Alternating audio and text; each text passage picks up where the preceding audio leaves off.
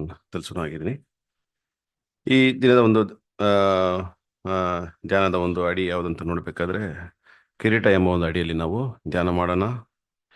ಈಗಾಗಲೇ ನಾವು ಓದಿದ ಆ ಥರದ ವಚನದ ಮೇರೆಗೆ ಆತನ ಕೈಯಲ್ಲಿ ನಾವು ಸುಂದರವಾದ ಕಿರೀಟವಾಗಿ ಇದ್ದೀವಿ ಎಂಬ ಒಂದು ಅಂಶದಲ್ಲಿ ನಾವು ನೋಡೋಕ್ಕೆ ಮುಂಚೆ ತಲೆ ಬಾಗಿಸಿ ಪ್ರಾರ್ಥನೆ ಮಾಡೋಣ.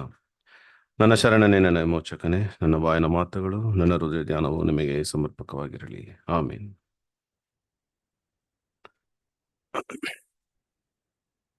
ಈ ಒಂದು ಆ, ಕಿರೀಟ ಬಗ್ಗೆ ನಾವು ಧ್ಯಾನ ಮಾಡಬೇಕಾದ್ರೆ ತಂದೆ ದೇವರು ನಮಗೆ ಒಂದು ಕಿರೀಟ ಇಟ್ಟಿದ್ದಾರೆ ಎಂಬ ಒಂದು ವಿಶ್ವಾಸ, ನಂಬಿಕೆ ಇದೆ ಪ್ರಿಯರೇ.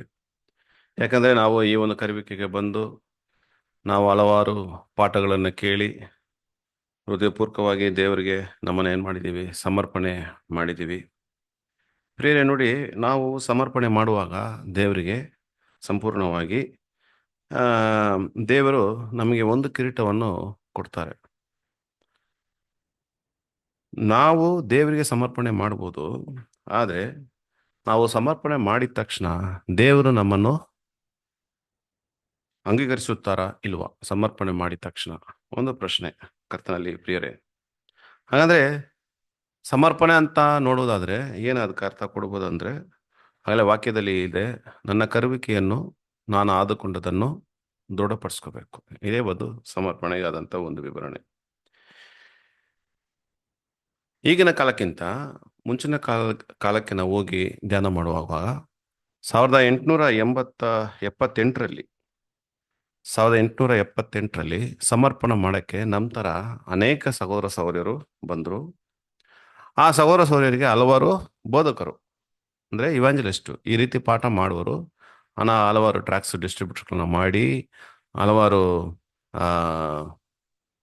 ಏನೇನು ಉಪಕರಣಗಳಿದೆ ಅದ್ರ ಮುಖಾಂತರ ಅನೇಕ ಸಹೋದರ ಸಹೋದರಿಗಳಿಗೆ ಸತ್ಯವೇದಗಳು ಇರುವಂಥ ಎಲ್ಲ ವಿಚಾರಗಳನ್ನು ತಿಳಿಸಿದ್ರು. ಅವಾಗ ಈ ಒಂದು ಸತ್ಯವನ್ನು ಕೇಳಿ ಹಲವಾರು ಸಹೋದರ ಸಹೋದರರು ಬಂದರು, ಸಭೆಯಾಗಿ ಮಾರ್ಪಟ್ಟರು, ತಮ್ಮನ್ನ ಸಮರ್ಪಣೆ ಮಾಡಿಕೊಂಡರು. ಅಂದ್ರೆ ಸಭೆಗೆ ಬೇಕಾದಂತ ಸಂಖ್ಯೆ ಅಂತ ನೋಡ್ಬೇಕಾದ್ರೆ 1,44,000 ಎಂಬ ಒಂದು ಸಂಖ್ಯೆಗೆ ಬೇಕಾದಂತ ಆ ಒಂದು ಸಂಖ್ಯೆಗಳು, ಆ ಒಂದು ಎಣಿಕೆ ಆಗಲೇ ಬಂದ್ಬಿಡ್ತು. ಯಾವಾಗ 1878ರಲ್ಲಿ ನಮ್ಮ ಸಹೋದರರು ಬರೀತಾರೆ, ಆವಾಗಲೇ ಬೇಕಾದಂತ ಒಂದು ಸಂಖ್ಯೆ ಬಂದ್ಬಿಡ್ತು. ಬಂದ್ಮೇಲೆ ಏನಾಗುತ್ತೆ? ಸಮರ್ಪಣೆ ಮಾಡಿದ್ರು. ಅವರೆಲ್ಲ ಸಮರ್ಪಣೆ ಮಾಡಿದವರು. ನಂತರ ದೇವರು ಅವ್ರಿಗೆ ಕೆಲವೊಂದು ಶೋಧನೆಗಳನ್ನು ಕಳಿಸ್ತಾರೆ. ಯಾಕಂದ್ರೆ ಆ ಸ್ಥಾನವನ್ನು ಸ್ಥಿರವಾಗಿ ಬಿಗಿಯಾಗಿ ನಾವು ಹಿಡ್ಕೋಬೇಕಂದ್ರೆ ಶೋಧನೆ ಮುಖಾಂತರ ದೇವ್ರು ಏನ್ ಮಾಡ್ತಾರೆ? ಪರಿಶೀಲಿಸ್ತಾರೆ, ಪರಿಶೋಧನೆ ಕೊಡ್ತಾರೆ, ಅವ್ರಿಗೆ ಪುಟಕ್ಕೆ ಹಾಕ್ತಾರೆ. ಆಗ ಶೋಧನೆಯನ್ನು ಕಳಿಸುವಾಗ ಹಲವಾರು ಸಹೋದರ ಸಹೋದರಿಗಳು ಏನ್ ಮಾಡ್ತಾರೆ? ಆ ಶೋಧನೆಯಲ್ಲಿ ಸ್ಥಿರವಾಗಿ ನಿಂತುಕೊಳ್ಳಕ್ಕಾಗದೆ, ದೇವರು ಕೊಟ್ಟಂತ ಶೋಧನೆಯನ್ನು ಕೈಗೊಂಡು ನಡೆಯಕ್ಕಾಗದೆ, ತಮ್ಮ ಒಂದು ಮಾಂಸ ಬಲಹೀನತನ ಕಾರಣವಾಗಿ ಏನ್ ಮಾಡಿದ್ದಾರೆ? ಈ ಒಂದು ಕರುವಿಕೆಯನ್ನು ಬಿಟ್ಟು ಹೋಗ್ಬಿಟ್ರು. ಹಾಗಾದ್ರೆ 1,44 ಎಂಬ ಒಂದು ಸಂಖ್ಯೆಗೆ ಬೇಕಾದಂತ ಒಂದು ನಂಬರ್ಸ್ ಬಂದಿತ್ತು. ಅವರಿಗೆ ದೇವರು ಶೋಧನೆಗಳನ್ನು ಕೊಡುವಾಗ ತಡ್ಕೊಳಕ್ಕಾಗದೆ ಏನ್ ಮಾಡ್ಬಿಟ್ರು? ಹೋಗ್ಬಿಟ್ರು. ಹಲವಾರು ಜಾಗಗಳು ಅಲ್ಲಿ ಖಾಲಿಯಾಗಿತ್ತು. ನಂತರ ಇವಾಂಜಲಿಸ್ಟ್, ನಂತರ ಸಹೋದರ ಸಹೋದರಿಯರು ತಿರ್ಗಾ ಏನ್ ಮಾಡಿದ್ರು? ಸುಗ್ಗಿ ಕಾರ್ಯವನ್ನು ಮಾಡಿದ್ರು, ಹಾರ್ವೆಸ್ಟ್ ಕೆಲಸ ಮಾಡಿದ್ರು, ಅನೇಕ ಊರುಗಳಿಗೆ ಹೋದ್ರು, ಅನೇಕ ಪ್ರಸಂಗಗಳು ಮಾಡಿದ್ರು. ಈಗ ನಾವೇನು ಬೇಸಿಕ್ ಪಾಠ ಕಲ್ತಿದ್ವಿ, ಇದೇ ಪಾಠವನ್ನು ಅವ್ರು ಏನು ಮಾಡಿದ್ರು? ಅವರಿಗೆ ಇಲ್ಲೆಲ್ಲ ಇಂತಹ ಒಂದು ಅವಕಾಶ ಸಿಕ್ತು, ಎಲ್ಲ ಕಡೆ ಹೋಗಿ ಸಾರಿದ್ರು. ತಿರ್ಗಾ ಸುಮಾರು ಬ್ರದರ್ಸ್ ಅಂಡ್ ಸಿಸ್ಟರ್ ಒಳಗಡೆ ಬಂದರು. ಅವ್ರು ಬಂದು ನೋಡ್ತಾರೆ, ಯಾಕೆ ಇಷ್ಟು ಖಾಲಿಯಾದಂಥ ಒಂದು ಜಾಗಗಳು ಇಲ್ಲಿದೆ ಅಂತ ಒಂದು ಯೋಚನೆ ಮಾಡೋಕ್ಕೆ ಶುರು ಮಾಡಿದ್ರು. ಅವ್ರಿಗೆ ಒಂದು ವಿಷಯ ಅವರ ನೆನಪಿಗೆ ಬಂತು. ಏನಂತ ನೋಡ್ಬೇಕಾದ್ರೆ, ದೇವರ ಒಂದು ಆತ್ಮಿಕವಾದ ಒಂದು ವಿಚಾರಗಳನ್ನು ಆಳವಾಗಿ ನೋಡಕ್ಕೆ ಪ್ರಾರಂಭ ಮಾಡಿದ್ರು. ಅವರಲ್ಲಿ ಏನು ತಪ್ಪು ಉಂಟಾಯಿತು? ಯಾಕೆ ಅವರು ಈ ಒಂದು ಐಕ್ಯತೆಯನ್ನು ಬಿಟ್ಟು ಹೋದ್ರು? ಯಾಕೆ ಇಂಥ ಖಾಲಿಯಾದ ಒಂದು ಸ್ಥಳಗಳು ಅಲ್ಲಿ ಉಂಟಾದಂಟು ದೇವರ ಒಂದು ಆತ್ಮಿಕವಾದ ವಿಷಯಗಳಲ್ಲಿ ಆಳವಾಗಿ ಅವರು ಹುಡುಕಕ್ಕೆ ಪ್ರಯತ್ನ ಪಟ್ಟರು. ಯಾರು? ಹೊಸದಾಗಿ ಬಂದಂಥ ಸಹೋದರ ಸಹೋದರಿಯರು. ಒಂದು ವಿಷಯ ಅವ್ರಿಗೆ ತಿಳ್ಕೊಂಡ್ಬಿಡ್ತು, ನಾವು ಯಾವ ಕಾರಣಕ್ಕೊಂಡು ಈ ಒಂದು ಅವಕಾಶವನ್ನು ನಾವು ಕಳ್ಕೋಬಾರ್ದು. ಅವರು ಮಾಡಿದಂಥ ತಪ್ಪು ನಮ್ಮ ಜೀವನದಲ್ಲಿ ಮಾಡಬಾರ್ದು. ನಾವೇನು ಮಾಡಬೇಕು? ದೃಢ ನಿಶ್ಚಿತವಾಗಿ ಓಡಬೇಕು. ದೇವರ ವಾಕ್ಯಕ್ಕೆ ತಕ್ಕ ಹಾಗೆ ನಮ್ಮ ಜೀವನ ಇರಬೇಕು. ದೇವರು ಶೋಧನೆಗಳು ಕೊಡ್ತಾರೆ. ಶೋಧನೆಯನ್ನು ಸಹಿಸ್ಕೋಬೇಕು, ತಾಳ್ಕೋಬೇಕು. ಅದಕ್ಕೆ ತಕ್ಕ ಹಾಗೆ ನಾವು, ಯಾಕಂದ್ರೆ ಪ್ರವಾದನ ವಾಗ್ದಾನಗಳನ್ನು ಮುಂದೆ ಇಟ್ಟು ನೋಡುವಾಗ ಸ್ವಾಮಿ ಹೇಳ್ತಾರೆ, ನಾನು ನಿಮ್ಮನ್ನು ಕಾಪಾಡ್ತೀನಿ, ನಾನು ನಿಮ್ಮನ್ನು ಕೈ ಬಿಡಲ್ಲ, ನಿಮಗೆ ಕೊಡುವಂಥ ಶೋಧನೆಯನ್ನು ತಾಳಿಕೊಳ್ಳುವ ಶಕ್ತಿಯನ್ನು ನಾನು ಏನ್ ಮಾಡ್ತೀನಿ. ಸೊ ಇದನ್ನೆಲ್ಲ ಅವರು ಧ್ಯಾನ ಮಾಡುವಾಗ ಕರ್ತನಲ್ಲಿ ಪ್ರೀತಿಯುಳ್ಳ ಸೌರ ಸೌರ್ಯರೇ, ಅವರಿಗೆ ಒಂದು ನಂಬಿಕೆ ಅವರ ಜೀವನದಲ್ಲಿ ಹುಟ್ಟು. ಈ ರೀತಿ 1878ರಿಂದ ಈ ಒಂದು ಆಯ್ಕೆಗೆ ಕರೆಯಲ್ಪಟ್ಟವರು, ಆದುಕೊಂಡವರು, ದೃಢ ನಕ್ಷತ್ರವರು ಯಾರೆಲ್ಲ ಬಂದಿದ್ರು, ಒಂದು ಬೇಕಾದಂಥ ಒಂದು ಸಂಖ್ಯೆ ಅಲ್ಲಿಗೆ ಬಂದಿತ್ತು, ತುಂಬಿತ್ತು. ಕರ್ತನಲ್ಲಿ ಪ್ರೀತಿಯುಳ್ಳ ಸೌರ ಸೌರ್ಯರೇ, ನಮಗೆಲ್ಲ ಗೊತ್ತು, ವಾಕ್ಯ ಹೇಳಲ್ಪಟ್ಟಿದೆ. ಕೀರ್ತನೆ 55ರಲ್ಲಿ ಹೇಳ್ತಾರಲ್ಲ, ಬಲಿನ ಮುಖಾಂತರ ಒಡಂಬಡಿಕೆ ಮಾಡಿದಂಥ ನನ್ನ ಸೌರ ಸೌರ್ಯನ ನನ್ನ ಬಳಿಗೆ ಕರಕೊಂಡು ಬಂದು ಸೇರಿಸಿರಿ. ಈ 1878ರಿಂದ ಈ ರೀತಿ ಸುಗ್ಗಿ ಕಾರ್ಯಗಳು ಮಾಡುವಾಗ ಬಲಿನ ಮುಖಾಂತರ ಯಾರೆಲ್ಲ ಒಡಂಬಡಿಕೆ ಮಾಡಕ್ಕೆ ಇಷ್ಟಪಡ್ತಾರೋ ಕರ್ಕೊಂಡು ಬಂದು ಸೇರಿಸಿ ಅಂತ ಒಂದು ವಾಕ್ಯ ಇರೋದ್ರಿಂದ ಸೌರ ಸೌರ್ಯರು ಏನ್ ಮಾಡ್ತಾ ಇದ್ರು, ಸುಗ್ಗಿ ಕಾರ್ಯಗಳನ್ನು ಮಾಡ್ತಾನೆ ಇದ್ರು, ಈಗಲೂ ಮಾಡ್ತಾನೆ ಇದ್ದಾರೆ. ಕಾರಣ ಕಾರಣ ಯಾಕೆ ಅಂತ ನೋಡ್ಬೇಕು. ಯಾಕೆ ದೇವರು ಈ ಒಂದು ಅವಕಾಶ ಕೊಟ್ಟಿದ್ದಾರೆ ಅಂದ್ರೆ, ಖಾಲಿಯಾದಂಥ ಸ್ಥಳಗಳು ಇನ್ನೂ ಇದೆ ಎಂಬ ಒಂದು ವಿಷಯ ನಮಗೆ ವಾಕ್ಯದ ಮುಖಾಂತರ ತಿಳಿಸ್ತಾರೆ. ಪೌಲ್ರು ಹೇಳಿದ್ರಲ್ಲ, ರೋಮ 12:1 ಹೇಳ್ತಾರಲ್ಲ, ಏನಂತ ಹೇಳ್ತಾರೆ, ಸಹೋದರರೇ, ನೀವು ನಿಮ್ಮ ದೇಹಗಳನ್ನು ಮೀಸಲಾಗಿಯೋ ಮೆಚ್ಚುಗೆಯಾಗಿಯೋ ಸಜೀವ ಯಜ್ಞ. ಸೊ ಈ ಒಂದು ಕರುವಿಕೆ ಒಳಗೆ ಬಂದ ಮೇಲೆ ನಮ್ಮ ಒಂದು ಉದ್ದೇಶ, ನಮ್ಮ ಒಂದು ನೋಟ, ನಮ್ಮ ಒಂದು ಪ್ರಯತ್ನ, ನಮ್ಮ ಒಂದು ಹೃದಯದ ವಿಶ್ವಾಸ ಏನಾಗಿರ್ಬೇಕಂತ ನೋಡ್ಬೇಕಾದ್ರೆ, ಜೀವ ಬಲಿ ಯಜ್ಞ, ಎಂತಹ ಒಂದು ಯಜ್ಞವಿರ್ಬೇಕು.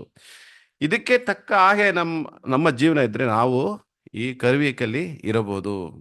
ಪ್ರಿಯರೇ ನೋಡಿ, ಈ ಒಂದು ಜೀವ ಬಲಿ ಅಂತ ನೋಡ್ಬೇಕಾದ್ರೆ ಅಪೊಸ್ತಲ ಪೌಲ್ರು ಏನಂತ ಹೇಳ್ತಾರೆ, ಇದು ವಿವೇಕಪೂರ್ವಕವಾದ ಒಂದು ಆರಾಧನೆ ಅಂತ ಹೇಳ್ತಾರೆ. ಪ್ರತಿದಿನ ಇದು ಒಂದು ವಿವೇಕಪೂರ್ವಕವಾದ ಒಂದು ಆರಾಧನೆಯಾಗಿರಬೇಕು. ಈ ಒಂದು ಸ್ಥಳವನ್ನು ಈ ಒಂದು ವಿವೇಕಪೂರ್ವಕವಾದ ಯಜ್ಞದ ಮುಖಾಂತರ ನಾವು ನಮ್ಮದಾಗಿ ಏನ್ ಮಾಡ್ಕೋಬಹುದು, ಮಾರ್ಪಡಿಸ್ಕೋಬಹುದು. ಕರ್ತನಲ್ಲಿ ಪ್ರೀತಿಯುಳ್ಳ ಸಹೋದರ ಸಹೋದರ, ಹಾಗಾದ್ರೆ ಒಂದು ವಿಷಯ ನಾವು ತಿಳ್ಕೊಬೇಕು. ಸಹೋದರ ಚೆನ್ನಾಗಿ ಬರೀತಾರೆ, ಈ ಕರಿವಿಕ್ಲಿ ನಾವು ಇರುವುದೇ ಒಂದು ದೊಡ್ಡ ವಿಷಯ ಅಂತೆ. ಇದನ್ನು ಯಾವ ಕಾರಣ ಕೊಂಡು ನಾವು ಅದನ್ನ ಕಳ್ಕೋಬಾರ್ದಂತೆ. ಇಲ್ಲಿ ಬಂದಿರೋದು, ಈ ಸ್ಥಳದಲ್ಲಿ ಇರೋದು, ಈ ಒಂದು ಐಕ್ಯತೆಯಲ್ಲಿ ಇರೋದು ಒಂದು ದೊಡ್ಡ ಬಹುಮಾನ ಅಂತೆ ನಮಗೆ ಕೊಟ್ಟಿರುವುದು. ಹಾಗಿರೋದ್ರಿಂದ ದೇವರು ನಾನಾ ವಿಧವಾದಂಥ ಶೋಧನೆಗಳು ಕೊಟ್ಟರು ಕೂಡ ಅದನ್ನ ನಾವು ಏನ್ ಮಾಡ್ಬೇಕಂತೆ, ಸಹಿಸ್ಕೋಬೇಕು, ಜಯ ಹೊಂದಬೇಕು ಪ್ರಿಯರೇ. ಯಾಕಂದ್ರೆ ಈ ಒಂದು ಕರುವಿಕೆಯಲ್ಲಿ ಬಂದ ತಕ್ಷಣ ಫಸ್ಟ್ ನಮ್ಮ ಸಮಯ, ನಮ್ಮ ತಲಾಂತು, ನಮಗಿರುವಂತ ಒಂದು ಆಸ್ತಿ ಏನೇ ಇರಲಿ ಅದು ದೇವರಿಗಾಗಿ. ನಮಗೂ ಬೇಕು, ನಮ್ಮ ಕುಟುಂಬಕ್ಕೂ ಬೇಕು, ಮಕ್ಕಳಿಗೂ ಬೇಕು. ಅದರೊಳಗೆ ನಾವು ದೇವರಿಗೆ ಯಾವ ರೀತಿ ಅದನ್ನ ಸಮರ್ಪಣೆ ಮಾಡ್ತೀವಿ, ಅದೇ ಯಜ್ಞ ಅಂತ ಹೇಳ್ತಾ ಇದೀವಿ. ಪ್ರತಿಯೊಬ್ಬರ ಕೈಲಿ ಆದಷ್ಟಾದಂಥ ಒಂದು ಯಜ್ಞ ದೇವರಿಗೆ ಕೊಡಲೇಬೇಕು. ಯಾವ ರೀತಿಯಾದಂಥ ಒಂದು ಆ ಯಜ್ಞವಾಗಿರ್ಬೇಕಂತ, ನಾವು ಬಲಿಯಾಗಿರ್ಬೇಕಂತ ನೋಡೋದಾದ್ರೆ, ಅದು ಸಂಪೂರ್ಣ ಹೃದಯದಿಂದ ನಾವಾಗಿ ವಾಲಂಟ್ರಿ ಆಗಿ. ದೇವರು ಯಾರನ್ನೋ ಒತ್ತಾಯಪಡಿಸೋದಿಲ್ಲ, ದೇವರು ಯಾರನ್ನೋ ಖಂಡಿತವಾಗಿ ನೀವು ಕೊಡ್ಲೇಬೇಕಂತಲ್ಲ. ದೇವರು ಮನಪೂರ್ವಕವಾಗಿ ಹೃದಯವನ್ನು ನೋಡ್ತಾ ಇರುವಂತ ದೇವರು, ಹೃದಯ ಆಳವನ್ನು ಅಂತರಾಳಗಳನ್ನು ಅರಿತಿರುವ ದೇವರು ನಮ್ಮನ್ನ ಏನ್ ಮಾಡ್ತಾ ಇದ್ದಾರೆ, ವಾಕ್ಯದ ಮುಖಾಂತರ ದೇವ್ರು ಏನ್ ಮಾಡ್ತಾರೆ, ನಮ್ಮನ್ನ ಕರೀತಾರೆ. ದೇವರು ಯಾರನ್ನು ಒತ್ತಾಯ ಪಡಿಸುವುದಿಲ್ಲ ಪ್ರಿಯರೇ. ಆಗಿರೋದ್ರಿಂದ ಈ ಒಂದು ಕರುವಿಕೆಯಲ್ಲಿ ನನ್ನನ್ನು ನಾನು ನಿರೂಪಿಸಬೇಕಾದ್ರೆ, ಕರ್ತನಲ್ಲಿ ಪ್ರೀತಿಯುಳ್ಳ ಸೌರ ಸೌರ್ಯರೇ, ಯಾರೆಲ್ಲ ಈ ಕರುವಿಕೆಗೆ ಬಂದಿದ್ದಾರೋ ಅವ್ರಿಗೆ ದೇವ್ರು ಫಸ್ಟ್ ಒಂದು ಕಿರೀಟ ಕೊಡ್ತಾರೆ. ಅದು ಕಾಪಾಡ್ಕೋಬೇಕು. ಆ ಕಿರೀಟ ನಿರಂತರ ಅಂತ ಹೇಳಿಕ್ಕೆ ಆಗಲ್ಲ. ಎರಡನೇದು ಲ್ಯಾಕನ್ 44 ಒಂದು ಸ್ಥಳವನ್ನು ಕೊಟ್ಬಿಡ್ತಾರೆ, ಒಂದು ಸ್ಥಳ. ಈಗ ಆ ಒಂದು ಸ್ಥಳ, ಆ ಒಂದು ಕಿರೀಟ ಅದು ನನ್ನದಾಗಿ ನಾನು ಮಾರ್ಪಡಿಸ್ಕೊಳ್ಳೋದ್ರಲ್ಲಿ ನಮಗೆ ಒಂದು ದೇವರು ಶೋಧನೆ ಕೊಡ್ತಾರೆ. ಕರ್ತನಲ್ಲಿ ಪ್ರೀತಿಯುಳ್ಳ ಸಹೋದರ ಸಹೋದರಿಗೆ ಅಪೊಸ್ತಲ ಪೌಲ್ರು ಹೇಳ್ತಾರೆ, ನಿಯಮದ ಪ್ರಕಾರ ನಾವು ಓಟವನ್ನು ಓಡಬೇಕು ಅಂತ ಹೇಳ್ತಾರೆ. ನಿಯಮದ ಪ್ರಕಾರ ಲಾ ಇದೆ, ಒಂದು ಲಾವನ್ನು ಕೊಡ್ತಾರೆ, ಒಂದು ಆಜ್ಞೆಯನ್ನು ಕೊಡ್ತಾರೆ. ಆ ಆಜ್ಞೆಗೆ ತಕ್ಕ ಹಾಗೆ ನಾವು ಏನ್ ಮಾಡಬೇಕು, ಓಟವನ್ನು ಓಡಬೇಕು. ಯಾಕಂದ್ರೆ ಇಲ್ಲಿರುವಂಥ ಪ್ರತಿಯೊಂದು ಅಂಗ ಯಾವುದೇ ವಿಧವಾದಂಥ ದೋಷವಿಲ್ಲದೆ ಪರಿಪೂರ್ಣವಾಗಿ ದೇವರಿಗೆ ನಾವು ಬಲಿಯಾಗಿ ನಮ್ಮ ಯಜ್ಞವಾಗಿ ನಮ್ಮನ್ನು ಸಮರ್ಪಣೆ ಮಾಡಬೇಕು. ಇದಕ್ಕೆ ಬಹಳಷ್ಟು ಪ್ರಯತ್ನಗಳು ಬೇಕು ನಮ್ಮ ಜೀವನದಲ್ಲಿ. ಅದು ಸುಲಭವಾದಂಥ ಕಾರ್ಯ ಅಲ್ಲ. ಇಲ್ಲಿ ಬಂದು ಪಾಠ ಕೇಳ್ಬಿಟ್ಟು ಹೋಗೋದು ಅದು ದೊಡ್ಡ ವಿಷಯ ಅಲ್ಲ ಪ್ರಿಯರೇ. ಇದನ್ನು ಕಾರ್ಯರೂಪಕ್ಕೆ ತಂದು ಬರಬೇಕು. ಅದನ್ನು ಬಲಿಯಾಗಿ ಸಮರ್ಪಣೆ ಮಾಡಬೇಕಂದ್ರೆ ಪ್ರತಿಯೊಂದು ಆ, ಪ್ರತಿದಿನ ಒಂದೊಂದು ಹೆಜ್ಜೆ ಜಾಡಿ ಇಡುವಾಗ ಈ ಲೋಕದಲ್ಲಿ ಆ, ನಮ್ಮ ಜೀವನ ವಾಕ್ಯಕ್ಕೆ ತಕ್ಕಾಗಿ ಇರಬೇಕು. ನಾವು ಪ್ರಯತ್ನ ದೇವ್ರನ್ನು ನಮ್ಮಲ್ಲಿ ಎದುರು ನೋಡುವುದು ಅದೇ. ನಾವು ಎಷ್ಟು ಮಟ್ಟಿಗೆ ಪ್ರಯತ್ನ ಪಡ್ತೀವಿ. ಯಾಕಂದ್ರೆ ಸಮರ್ಪಣೆಯ ಒಂದು ಪ್ರತಿಜ್ಞೆಯ ಒಂದು ಬಲಿನ ಒಂದು ಜೀವಿತದ ಒಂದು ಆ ಅರ್ಥವನ್ನು ಯಾರು ಸರಿಯಾಗಿ ತಿಳ್ಕೊತಾರೋ ಅವರ ಒಂದು ಜೀವನ ಕೂಡ ಹಾಗೆ ಇರ್ತದೆ.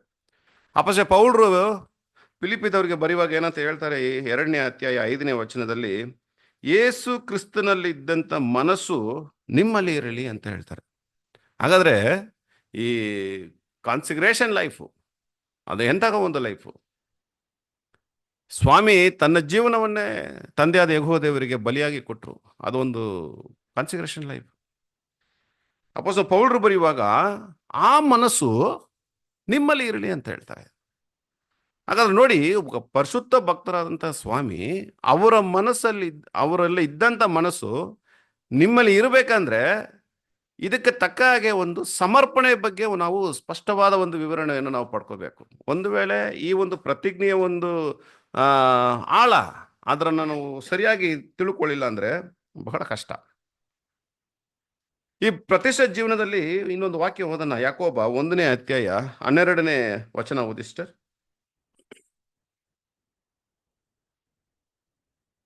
ಯಾಕೋಬ 1ನೇ ಅಧ್ಯಾಯ 12ನೇ ವಚನ.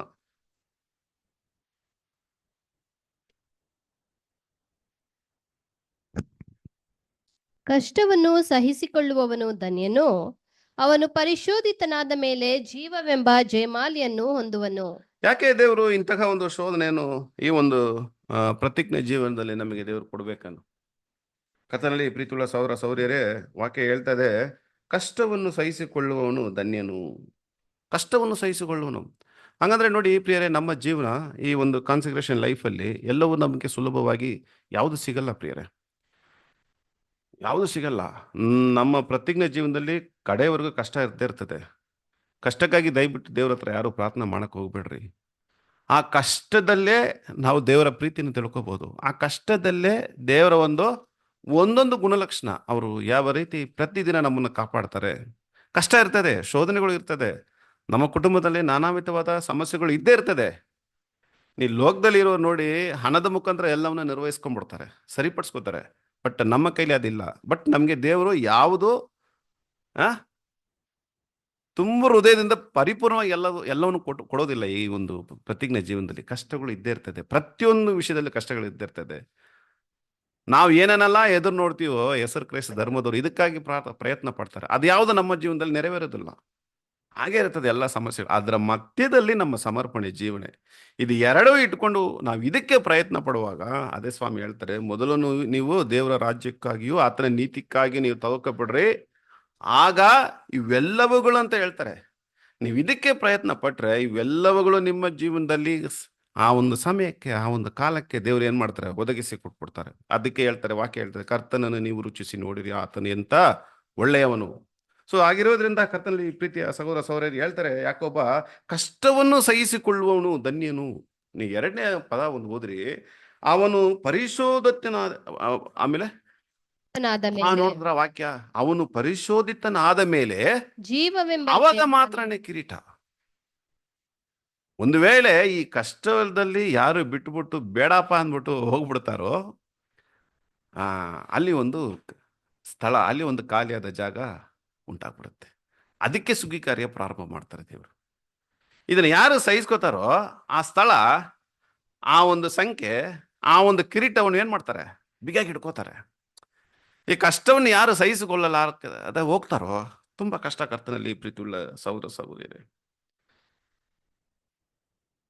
ಕೆಲವೊಂದು ವಾಕ್ಯಗಳಿದೆ, ನಾವು ಕೊನೆಗೆ ಓದನ್ನ. ಅಪೊಸ್ತಲ ಪೌಲರು ಕೊರಿಂಥದವರಿಗೆ ಬರೆಯುವಾಗ ಕೂಡ ಏನಂತ ಹೇಳ್ತಾರೆ ಅಂದ್ರೆ, 10ನೇ ಅಧ್ಯಾಯ 12ನೇ ವಚನ ಹೇಳ್ತಾರೆ, ಓದಿ. 1ನೇ ಕೊರಿಂಥ 10ನೇ ಅಧ್ಯಾಯ 12ನೇ ವಾಕ್ಯ. ಆದ ಕಾರಣ ನಿಂತಿದ್ದೇನೆಂದು ನೆನೆಸುವವನು ಬೀಳದಂತೆ ಎಚ್ಚರಿಕೆಯಾಗಿರಲಿ. ನೋಡಿ, ಈ ವಾಕ್ಯದ ಬಗ್ಗೆ ಸ್ವಲ್ಪ ಮಟ್ಟಿಗೆ ನಾವು ಧ್ಯಾನ ಮಾಡಬೇಕಾದ್ರೆ, ನಿಂತಿದ್ದೇನೆ ಎಂದು ನೆನೆಸುವವನು ಬೀಳದಂತೆ ಎಚ್ಚರಿಕೆಯಾಗಿರಲಿ. ಎಚ್ಚರಿಕೆ ಆಗಿರ್ಬೇಕು. ಏನೇ ಈ ಎಚ್ಚರಿಕೆ ಆಗಿರ್ಬೇಕು? ಅದರಲ್ಲಿ ಏನು ಯಾವ ರೀತಿಯಾದ ಒಂದು ಎಚ್ಚರಿಕೆ ನಮ್ಮ ಜೀವನಕ್ಕೆ ಬೇಕಾಗ್ತದೆ? ಹಾಗಾದ್ರೆ ದೇವರು ಕೊಡುವಂತ ಎಚ್ಚರಿಕೆ ಏನಂತ ನೋಡ್ಬೇಕಾದ್ರೆ, ಅದು ನಾವು ದೇವರು ಕೊಡುವ ನಾವೊಂದು ನ್ಯಾಯ ತೀರ್ಪು ಪ್ರಿಯರೇ. ಯಾವಾಗ ನಾವು ಸಮರ್ಪಣೆ ಮಾಡಿಕೊಂಡಿದ್ದೀವೋ ಆ ದಿನದಿಂದ ಹಿಡಿದು ಅಲ್ಲಿ ನ್ಯಾಯ ಪ್ರಮಾಣ ನಮಗೆ ಪ್ರಾರಂಭವಾಗ್ತದೆ. ಆ ನ್ಯಾಯ ಪ್ರಮಾಣದ ಒಂದು ಹಂತ ಇದೆ, ಒಂದೊಂದು ಹಂತ ಇದೆ. ಅವರವರಿಗೆ ತಕ್ಕ ಹಾಗೆ ನ್ಯಾಯ ಪ್ರಮಾಣ ದೇವರು ಏನು ಮಾಡ್ತಾರೆ? ನ್ಯಾಯ ತೀರ್ಪಿಗೆ ನಮ್ಮನ್ನು ಮುಂದೆ ನಿಲ್ಲಿಸ್ತಾರೆ. ಪ್ರತಿಯೊಂದು ಅನುಭವಕ್ಕೆ ತಕ್ಕ ಹಾಗೆ, ಅನುಭವಕ್ಕೆ ತಕ್ಕ ಹಾಗೆ. ಸೊ ಆಗಿರೋದ್ರಿಂದ ಪ್ರಿಯರೇ, ಇದು ಒಂದು ಎಚ್ಚರಿಕೆ ಆದಂಥ ಒಂದು ಮಾತು. ಹಾಗಾದ್ರೆ ಈ ಒಂದು ವಚನದ ಒಂದು ಮುಖ್ಯತ್ವ ಏನು? ಈ ವಚನದಲ್ಲಿ ನಿಂತಿದ್ದೇನೆ ಎಂದು ನೆನೆಸುವವನು ಬೀಳದಂತೆ ಎಚ್ಚರಿಕೆಯಾಗಿ ಇರಲಿ ಎಂಬ ಒಂದು ವಾಕ್ಯ ಇರೋದ್ರಿಂದ, ಈ ವಚನ ಸ್ವಲ್ಪ ನೀವೇ ಸ್ವಲ್ಪ ಆಳವಾಗಿ ಧ್ಯಾನ ಮಾಡಿ, ಏನೇನೋ ಈ ವಾಕ್ಯ ನಮಗೆ ತಿಳಿಸ್ತದೆ ಪ್ರಿಯರೇ. ಏನೇನೋ ಹೇಳಕ್ಕೆ ಬರ್ತಾ ಇದೆ ನಮಗೆ ಈ ಒಂದು ವಾಕ್ಯ ಪ್ರಾರಂಭದಿಂದ. ಯಾಕಂದ್ರೆ ಸ್ವಾಮಿ ಹೇಳ್ತಾರೆ, ಆತನ ಕೈಯಲ್ಲಿ ನೀವು ಸುಂದರ ಕಿರೀಟವಾಗಿ ಇದ್ದೀರಾ ಅಂದ್ರೆ, ಅದಕ್ಕೆ ಮುಂಚಿತವಾಗಿ ಆ ವಾಗ್ದಾನವನ್ನು ಮಾತ್ರ ನೋಡ್ಬಿಟ್ಟು ಹೋಗೋದು ದೊಡ್ಡ ವಿಷಯ ಅಲ್ಲ, ನಂಬೋದು ದೊಡ್ಡ ವಿಷಯ ಅಲ್ಲ. ಬಟ್ ಅದನ್ನ ಪಡ್ಕೋಬೇಕಂದ್ರೆ ಬಹಳಷ್ಟು ನಾವು ಕಷ್ಟಗಳನ್ನು ಅನುಭವಿಸಲೇಬೇಕು. ಹಾಗಾದ್ರೆ ಈ ಒಂದು ಕಿರೀಟವನ್ನು ಪಡ್ಕೊಳ್ಳೋಕ್ಕೆ ದೇವರು ಯಾಕೆ ಇಷ್ಟೊಂದು ಶೋಧನೆಗಳು ನಮ್ಮ ಜೀವನದಲ್ಲಿ ಕಳಿಸ್ಬೇಕು? ಹಾಗಾದ್ರೆ ದೇವ್ರ ಯೋಚನೆ ಏನ್ರಿ ಪ್ರಿಯರೇ? ಈ ಒಂದು ಕಿರೀಟವನ್ನು ಪಡ್ಕೊಳ್ಳೋಕ್ಕೆ ಯಾಕೆ ದೇವರು ಇಷ್ಟೊಂದು ಶೋಧನೆಗಳು ನಮ್ಮ ಜೀವನದಲ್ಲಿ ಅನುಮತಿ ನೀಡ್ತಾರೆ? 1 ಕೊರಿಂಥ 9:25 ಹೇಳ್ತಾರೆ, ಅದು ಎಂತಹ ಒಂದು ಕಿರೀಟ ಅಂದ್ರೆ ಬಾಡಿ ಹೋಗದ ಒಂದು ಜಯಮಾಲೆ ಅಂತ ಹೇಳ್ತಾರೆ. ಒಂದು ಕಿರೀಟ. ಅದೇ 1 ಥೆಸಲೋನಿಕೆ 2:19 ಹೇಳ್ತಾರೆ. ಓದೋಣ. 1 ಥೆಸಲೋನಿಕೆಯರು 2ನೇ ಅಧ್ಯಾಯ 19ನೇ ವಚನ.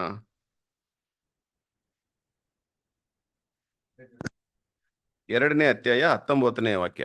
ನಮ್ಮ ಕರ್ತನಾದ ಯೇಸು ಪ್ರತ್ಯಕ್ಷನಾಗುವಾಗ ಆತನ ಮುಂದೆ ನಮ್ಮ ಭರವಸವು, ನಮ್ಮ ಸಂತೋಷವು, ನಾವು ಹೊಗಳಿಕೊಳ್ಳುವ ಜಯಮಾಲೆಯು ಯಾರು? ನೀವೇ ಅಲ್ಲವೇ? ನೋಡಿದ್ರ, ನಾವು ಅಂದ್ರೆ ಅಂತಹ ಒಂದು ಸಂತೋಷ ಹೊಗಳಿಕೊಳ್ಳುವ ಜಯಮಾಲೆ ಅಂತ ಹೇಳ್ತಾರೆ. ಅದು ಯಾರಾಗಿರ್ಬೇಕಂತ ನೋಡುವುದಾದ್ರೆ ನಾವಾಗಿರ್ಬೇಕು. ಇನ್ನೊಂದ್ ಕಡೆ ಅಪೊಸ್ತಲ ಪೌಲರು ಹೇಳ್ತಾರೆ, ತಿಮೋತಿಗೆ ಬರೆಯುವಾಗ 2ನೇ ತಿಮೋತಿ 4ನೇ ಅಧ್ಯಾಯ 8ನೇ ವಾಕ್ಯದಲ್ಲಿ ಹೇಳ್ತಾರೆ, ನೀತಿವಂತರಿಗೆ ದೊರಕುವ ಜಯಮಾಲೆ. ಯಾರು ನೀತಿವಂತರಾಗಿ ಇರ್ತಾರೋ ಅವರಿಗೆ ನೀತಿವಂತರಿಗೆ ದೊರಕುವ ಜಯಮಾಲೆ ಅಂತ ಹೇಳ್ತಾರೆ. 1ನೇ ಪೇತ್ರ 5:4 ಇನ್ನೊಂದು ವಾಕ್ಯ ಕೊಡಲ್ಪಟ್ಟಿದೆ. ಓದನ ವಾಕ್ಯ. 1ನೇ ಪೇತ್ರ 5ನೇ ಅಧ್ಯಾಯ 4ನೇ ವಚನ. ಹಿರಿಯ ಕುರುಬನು ಪ್ರತ್ಯಕ್ಷನಾಗುವಾಗ ನೀವು ದೇವ ಪ್ರಭಾವವೆಂಬ ಎಂದಿಗೂ ಬಾಡದ ಜಯಮಾಲೆ. ನೋಡಿದ್ರ, ಎಂದಿಗೂ ಬಾಡದ ಜಯಮಾಲೆ, ಎಂದಿಗೂ ಶಾಶ್ವತವಾಗಿ ನಿರಂತರವಾಗಿ ಡಿವೈನಿಟಿಯಲ್ಲಿ ಎಂದಿಗೂ ಬಾಡದ ಒಂದು ಕಿರೀಟವನ್ನು ನಾವು ಪಡ್ಕೋಬೇಕು. ಅದಕ್ಕೆ ದೇವರು ಇಷ್ಟು ಶೋಧನೆಗಳು ನಮ್ಮ ಜೀವನದಲ್ಲಿ ಕೊಡ್ತಾರೆ. ಅದೇ ಯಾಕೋಬದಲ್ಲಿ ನಾವು ಕೂಡ ಓದಿದ್ದೀವಿ, ಶೋಧನೆಯನ್ನು ಸಹಿಸಿಕೊಳ್ಳುವನೋ ಧನ್ಯನ, ಅವನು ಪರಿಶೋಧಿತನಾದ ಮೇಲೆ. ವಾಕ್ಯ ನಾವು ಆಗ್ಲೇ ಓದಿದ್ದೀವಿ. ಪ್ರಕಟಣೆಯಲ್ಲಿ ಕೊನೆಯಾಗಿ ಒಂದು ವಾಕ್ಯ ಓದೋದರೆ 2ನೇ ಅಧ್ಯಾಯ 10ನೇ ವಾಕ್ಯ ಬಹಳ ಚೆನ್ನಾಗಿದೆ. ಪ್ರಕಟಣೆ 2ನೇ ಅಧ್ಯಾಯ 10ನೇ ವಾಕ್ಯದಲ್ಲಿ, ನಿನಗೆ ಸಂಭವಿಸುವುದಕ್ಕಿರುವ ಬಾಧೆಗಳಿಗೆ ಹೆದರಬೇಡ ಅಂತ ಹೇಳ್ತಾರೆ. ಈ ಕಿರೀಟವನ್ನು ಪಡ್ಕೋಬೇಕಂದ್ರೆ ನಿನಗೆ ಸಂಭವಿಸಿರುವ ಬಾಧೆಗಳಿಗೆ ನೀವು ಹೆದರಬೇಡ್ರ. ಹಂಗಂದ್ರೆ ಪ್ರಿಯರೇ, ಇಂತಹ ಒಂದು ಶೋಧನೆಗಳನ್ನು, ಈ ವಾಕ್ಯವನ್ನು ನಾವು ಓದುವಾಗಲೇ ನಮ್ಗೆ ಗೊತ್ತಾಗ್ಬಿಡುತ್ತೆ ನಮ್ಮ ಒಂದು ಪ್ರತಿಜ್ಞೆ ಜೀವನಕ್ಕೆ ದೇವರು ಕೊಡುವಂತ ಶೋಧನೆಗಳು. ಯಾಕೆ ದೇವರು ಇದನ್ನ ಅನುಮತಿಸಕ್ಕೆ ದೇವರು ಬಯಸ್ತಾರೆ? ವಾಕ್ಯದ ಪ್ರಕಾರ ನೋಡಬೇಕಾದ್ರೆ ಪ್ರಕಟಣೆ 2:10 ಹೇಳ್ತಾರೆ, ನಿನಗೆ ಸಂಭವಿಸುವುದಕ್ಕಿರುವ ಹೆದರಬೇಡ. ಈಗೋ ನೀವು ದುಷ್ಪ್ರೇರಣೆಗೆ ಒಳಗಾಗುವಂತೆ ಸೈತಾನನು ನಿಮ್ಮಲ್ಲಿ ಕೆಲವರನ್ನು ಸೆರೆಮನೆಯೊಳಗೆ ಹಾಕುವುದಕ್ಕಿದ್ದಾನೆ. ಮತ್ತು 10 ದಿವಸಗಳ ತನಕ ನಿಮಗೆ ಸಂಕಟವಿರುವುದು. ನೀನು ಸಾಯಬೇಕಾದರೂ ನಂಬಿಗಸ್ತನಾಗಿ. ನೋಡಿದ್ರ, ನೀವು ಸಾಯಬೇಕಾದ್ರೂ ಕೂಡ. ಹಂಗಂದ್ರೆ ಈ ಒಂದು ಪದದ ಮುಖಾಂತರ ನಮ್ಗೆ ಗೊತ್ತಾಗ್ಬಿಡುತ್ತೋ ಶೋಧನೆ ಬಹಳ ಚೂಪಾಗಿರ್ತದೆ. ಸಾಯಬೇಕು ಆ ಮಟ್ಟಕ್ಕೆ ದೇವ್ರು ಕರ್ಕೊಂಡು ಹೋಗ್ತಾರೆ. ಯಾಕಂದ್ರೆ ಕಿರೀಟ ಎಂಬ ಒಂದು ಪದಕ್ಕೆ ಜಸ್ಟ್ ಇಮ್ಯಾಜಿನ್ ಮಾಡಿ, ಆಗಿನ ಕಾಲದಲ್ಲಿ ಫಸ್ಟ್ ಕಿರೀಟ ಯಾವುದೋ ಒಂದು ಎಲೆ ತುಂಬಾ ಸ್ಮೆಲ್ ಇರ್ತದೆ, ಅದ್ರ ಮುಖಾಂತರ ಎಣೆದು ಅದು ತುಂಬಾ ರಾಜರುಗಳಿಗೆ ಮಾತ್ರ ಅದನ್ನು ಧರಿಸ್ತಾ ಇದ್ರು. ಅದಾದ ನಂತರ ಒಲಿಂಪಿಕ್ ಗೇಮಲ್ಲಿ ಯಾರು ಪಡ್ಕೋತಾರ ಅಂಥವ್ರಿಗೆ ಬಂದು ಈಗ ನೋಡಬೇಕಾದ್ರೆ ಕಿರೀಟ ಎಂಬುದು ಅದು ಎಷ್ಟು ದೊಡ್ಡ ವಿಶೇಷವಾದಂಥ ಒಂದು ಬಹುಮಾನವಾಗಿದೆ ಅಂದರೆ, ಕತ್ತಿನಲ್ಲಿ ಪ್ರೀತಿಯುಳ್ಳ ಸೌರ ಸೌರಿಯೇ, ಆ ಕಿರೀಟದಲ್ಲಿ ಒಂದು ವಜ್ರ ಕಲ್ಲನ್ನು ಇಡ್ತಾರೆ. ನೀವು ಜಸ್ಟ್ ಇಮ್ಯಾಜಿನ್ ಮಾಡಿ, ಆ ಕಿರೀಟದಲ್ಲಿ ಒಂದು ವಜ್ರ ಕಲ್ಲು. ಸೌರು ಏನಂತ ಹೇಳ್ತಾರೆ, ವಜ್ರಕಲ್ಲು ಎಲ್ಲಿ ಸಿಗುತ್ತೆ? ಭೂಮಿಯಲ್ಲಿ ಎಲ್ಲಿ ಸಿಗುತ್ತೆ? ಆಳವಾದಂಥ ಸ್ಥಳ. ಭೂಮಿಯಲ್ಲಿ ಆಳವಾದಂಥ ಸ್ಥಳದಲ್ಲಿ ಏನಿರ್ತದೆ? ಉಷ್ಣತೆ ತುಂಬಿರ್ತದೆ, ಟೆಂಪ್ರೇಚರ್, ಹೈ ಟೆಂಪ್ರೇಚರ್. ಆ ಹೈ ಟೆಂಪ್ರೇಚರಲ್ಲೇ ಬೆಳೆಯೋದು ಈ ವಜ್ರಕಲ್ಲು. ಏನು ಬರ್ತಾರೆ, ನಮ್ಮ ಪ್ರತಿಜ್ಞೆ ಜೀವನ ಕೂಡ ಹಾಗೇನೆ ಇರ್ತದೆ ಅಂತ ಹೇಳ್ತಾರೆ.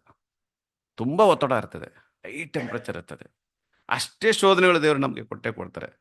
ಅದರಲ್ಲಿ ಯಾರು ತಮ್ಮನ್ನು ಸ್ಥಿರವಾಗಿ ನಿಂತು ಅವರು ಅಂಥ ಶೋಧನೆಗಳನ್ನು, ನಾನಾ ಶೋಧನೆಗಳನ್ನು ತಾಳ್ಕೊಂಡು ಸಹಿಸ್ಕೋತಾರೋ, ಅವರು ವಜ್ರದಂತೆ ಒಲುಪನ್ನು ಕೊಡುವವರು ಆಗಿರ್ತಾರೆ. ಅವರೇ ಆ ಒಂದು ಕಿರೀಟದಲ್ಲಿ ದೇವರು ಇಡುವಂಥ ಒಂದು ವಜ್ರವಾಗಿರ್ತದೆ. ಅವರಿಗೆ ಆ ಒಂದು ಕಿರೀಟ ಸಿಗುತ್ತೆ. ಸ್ವಂತ ತ್ಯಾಗ, ಸ್ವಂತ ತ್ಯಾಗ ಬಹಳ ಮುಖ್ಯ. ದೇವರು ಕೊಟ್ಟಿರುವಂಥ ಪ್ರತಿಯೊಂದು ವಾಕ್ಯಗಳಲ್ಲಿ ಸ್ವಂತ ತ್ಯಾಗ, ಸತತವಾದ ಒಂದು ಒತ್ತಡದ ಕೆಳಗೆ ಹಲವಾರು ಶೋಧನೆಗಳು ಅದರಲ್ಲಿ ತಮ್ಮನ್ನು ನಿರೂಪಿಸ್ತಾರೆ. ಅವ್ರ ವಾಕ್ಯಗಳನ್ನು ಮಾತ್ರ ನೋಡ್ತಾರೆ.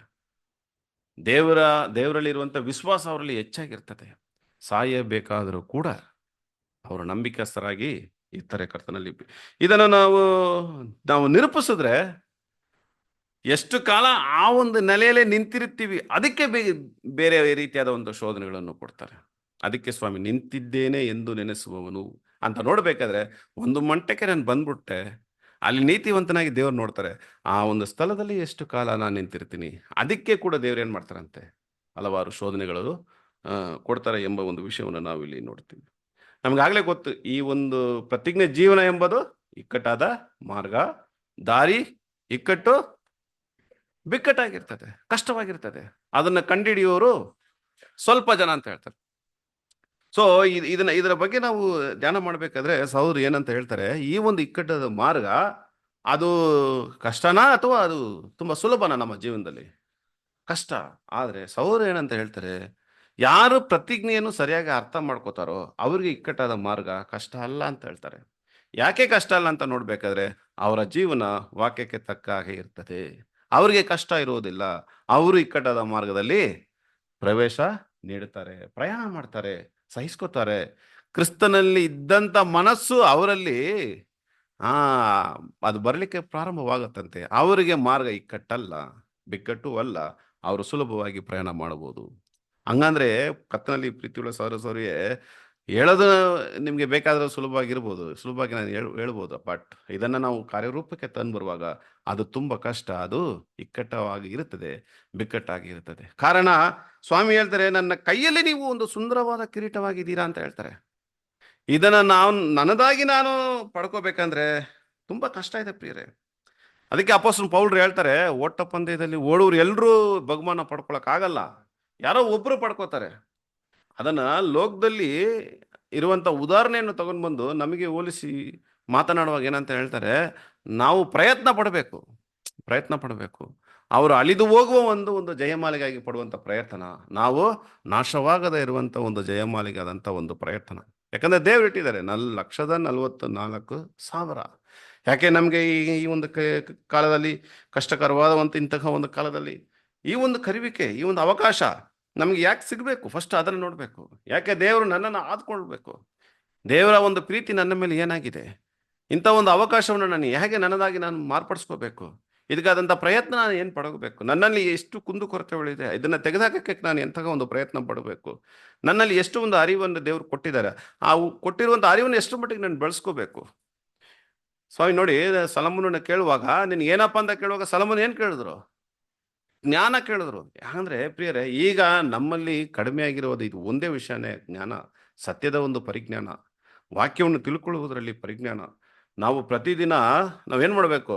ನಮಗೆ ಹಲವಾರು ಪುಸ್ತಕಗಳು ಕೊಟ್ಟಿದ್ದಾರೆ ಸಹೋದರರು, ಹಲವಾರು ಪುಸ್ತಕಗಳು ಕೊಟ್ಟಿದ್ದಾರೆ. ನಾವು ವಾಕ್ಯನೂ ಓದಬೇಕು, ಅದನ್ನ ರೆಫರೆನ್ಸ್ಗಾಗಿ ಪುಸ್ತಕಗಳನ್ನು ಓದಬೇಕು. ಆ ಸಮಯವನ್ನು ಅದಕ್ಕೆ ನಾವು ಏನ್ ಮಾಡಬೇಕು, ಉಪಯೋಗಿಸ್ಬೇಕು. ಕರ್ತನಲ್ಲಿ ಪ್ರೀತಿಯುಳ್ಳ ಸಹೋದರ ಸಹೋದರ, ಹಾಗಿರೋದ್ರಿಂದ ಈ ಕಾಲ, ಈ ಒಂದು ಪ್ರತಿಜ್ಞೆ ಕಾಲ ನಮಗೆ ಹೆಂಗಿರುತ್ತದೆ, ಹೇಗಿರುತ್ತದೆ, ಯಾವ ರೀತಿ ಇರುತ್ತದೆ, ಈ ಒಂದು ಪ್ರತಿಜ್ಞೆ ಒಂದು ಜೀವನದ ಒಂದು ಶೈಲಿ ಅಂತ ನೋಡ್ಬೇಕಾದ್ರೆ ಅಪೊಸ್ತಲನಾದ ಪೌಲರು ಹೇಳ್ತಾರೆ, ಇಬ್ರಿಯ 12ನೇ ಅಧ್ಯಾಯ 11ನೇ ವಾಕ್ಯ. ಇಬ್ರಿಯ 12ನೇ ಅಧ್ಯಾಯ 11ನೇ ವಾಕ್ಯವನ್ನು ಓದೋಣ. ಯಾವ ಶಿಕ್ಷೆಯಾದರೂ ತತ್ಕಾಲಕ್ಕೆ ಸಂತೋಷಕರವಾಗಿ ತೋಚದೆ ದುಃಖಕರವಾಗಿ ತೋಚುತ್ತದೆ. ಆದರೂ ತರುವಾಯ ಅದು ಶಿಕ್ಷೆ ಹೊಂದಿದವರಿಗೆ ನೀತಿ ಎಂಬ ಫಲವನ್ನು ಕೊಟ್ಟು ಮನಸ್ಸಿಗೆ ಸಮಾಧಾನವನ್ನು ಉಂಟು ಮಾಡುತ್ತದೆ. ಎಂತ ನೋಡಿ, ಒಳ್ಳೆ ವಾಕ್ಯ ಇಲ್ಲಿ ಕೊಡಲ್ಪಟ್ಟಿದೆ. ಯಾವ ಶಿಕ್ಷೆಯಾದರೂ ತಾತ್ಕಾಲಿಕ ಸಂತೋಷಕರವಾಗಿ ತೋಚದೆ. ನೋಡಿದ್ರ, ಹಂಗಾದ್ರೆ ನಮ್ಮ ಜೀವನ ಪೂರ್ತಿ ಹೇಗಿರ್ತದೆ? ಸಂತೋಷ ಇರೋದಿಲ್ಲ, ಕಷ್ಟ ಇರ್ತದೆ. ನಿಜವಾದ ಒಂದು ವಾಕ್ಯ ಇದು. ನಮ್ಮ ಜೀವನದ ಶೈಲಿಯನ್ನು ತೋರಿಸುತ್ತದೆ. ನಮಗೆ ದುಃಖ ಇರ್ತದೆ, ಕಷ್ಟ ಇರ್ತದೆ, ಯಾವುದೂ ಸರಿಯಾಗೋದಿಲ್ಲ. ಬಟ್ ದೇವರು ಬಲಪಡಿಸ್ತಾರೆ, ಸಹಾಯ ಮಾಡ್ತಾರೆ. ಅದು ವಾಗ್ದಾನ ಜೊತೆಗೆ ಬರುತ್ತೆ. ಬಟ್ ಈ ವಾಕ್ಯ ತಕ್ಕ ಹಾಗೆ ನಮ್ಮ ಜೀವನದಲ್ಲಿ ಇರ್ತದೆ. ಯಾವ ಶಿಕ್ಷೆಯಾದರೂ ತಾತ್ಕಾಲಿಕ ಸಂತೋಷಕರವಾಗಿ ತೋಚದೆ ದುಃಖಕರವಾಗಿ ತೋಚದೆ ಇಡೀ ಲೋಕಕ್ಕೂ ಸ್ವಾಮಿ ಹೇಳ್ತಾರೆ. ಆದರೂ ತರುವಾಯ ಅದು ಶಿಕ್ಷೆ ಹೊಂದಿದವರಿಗೆ, ಅಂದ್ರೆ ಪ್ರಿಯರೇ, ಶಿಕ್ಷೆ ಹೊಂದಿದವರಿಗೆ ನೀತಿ ಎಂಬ ಜಯಮಾಲೆ ಅಂತ ಹೇಳ್ತಾರೆ. ಹಾಗಾದ್ರೆ ಇದನ್ನ ಯಾರು ಪ್ರೀತಿಸ್ತಾರೋ, ಇದನ್ನ ಯಾರು ಸ್ವೀಕಾರ ಮಾಡ್ತಾರೋ, ಸಹಿಸ್ಕೋತಾರೋ, ಸಹಿಸ್ಬಿಕೆ ಯಾರಲ್ಲಿ ಇದೆಯೋ, ತಗ್ಗಿದ ಸ್ವಭಾವ ಯಾರಲ್ಲಿ ಇದೆಯೋ, ಅವರಲ್ಲಿ ಏನಾಗತ್ತೆ ಅಂತ ನೋಡ್ಬೇಕು. ಅವ್ರಿಗೆ ನೀತಿ ಎಂಬ ಫಲವನ್ನು ಉಂಟು ಮಾಡಿ ಮನಸ್ಸಿಗೆ ಸಮಾಧಾನ. ಸಮಾಧಾನ ಪ್ರಿಯರೇ, ಇದು ತುಂಬಾ ಒಂದು ದೊಡ್ಡ ಒಂದು ಆಳವಾದ ಅರ್ಥ ಐತೆ. ಹಂಗಂದ್ರೆ ತಂದೆ ದೇವರನ್ನು ಪ್ರೀತಿಸುವವ್ರಿಗೆ ಎಲ್ಲವ್ರಿಗೆ, ಅಂದ್ರೆ ಎಲ್ಲವಂತ ನೋಡ್ಬೇಕಾದ್ರೆ ದುಃಖ, ಹೋರಾಟ, ಶೋಧನೆ, ಹಗಲುವಿಕೆ, ಸಂತೋಷ ಎಲ್ಲ ಒಟ್ಟಾಗಿ ನಮ್ಮ ಜೀವನದಲ್ಲಿ ಬರುತ್ತೆ. ಸೊ ಆಗಿರುವುದರಿಂದ ನೋಡಿ, ಈಗ ದೇವರು ಕೊಡುವಂತ ಶೋಧನೆ, ಸೈತಾನನು ಕೊಡುವಂತ ಒಂದು ಶೋಧನೆ, ಎರಡು ರೀತಿಯಾದ ಒಂದು ಶೋಧನೆ ಇದೆ. ಈಗ ನೋಡಿ, ಈಗ ಈ ಕಿರೀಟಕ್ಕೆ ಆದಂತ ಒಂದು ಶೋಧನೆ, ಯಾವಾಗ ಪ್ರತಿಜ್ಞೆ ಪಡಿಸ್ಕೊಂಡಿದೀವೋ, ನಮ್ಮ ಜೀವನವನ್ನು ಸಮರ್ಪಣೆ ಮಾಡ್ಕೊಂಡಿದೀವೋ, ಏನಕ್ಕಾಗಿ ಆ ಒಂದು ಜಯಮಾಲೆಯನ್ನ ನಾವು ಹೊಂದಬೇಕು. ಇದಕ್ಕಾದಂತ ಒಂದು ಶೋಧನೆಗಳು ದೇವ್ರು ಕೊಟ್ಟೆ ಕೊಡ್ತಾರೆ. ಈಗ ನಂತರ ಸೈತಾನನು ಕೊಡ್ತಾನೆ ನೋಡಿ ಶೋಧನೆ, ಅದು ತುಂಬಾ ಮೋಸವಾಗಿರ್ತದೆ. ಯಾಕಂದ್ರೆ ಅಪೊಸ್ತಲ ಪೌಲರು ಹೇಳ್ತಾರೆ, ನಾನು ಏನಕ್ಕಾಗಿ ಕರೆಯಲ್ಪಟ್ಟನೋ ಅದಕ್ಕಾಗಿ ಏನ್ ಮಾಡ್ತೀನಿ, ನಾನು ಎದೆಬುಗ್ಗದವನಾಗಿ ಸ್ಥಿರಚಿತ್ತನಾಗಿ ನನಗೆ ನೇಮಕ ಮಾಡಿರುವಂತ ಗುರಿಯನ್ನು ತಲುಪುವುದಕ್ಕಾಗಿ ನಾನು ಓಡ್ತಾ ಇರ್ತೀನಿ ಅಂತ ಅಪೊಸ್ತಲ ಪೌಲರು ಹೇಳ್ತಾರೆ. ಈಗ ನಾವು ಅದಕ್ಕಾಗಿ ಪ್ರಯತ್ನ ಪಡುವಾಗ ಸೈತಾನನಿಗೆ ನಮ್ಮ ಒಂದು ಬಲಹೀನತೆಗಳು ಏನಂದ್ಬಿಟ್ಟು ಚೆನ್ನಾಗೇ ಗೊತ್ತು. ಯಾರ ಮುಖಾಂತರ ರೇಗಿಸ್ಬೇಕೋ ಸೈತಾನಿಗೆ ಚೆನ್ನಾಗೇ ಗೊತ್ತು. ನಾವು ಎಲ್ಲೆಲ್ಲ ಬೀಳ್ತೀವಿ ಅಂದ್ಬಿಟ್ಟು ಸೈತಾನನಿಗೆ ಗೊತ್ತು. ನೋಡಿ, ಈ ಒಂದು ವಿಶ್ವಾಸ ಶೋಧನೆಯಲ್ಲಿ ಸೈತಾನನ ಒಂದು ಶೋಧನೆ ಎರಡೂ ನಾವು ಹೊಂದ್ಕೊಂಡು ಪ್ರಯಾಣ ಮಾಡುವಾಗ ಎಲ್ಲಿ ಬೀಳ್ತೀವಿ ಅಂದ್ರೆ ಸೈತಾನ ಕೊಡುವಂತ ಶೋಧನೆಯಲ್ಲಿ ನಾನು ಬಿದ್ದುಬಿಡ್ತೀವಿ. ಒಂದು ವೇಳೆ ನಮ್ಮ ಒಂದು ಕುಟುಂಬದ ಸಮಸ್ಯೆಗಳಾಗಿರ್ಬೋದು, ಕೆಲಸದ ಒಂದು ಸಮಸ್ಯೆಗಳಾಗಿರ್ಬೋದು, ನನ್ನ ಒಂದು ಮಾನಸಿಕ ಬಲಹೀನತೆ ಒಂದು ಸಮಸ್ಯೆಗಳಾಗಿರ್ಬೋದು, ಇದರಲ್ಲಿ ನಾನು ಬೇಗನೆ ಬೀಳ್ತೀನಿ. ಇದು ಸ್ವಲ್ಪ ಕಷ್ಟವಾಗಿರುತ್ತದೆ, ಇದು ಸ್ವಲ್ಪ ಸುಲಭವಾಗಿರುತ್ತದೆ.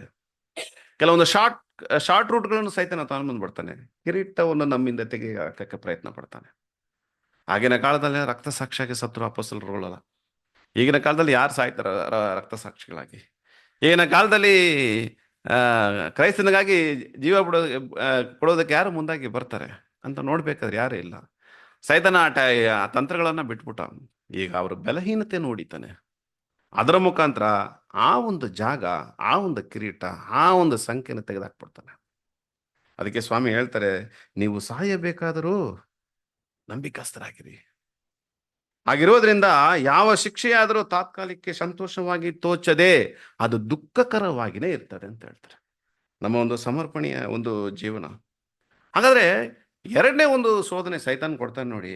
ಈಗ ನಮ್ಮ ಒಂದು ಕಿರೀಟ ದೇವರು ಹೇಳ್ಬಿಟ್ರು, ನನಗಿಂತ ಹೆಂಡತಿ, ಮಕ್ಕಳು, ತಂದೆ ತಾಯಿ ಯಾರು ಅಧಿಕವಾದಂಥ ಪ್ರೀತಿಯನ್ನು ಇಡ್ತಾರೋ ಅವರು ನನಗೆ ಶಿಷ್ಯನಾಗೋದಕ್ಕೆ ಅವಕಾಶ ಇಲ್ಲ. ಹಂಗಂದ್ರೆ ಮೊದಲನೇ ಸ್ಥಾನ ಯಾರು ಕೊಡ್ಬೇಕು? ದೇವರಿಗೆ. ಒಂದು ವೇಳೆ ನಾನು ಹೆಂಡತಿ ಮೇಲೆ ಅಧಿಕವಾಗಿ ಪ್ರೀತಿ ಇಟ್ರೆ, ಗಂಡನ ಮೇಲೆ ಇಟ್ರೆ, ಮಕ್ಕಳ ಮೇಲೆ ಇಟ್ರೆ, ತಂದೆ ತಾಯಿ ಮೇಲೆ ಇಟ್ರೆ, ಈಗ ನನ್ನ ಕಿರೀಟ ಬಂದು ಬೇರೆ ಆಗ್ಬಿಡುತ್ತೆ. ನನ್ನ ಹೆಂಡತಿ, ಮಕ್ಕಳು, ತಂದೆ ತಾಯಿಯು, ನನ್ನ ಒಂದು ಆಸ್ತಿ ಪಾಸ್ತಿ ಸಂಪತ್ತು, ಇದ್ರ ಮೇಲೆ ನಾವು ಅಧಿಕವಾದಂತ ಪ್ರೀತಿ ಮಮತೆ ಹೆಚ್ಚಾದ ಸಮಯ ಇದಕ್ಕೆ ನಾವು ನಾವು ಉಪಯೋಗಿಸುವಾಗಿ ಇರೋದಾದ್ರೆ ಖಂಡಿತ ನಮ್ಮ ಒಂದು ಕಿರೀಟ ಅದಾಗಿರ್ತದೆ. ಇದನ್ನ ಕಳ್ಕೊಂಡ್ಬಿಡ್ತೀವಿ. ನಮ್ಮ ಕಿರೀಟ ಏನಕ್ಕಾಗಿ ಏನ್ ಕಿರೀಟ ನಮಗೆ ಗೊತ್ತಾಗ್ಬಿಡುತ್ತೋ, ಆ ಕಿರೀಟವನ್ನು ಪಡ್ಕೊಳ್ಳಕ್ಕೆ ಪಡುವಂತ ಪ್ರಯತ್ನ, ನಾವು ಅದಕ್ಕೆ ಮುಖ್ಯವಾದಂತ ಒಂದು ಪ್ರಯತ್ನ ಕೊಟ್ಟರೆ ಖಂಡಿತ ಆ ಕಿರೀಟವನ್ನು ನಾವು ಪಡ್ಕೋಬಹುದು. ಅಪೊಸ್ತಲ ಪೌಲರು ಒಂದು ಒಳ್ಳೆ ಉದಾಹರಣೆ ತಗೋತಾರೆ. ಒಳ್ಳೆ ಉದಾಹರಣೆ ಈ ಮಲ್ಯುದ್ಧದ ಬಗ್ಗೆ ಎಲ್ಲ ನಮ್ಗೆ ಗೊತ್ತು. ಮಲ್ಯುದ್ಧ ಬಾಕ್ಸಿಂಗ್ ಬಾಕ್ಸಿಂಗ್ ಆ ಒಂದು ನೀವು ಟಿ ವಿಯಲ್ಲೆಲ್ಲ ನೋಡಿರ್ಬೋದು. ಅದನ್ನ ತುಂಬಾ ಒಂದು ರಿಯಲ್ ಫೈಟ್ ಅಂದ್ರೆ ಅದು ಬಾಕ್ಸಿಂಗ್. ಅಪೊಸ್ತಲ ಪೌಲ್ ಇದನ್ನ ಒಂದು ವಾಕ್ಯದಲ್ಲಿ ಅವ್ರು ಹೇಳ್ತಾರೆ, 2 ತಿಮೋಥಿ 2:5 ಹೇಳ್ತಾರೆ.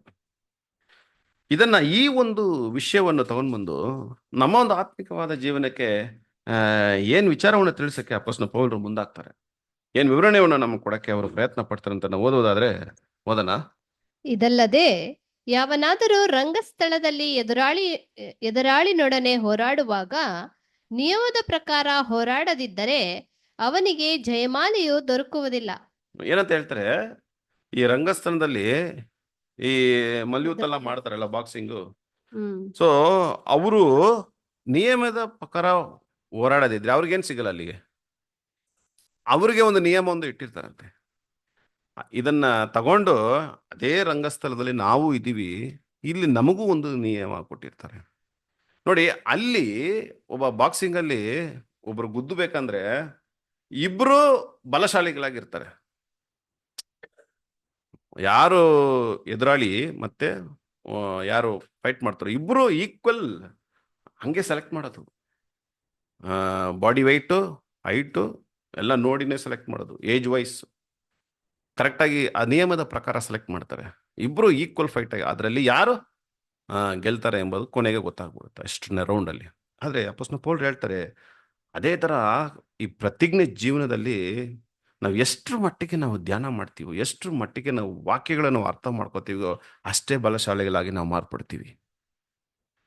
ನಮ್ಮ ಪ್ರತಿಜ್ಞೆ ಜೀವನದಲ್ಲಿ, ಕಾನ್ಸಂಟ್ರೇಷನ್ ಲೈಫಲ್ಲಿ ಪ್ರತಿದಿನ ಸ್ವಾಮಿ ಹೇಳ್ತಾರೆ, 40 ದಿವಸ ಅರಣ್ಯದಲ್ಲಿ ಶೋಧನೆಯನ್ನು ಕೊಡುವಾಗ ದೇವರ ವಾಕ್ಯನೇ ಸ್ವಾಮಿಗೆ ಬಲವಾಗಿತ್ತಂತೆ. ದೇವರ ವಾಕ್ಯ ಸ್ವಾಮಿಗೆ ಆಹಾರವಾಗಿತ್ತಂತೆ. 40 ದಿವಸ ಅವರು ಏನು ಊಟ ಮಾಡಲಿಲ್ಲ, ಹೊಟ್ಟೆ ಹಸಿವಿತ್ತು, ದೇವರ ವಾಕ್ಯನೇ ಅದನ್ನು ಬಲಪಡಿಸ್ತಂತೆ. ಆ ರೀತಿ ಪ್ರತಿದಿನ ನಾವು ವಾಕ್ಯವನ್ನು ನಾವು ಏನ್ ಮಾಡ್ಬೇಕು, ಧ್ಯಾನ ಮಾಡ್ಬೇಕು. ಸೊ ಅದು ನಮ್ಮನ್ನ ಬಲಪಡಿಸುತ್ತೆ ಪ್ರಿಯರೇ. ಖಂಡಿತ ಇನ್ನೊಂದು ಎದುರಾಳಿ ಅಂತ ನೋಡ್ಬೇಕಾದ್ರೆ ದುರಾತ್ಮದ ಒಂದು ಸೈನ್ಯ ಸೈತಾನ್ ಹೇಳ್ತಾರೆ ನೋಡಿ. ನೀವು ಪ್ರಾಕ್ಟಿಕಲ್ ಆಗಿ ಈ ಒಂದು ರಂಗಸ್ಥಳದಲ್ಲಿ ಬಾಕ್ಸಿಂಗ್ ಅಲ್ಲಿ ನೋಡ್ಬೇಕಾದ್ರೆ ಒಂದೊಂದು ಗುದ್ದು ಎಷ್ಟು ಪವರ್ಫುಲ್ ಆಗಿರುತ್ತೆ ಗೊತ್ತಾ. ಈ ಈ ಮೂಳೆ ಇರ್ತಲ್ಲ, ಇದೆಲ್ಲ ಫ್ರಾಕ್ಚರ್ ಆಗ್ಬಿಡುತ್ತೆ, ಅಲ್ಲೆಲ್ಲ ಹೋಗ್ಬಿಡುತ್ತೆ. ಕೆಲವರು ಫೈಂಟ್ ಆಗಿಬಿಡುತ್ತೆ, ಇಮಿಡಿಯೇಟ್ ಅವ್ರಿಗೆ ಅನ್ಕಾನ್ಶಿಯಸ್ ಆಗಿ ಕೆಳಗಡೆ ಬಿದ್ದುಬಿಡ್ತಾರೆ. ಕೆಲವರು ಸತ್ತೋಗ್ಬಿಡ್ತಾರೆ. ಅಷ್ಟು ಪವರ್ಫುಲ್ ಆಗಿರುತ್ತೆ ಒಂದೊಂದು ಏಟು, ಅಷ್ಟೇ ಪವರ್ಫುಲ್ ಆಗಿರ್ತದೆ. ಸ್ವಾಮಿ ಹೇಳ್ತಾರೆ, ಸೈತಾನನ ಒಂದು ತಂತ್ರಗಳು ಖಂಡಿತ ನೀವು ಅರ್ತಿದ್ದೀರಾ, ಅವನಿಗೆ ವಿರುದ್ಧವಾಗಿ ನೀವೇನ್ ಮಾಡ್ರಿ, ಹೋರಾಡ್ರಿ ಅಂತ ಹೇಳ್ತಾರೆ. ಅಷ್ಟೇ ಪವರ್ಫುಲ್ ಆಗಿ ಏಟು ಕೊಡ್ತಾನೆ ಸೈತಾನನು. ಶೋಧನೆಯನ್ನು ದೇವರು ಕೊಡುವಂತ ಶೋಧನೆ ಹೀಗೆ ಇರ್ತದೆ ಈ ಒಂದು ಕಾನ್ಸಂಟ್ರೇಷನ್ ಲೈಫಲ್ಲಿ. ಹಾಗಿರೋದ್ರಿಂದ ಪ್ರೀತಿಯುಳ್ಳ ಸಹೋದರ ಸಹೋದರರೇ, ನಮ್ಮ ಒಂದು ಜೀವನದ ಒಂದು ಜಯಮಾಲೆ, ದ ಲೈಫ್ ಆಫ್ ಕ್ರೌನ್, ಅದನ್ನು ನಾವು ಹೊಂದ್ಕೋಬೇಕಾದ್ರೆ ಶೋಧನೆ ಬಹಳ ಕಠಿಣವಾಗಿ ಇರ್ತದೆ. ಅಪೊಸ್ತಲ ಪೌಲರು ಹೇಳ್ತಾರೆ, ಒಳ್ಳೆ ವಾಕ್ಯಗಳು ಹೇಳ್ತಾರೆ. 1 ಪೇತ್ರ 4ನೇ ಅಧ್ಯಾಯ 12ನೇ ವಚನ. 1 ಪೇತ್ರ 4ನೇ ಅಧ್ಯಾಯ 12ನೇ ವಚನ. ಪ್ರಿಯರೇ, ನೀವು ಪರಿಶೋಧನೆಗಾಗಿ ಪುಟಕ್ಕೆ ಹಾಕಲ್ಪಟ್ಟದಕ್ಕೆ ಆಶ್ಚರ್ಯಪಡಬೇಡಿರಿ. ಎಂತ ಒಂದು ವಾಕ್ಯ. ಪ್ರಿಯರೇ, ನೀವು ಪರಿಶೋಧನೆಗಾಗಿ ಪುಟಕ್ಕೆ ಹಾಕಲ್ಪಟ್ಟದಕ್ಕೆ ಆಶ್ಚರ್ಯಪಡಬೇಡಿರಿ. ಆಶ್ಚರ್ಯಪಡಬೇಡ್ರಿ ಅಂದ್ರೆ ದೇವರು ಬರೇ ಮಾಡ್ತಾರೆ. ಆಶ್ಚರ್ಯಪಡಬೇಡ್ರಿ, ಸೋತೋಗ್ಬೇಡ್ರಿ, ಕುಂದೋಗ್ಬೇಡ್ರಿ, ಆಶ್ಚರ್ಯಪಡಬೇಡ್ರಿ, ದೇವ್ರ ಹತ್ರ ಮೊರೆ ಇಡ್ಬೇಡ್ರಿ ಅಂತ ಹೇಳ್ತಾರೆ. ದೇವ್ರು ಪರ್ಮಿಟ್ ಮಾಡಿದ್ದಾರೆ. ನಾನು ಯಾವ್ದ್ರಲ್ಲಿ ಬಿದ್ದಿದ್ದೇನೆ, ಯಾವ್ದ್ರಲ್ಲಿ ಬೆಲೆಹೀನತೆ ಆಗಿದ್ದೀನಿ. ಪಾಪದ ವಿಷಯ ನೋಡ್ಬೇಕಾದ್ರೆ ಪಾಪಕ್ಕಾದಂಥ ಕ್ಷಮಾಪಣೆ ಉಂಟು, ಪಾಪಕ್ಕಾದಂಥ ದಂಡನೆ ಉಂಟು. ಪಾಪ ಮಾಡ್ಬಿಟ್ಟಿವಿ, ಅದು ಸಂತೋಷ. ಬಟ್ ದೇವ್ರು ಕೊಡುವಂಥ ದಂಡನೆಯನ್ನು ಸಹಿಸ್ಕೊಳ್ಳಕ್ ಆಗ್ಲಿಲ್ಲ ಅಂದ್ರೆ ಕಷ್ಟ, ಕಿರೀಟವನ್ನು ಕಳ್ಕೊಂಡ್ಬಿಡ್ತೀವಿ.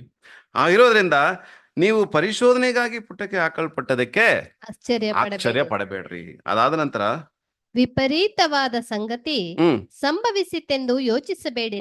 ನೋಡಿದ್ರ ವಿಪರೀತವಾದ ಸಂಗತಿ ಸಂಭವಿಸದೆಂದು ನೀವು ಯೋಚಿಸಬೇಡಿ. ಯೋಚಿಸಬೇಡಿರಿ. ನೋಡಿ, ನಮ್ಗೆ ಒಂದು ಆಧರಣೆ ಆಗಿರುವಂತ ಒಂದು ವಾಕ್ಯ ಪ್ರಿಯರೇ. ನಿಮ್ಗೆ ಇಂತಹ ಒಂದು ಶೋಧನೆಗಳು ಬರುವಾಗ ಇಂತಹ ಒಂದು ಅನೇಕ ವಾಗ್ದಾನಗಳನ್ನು ಇಮಿಡಿಯೇಟ್ ನಾವು ತೆಗೆದು ಓದ್ಬೇಕಂತೆ. ನಮಗೆ ಎಷ್ಟೇ ಶೋಧನೆಗಳು ಬಂದರೂ ಕೂಡ ನಾವು ಇತರರಿಗೆ ಹೇಳೋದಕ್ಕಿಂತ ಮುಂಚೆ ನಾವು ಮುನಕಲಾಕಿ ದೇವರ ಹತ್ರ ಪ್ರಾರ್ಥನೆ ಮಾಡಿಬಿಟ್ಟು ನಾವು ವಾಕ್ಯಗಳನ್ನು ಓದುವಾಗ ಖಂಡಿತ ವಾಕ್ಯದ ಮುಖಾಂತರ ದೇವರು ಮಾತನಾಡ್ತಾರೆ. ಯಾಕಂದ್ರೆ ನಾವು ಪವಿತ್ರ ಆತ್ಮದಿಂದ ಅಭಿಷೇಕಿಸಲ್ಪಟ್ಟವರು. ನಾವು ಪವಿತ್ರ ಆತ್ಮದಿಂದ ಅಭಿಷೇಕಿಸಲ್ಪಟ್ಟವ್ರಿಗೆ ದೇವರು ಎಷ್ಟು ಮಟ್ಟಿಗೆ ಸಹಾಯ ಮಾಡ್ತಾರೆ ಗೊತ್ತಾ? ಈ ನೀತಿವಂತನ ಪ್ರಾರ್ಥನೆ ಕೇಳಕ್ಕೆ ಆತನು ಸಿದ್ಧರಾಗಿರ್ತಾರೆ, ಯಾವಾಗಲೂ ತಯಾರಾಗಿರ್ತಾರೆ. ಸೊ ಆಗಿರೋದ್ರಿಂದ ನಾವು ಪರಿಶುದ್ಧ ಆತ್ಮದ ಮುಖಾಂತರ ನಾವು ಪ್ರತಿಜ್ಞೆ ಮಾಡ್ಕೊಂಡಿವೆ ಎಂಬ ಒಂದು ವಿಷಯವನ್ನು ನಾವು ಮನಸ್ಸಿನಲ್ಲಿ ಇಟ್ಟುಕೊಳ್ಳೋಣ. ಯೇಸು ಕ್ರಿಸ್ತನಿಗೆ ಬಂದಂಥ ಶೋಧನೆಗಳು ನೋಡಿ, ಎಂಥ ಒಂದು ಶೋಧನೆಗಳು ಬಂತು, ಎಷ್ಟು ಸಂಕಟಗಳು ಬಂತು. ನೋಡಿ, ಆತನಿಗೆ ಬೇಕಾಗಿತ್ತು, ಸ್ವಾಮಿಗೆ ಯೇಸು ಕ್ರಿಸ್ತನಿಗೆ ಅಷ್ಟು ಶೋಧನೆಗಳು ಬೇಕಾಗಿತ್ತು. ಆತನ ಪರಿಪೂರ್ಣತೆಯಾಗಿ ಇದ್ರೂ ಕೂಡ ಅವರ ಒಂದು ಪ್ರತಿಜ್ಞೆ ಜೀವನಕ್ಕೆ ಆ ಶೋಧನೆಗಳು ಅಷ್ಟೇ ಇತ್ತು. ನಮಗೆ ಎಷ್ಟು ಬೇಕೋ ಅಷ್ಟೇ ದೇವರು ಕೊಡ್ತಾರೆ. ಅದಕ್ಕೆ ಹೇಳ್ತಾರೆ, ನೀವು ಆಶ್ಚರ್ಯ ಪಡಬೇಡ್ರಿ, ವಿಪರೀತವಾದ ಒಂದು ಸಂಗತಿಗಳು ಸಂಭವಿಸದೆಂದು ನೀವು ಯೋಚಿಸಬೇಡ್ರಿ. ಇವೆಲ್ಲ ಬರುತ್ತೆ ಸ್ವಾಮಿ ಹೇಳ್ತಾ, ಇದೆಲ್ಲ ನಾನು ಕೊಡ್ತೀನಿ. ಯಾಕಂದ್ರೆ ನೀವು ನಿಮ್ಮ ಕಿರೀಟವನ್ನು ಹಿಡ್ಕೊಳ್ರಿ, ಬಿಗಿಯಾಗಿ ನೀವು ಹಿಡ್ಕೊಳ್ರಿ, ಅದು ಜಾರಿ ಹೋಗಬಾರ್ದು. ಒಂದೊಂದು ಟ್ರಾನ್ಸ್ಲೇಷನ್ ಅಲ್ಲಿ ಬಹಳ ಚೆನ್ನಾಗಿ ಅಲ್ಲಿ ಬರೆಯಲ್ಪಟ್ಟಿರುತ್ತೆ ಪ್ರಿಯರೇ. ಸೊ ಆಗಿರೋದ್ರಿಂದ ಒಂದು ಸಾಮ್ಯವನ್ನು ನೋಡೋಣ, ತುಂಬಾ ಚೆನ್ನಾಗಿರ್ತದೆ. ಅದು ಈ ಒಂದು ಪಾಠಕ್ಕೆ ನಮಗೆ ಅನುಗುಣವಾಗಿರ್ತದೆ. ಇನ್ನೊಂದು ಈ ಒಂದು ಪ್ರತಿಜ್ಞೆ ಜೀವನ ಇನ್ನೂ ಸ್ವಲ್ಪ ಆಳವಾಗಿ ನಾವು ತಿಳ್ಕೊಬಹುದು. ಒಬ್ಬ ದ್ರಾಕ್ಷ ತೋಟ ಇಟ್ಟಿರ್ತಾರೆ ಒಬ್ಬ ಯಜಮಾನನು, ಹೋಗಿ ಕೆಲಸಕ್ಕೆ ಕೂಲಿಗಾರಗಳನ್ನ ಕರ್ಕೊಂಡು ಬರ್ತಾರೆ. ಬೆಳಗ್ಗೆ ಒಬ್ಬರನ್ನ ಕರ್ಕೊಂಡು ಬರ್ತಾರೆ, ಅವರಿಗೆ ನೇಮಕ ಮಾಡ್ತಾರೆ, ಇಷ್ಟು ನಾನು ನಿಮಗೆ ಕೂಲಿ ಕೊಡ್ತೀನಿ ಅಂದ್ಬಿಟ್ಟು ಅವರು ಬಂದು ಮಾಡ್ತಾರೆ. ಮಧ್ಯಾಹ್ನ ಹೋಗಿ ಇನ್ನೊಬ್ಬರನ್ನ ಕರ್ಕೊಂಡು ಬರ್ತಾರೆ, ಅವ್ರಿಗೆ ಹೇಳ್ತಾರೆ ನನಗೆ ಇಷ್ಟು ಕೂಲಿ ಕೊಡ್ತೀನಿ ಅಂದ್ಬಿಟ್ಟು. ಆಮೇಲೆ ಸಂಜೆ ಹೋಗಿ ಒಬ್ಬರನ್ನ ಕರ್ಕೊಂಡು ಬರ್ತಾರೆ. ನಂತರ ಆ ದಿವಸ ಕೆಲಸ ಆದಮೇಲೆ ಎಲ್ರಿಗೂ ಕೂಲಿ ಕೊಡುವಾಗ ಮೊದಲನೇ ಬಂದವನು ಏನೇ ಅಂತ ಕೇಳ್ತಾರೆ, ನಾನು ಬೆಳಗಿಂದ ಸಂಜೆ ತನಕ ಕೆಲಸ ಮಾಡಿದೆ, ಆದರೆ ನನಗೆ ಕೊಟ್ಟಿರುವಂಥ ಅದೇ ಕೂಲಿಯನ್ನು ಸಂಜೆ ಬಂದವನಿಗೆ ನೀವು ಕೊಡ್ತೀರಲ್ಲ, ಏನು ನ್ಯಾಯ ಅಂತ ಕೇಳುವಾಗ ಸ್ವಾಮಿ ಏನಂತ ಹೇಳ್ತಾರೆ, ಅಲ್ಲಪ್ಪ ನಾನು ನಿನಗೆ ಎಷ್ಟಂತ ಹೇಳಿದೆ, ನಾನು ನಿನಗೆ ಹೇಳಿರೋ ಮೇರೆಗೆ ನಾನೇನು ಮಾಡಿದ್ದೀನಿ, ನಿನ್ನ ಕೂಲಿ ಕೊಟ್ಬಿಟ್ಟಿದ್ದೀನಿ. ಬಟ್ ಅವನಿಗೆ ಕೊಡೋದು ಬಿಡೋದು ಯಾರೋ ಒಂದು ಇಷ್ಟ, ನನ್ನ ಎಷ್ಟಂತ ಸ್ವಾಮಿ ಹೇಳಿ ಮುಗಿಸ್ತಾರೆ. ಸೊ ಈ ಒಂದು ಸಾಮ್ಯವನ್ನು ನಾವು ಧ್ಯಾನ ಮಾಡೋದಾದ್ರೆ ಇದ್ರ ಎಷ್ಟು ಆತ್ಮಿಕವಾದ ಅರ್ಥ ಇದೆ ಅಂದರೆ, ಕರ್ತನಲ್ಲಿ ಪ್ರೀತಿಯುಳ್ಳ ಸೌರ ಸೌರ್ಯರೇ, ಎಲ್ಲಿ ಬರುತ್ತೆ? ಮತ್ತೆ 20ನೇ ಅಧ್ಯಾಯ 2ರಿಂದ ಓದ್ಕೊಂಬನ್ನಿ ಶ್ರೀ, 2-3 20ನೇ ಅಧ್ಯಾಯ 3ನೇ ವಚನದಿಂದ ಓದ್ಕೊಂಡ್ಬಿಡಿ. 20 ಮ್ಯಾಥ್ಯೂ 20. ತರುವಾಯ ಹೆಚ್ಚು ಕಡಿಮೆ ಆಳಿಗೆ ದಿನಕ್ಕೆ 1 ಪಾವಲಿಯಂತೆ ಕೂಲಿ ಗೊತ್ತು ಮಾಡಿ ಅವರನ್ನು ದ್ರಾಕ್ಷಿ ತೋಟಕ್ಕೆ ಕಳುಹಿಸಿದನು. ತರುವಾಯ ಹೆಚ್ಚು ಕಡಿಮೆ 9 ಗಂಟೆಗೆ ಹೋಗಿ ಪೇಟೆಯಲ್ಲಿ ಸುಮ್ಮನೆ ನಿಂತಿದ್ದ ಇನ್ನೂ ಕೆಲವರನ್ನು ಕಂಡು, ನೀವು ಸಹ ನನ್ನ ದ್ರಾಕ್ಷಿ ತೋಟಕ್ಕೆ ಹೋಗಿರಿ. 9 ಗಂಟೆಗೆ ಹೋಗಿ ಸ್ವಾಮಿ ಕೆಲವರನ್ನ ಕರ್ಕೊಂಡು ಬರ್ತಾರೆ.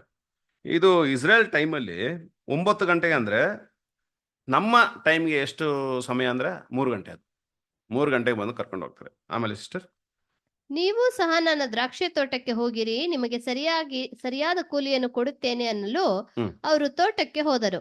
ಅವನು ತಿರುಗಿ ಹೆಚ್ಚು ಕಡಿಮೆ 12 ಗಂಟೆಗೆ ಮತ್ತು 3 ಗಂಟೆಗೆ ಹೋಗಿ ಅದೇ ಪ್ರಕಾರ ಮಾಡಿದನು. 12 ಗಂಟೆಗೆ ಅಂದ್ರೆ ಸಂಜೆ 6 ಗಂಟೆ, ಸಂಜೆ 6 ಗಂಟೆ, ಅವರಿಗೆ 12 ಗಂಟೆ ಅಂದ್ರೆ ನಮಗೆ 6 ಗಂಟೆ. ಆಮೇಲೆ ಸಿಸ್ಟರ್ 3 ಗಂಟೆ ಮತ್ತು 3 ಗಂಟೆಗೆ ಹೋಗಿ ಅದೇ ಪ್ರಕಾರ ಮಾಡಿದನು. ತಿರುಗಿ ಹೆಚ್ಚು ಕಡಿಮೆ ಸಾಯಂಕಾಲ 5 ಗಂಟೆಗೆ ಹೋಗಿ ಬೇರೆ ಕೆಲವರು ನಿಂತಿರುವುದನ್ನು ಕಂಡು ಅವರನ್ನು, ದಿನವೆಲ್ಲ ಇಲ್ಲಿ ಯಾಕೆ ಸುಮ್ಮನೆ ನಿಂತಿದ್ದೀರಿ ಎಂದು ಕೇಳಿದರು. ಅವ್ರಿಗೆ 5 ಗಂಟೆ ಅಂದ್ರೆ ನಮಗೆ ಎಷ್ಟು? ಅವರು 11 ಗಂಟೆ, ನೈಟ್ 11 ಗಂಟೆ. ಸೊ ಇಸ್ರೇಲ್ ಒಂದು ಟೈಮ್ ಪ್ರಕಾರ ಈ ಒಂದು ಕಾಲ ನಿರ್ಣಯವನ್ನು ನಾವು ತಿಳ್ಕೊಂಡಿದ್ದೀವಿ.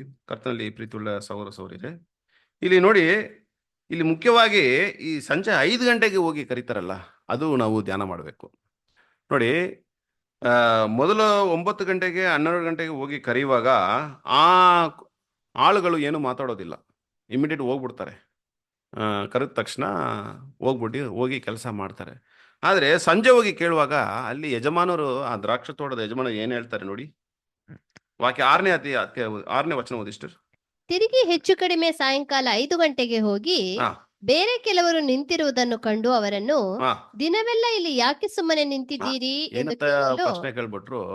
ದಿನವೆಲ್ಲ ಇಲ್ಲಿ ಯಾಕೆ ಸುಮ್ಮನೆ ನಿಂತಿದ್ದೀರಾ, ಈ ಒಂದು ಪದ, ಒಂದು ಲೈನ್. ಎರಡನೇದು, ಅವರು ಹಾ ಯಾರೂ ನಮ್ಮನ್ನು ಕೂಲಿಗೆ ಕರೆಯಲಿಲ್ಲ ಅಂದಾಗ, ನೋಡಿದ್ರ ಅವ್ರು ಏನಂತ ಹೇಳ್ಬಿಟ್ರು, ಯಾರು ನಮ್ಮನ್ನು. ಕೂಲಿಗೆ ಕರೆಯಲಿಲ್ಲ. ಜಸ್ಟ್ ಇಮ್ಯಾಜಿನ್ ಮಾಡೋಣ, ಇಲ್ಲಿ ನಾವು ಕೆಲ್ಸಕ್ಕೆ ಹೋಗ್ತೀವಿ, ಸಂಜೆ ಯಾರಾದ್ರೂ ಕರೀತಾರ? ಕರೆಯಲ್ಲ. ಯಾಕಂದ್ರೆ ನಮಗೆ ಗೊತ್ತಾಗ್ಬಿಡ್ತು ಆ ದಿನದ ಒಂದು ಸಮಯ ಮುಗೀತು, ಯಾರು ಬಂದಿನ ಮುಂದೆ ಕರೆಯಲ್ಲ. ಈ ವಿಷಯನ ಅವರು ಹೇಳ್ತಾರೆ. ದಿನವೆಲ್ಲ ಯಾಕೆ ಇಲ್ಲಿ ಸುಮ್ಮನೆ ನಿಂತಿದ್ದೀರಿ ಅಂತ ಕೇಳುವಾಗ ಯಾರು ನಮ್ಮನ್ನು ಕರೆದಿಲ್ಲ. ಬ್ರದರ್ ರಸೂಲ್ ಒಳ್ಳೆ ವಿವರಣೆ ಕೊಡ್ತಾರೆ.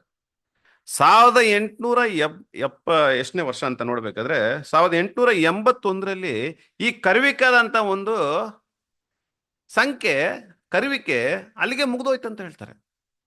ಈ ಒಂದು ಸಾಮ್ಯದ ಪ್ರಕಾರ ದಿನವೆಲ್ಲ ಯಾಕೆ ಸುಮ್ಮನೆ ನಿಂತಿದ್ದೀರಾ ಅಂದ್ರೆ, ನಮ್ಮನ್ನು ಯಾರು ಕರೆದಿಲ್ಲ.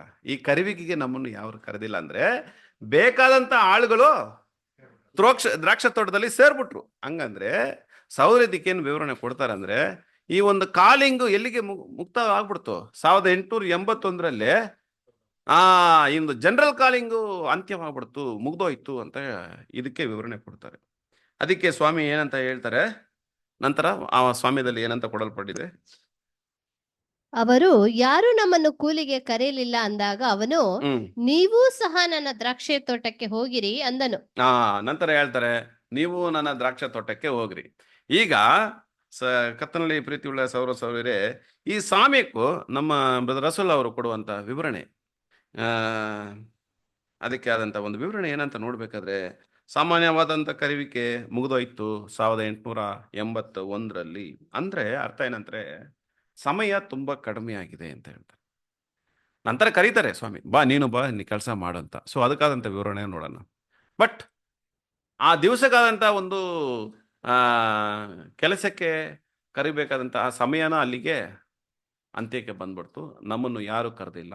ಹಂಗಂದ್ರೆ ಅಲ್ಲಿ ಬಾಗಿಲು ಮುಚ್ಚಿದೆ, ಅದಕ್ಕೆ ನಮ್ಮನ್ನು ಯಾರು ಕರೆದಿಲ್ಲ. ಹಾಗಾದ್ರೆ ಕರ್ತನಲ್ಲಿ ಪ್ರೀತಿಯುಳ್ಳ ಸೌರ್ಯರೇ, ಕೆಲಸ ಮಾಡಬೇಕಾದಂಥ ಸಮಯ ಹೆಚ್ಚು ಕಡಿಮೆ ಅಂತ್ಯಕ್ಕೆ ಬಂದ್ಬಿಡ್ತು. ರಿಫರೆನ್ಸ್ ನಂಬರ್ 5688 ಅಲ್ಲಿ ಹೇಳ್ತಾರೆ, ಕರ್ತನಲ್ಲಿ ಪ್ರೀತಿಯುಳ್ಳ ಸೌರ್ಯರೇ, 1881ರಲ್ಲಿ ಜನರಲ್ ಕಾಲಿಂಗು, ಸಾಮಾನ್ಯವಾದಂಥ ಕರುವಿಕೆ ಅಂತ್ಯಕ್ಕೆ ಬಂದ್ಬಿಡ್ತು ಎಂಬ ಒಂದು ವಿಷಯ ಈಗ ನಾವು ಕೇಳುವಾಗ, ಅದನ್ನು ಓದುವಾಗ ನಾವು ಬೇಸರಗೊಳ್ಳಬಾರ್ದಂತೆ. ಹಂಗಂದ್ರೆ ಅಲ್ಲಿ ಕರುವಿಕೆ ಅಂತ್ಯವಾಗ್ಬಿಡ್ತಂದ್ರೆ, ಈಗ ನಮಗೆ ಯಾಕೆ ಕರುವಿಕೆ ಬರಬೇಕು? ನಮಗೆ ಯಾಕೆ ಈ ಒಂದು ಅವಕಾಶ ಸಿಗಬೇಕು? ಅಲ್ಲಿ ಬಾಗಿಲು ಮುಚ್ಚಿದ್ದು ಸತ್ಯನೇ, ಇಲ್ಲಂತ ಅಲ್ಲ. ಆದರೆ ಬಾಗಿಲಲ್ಲಿ ಮುಚ್ಚಿದ್ರು ಕೂಡ ಅಲ್ಲಿ ಖಾಲಿಯಾದಂಥ ಒಂದು ಸ್ಥಳ ಇತ್ತು.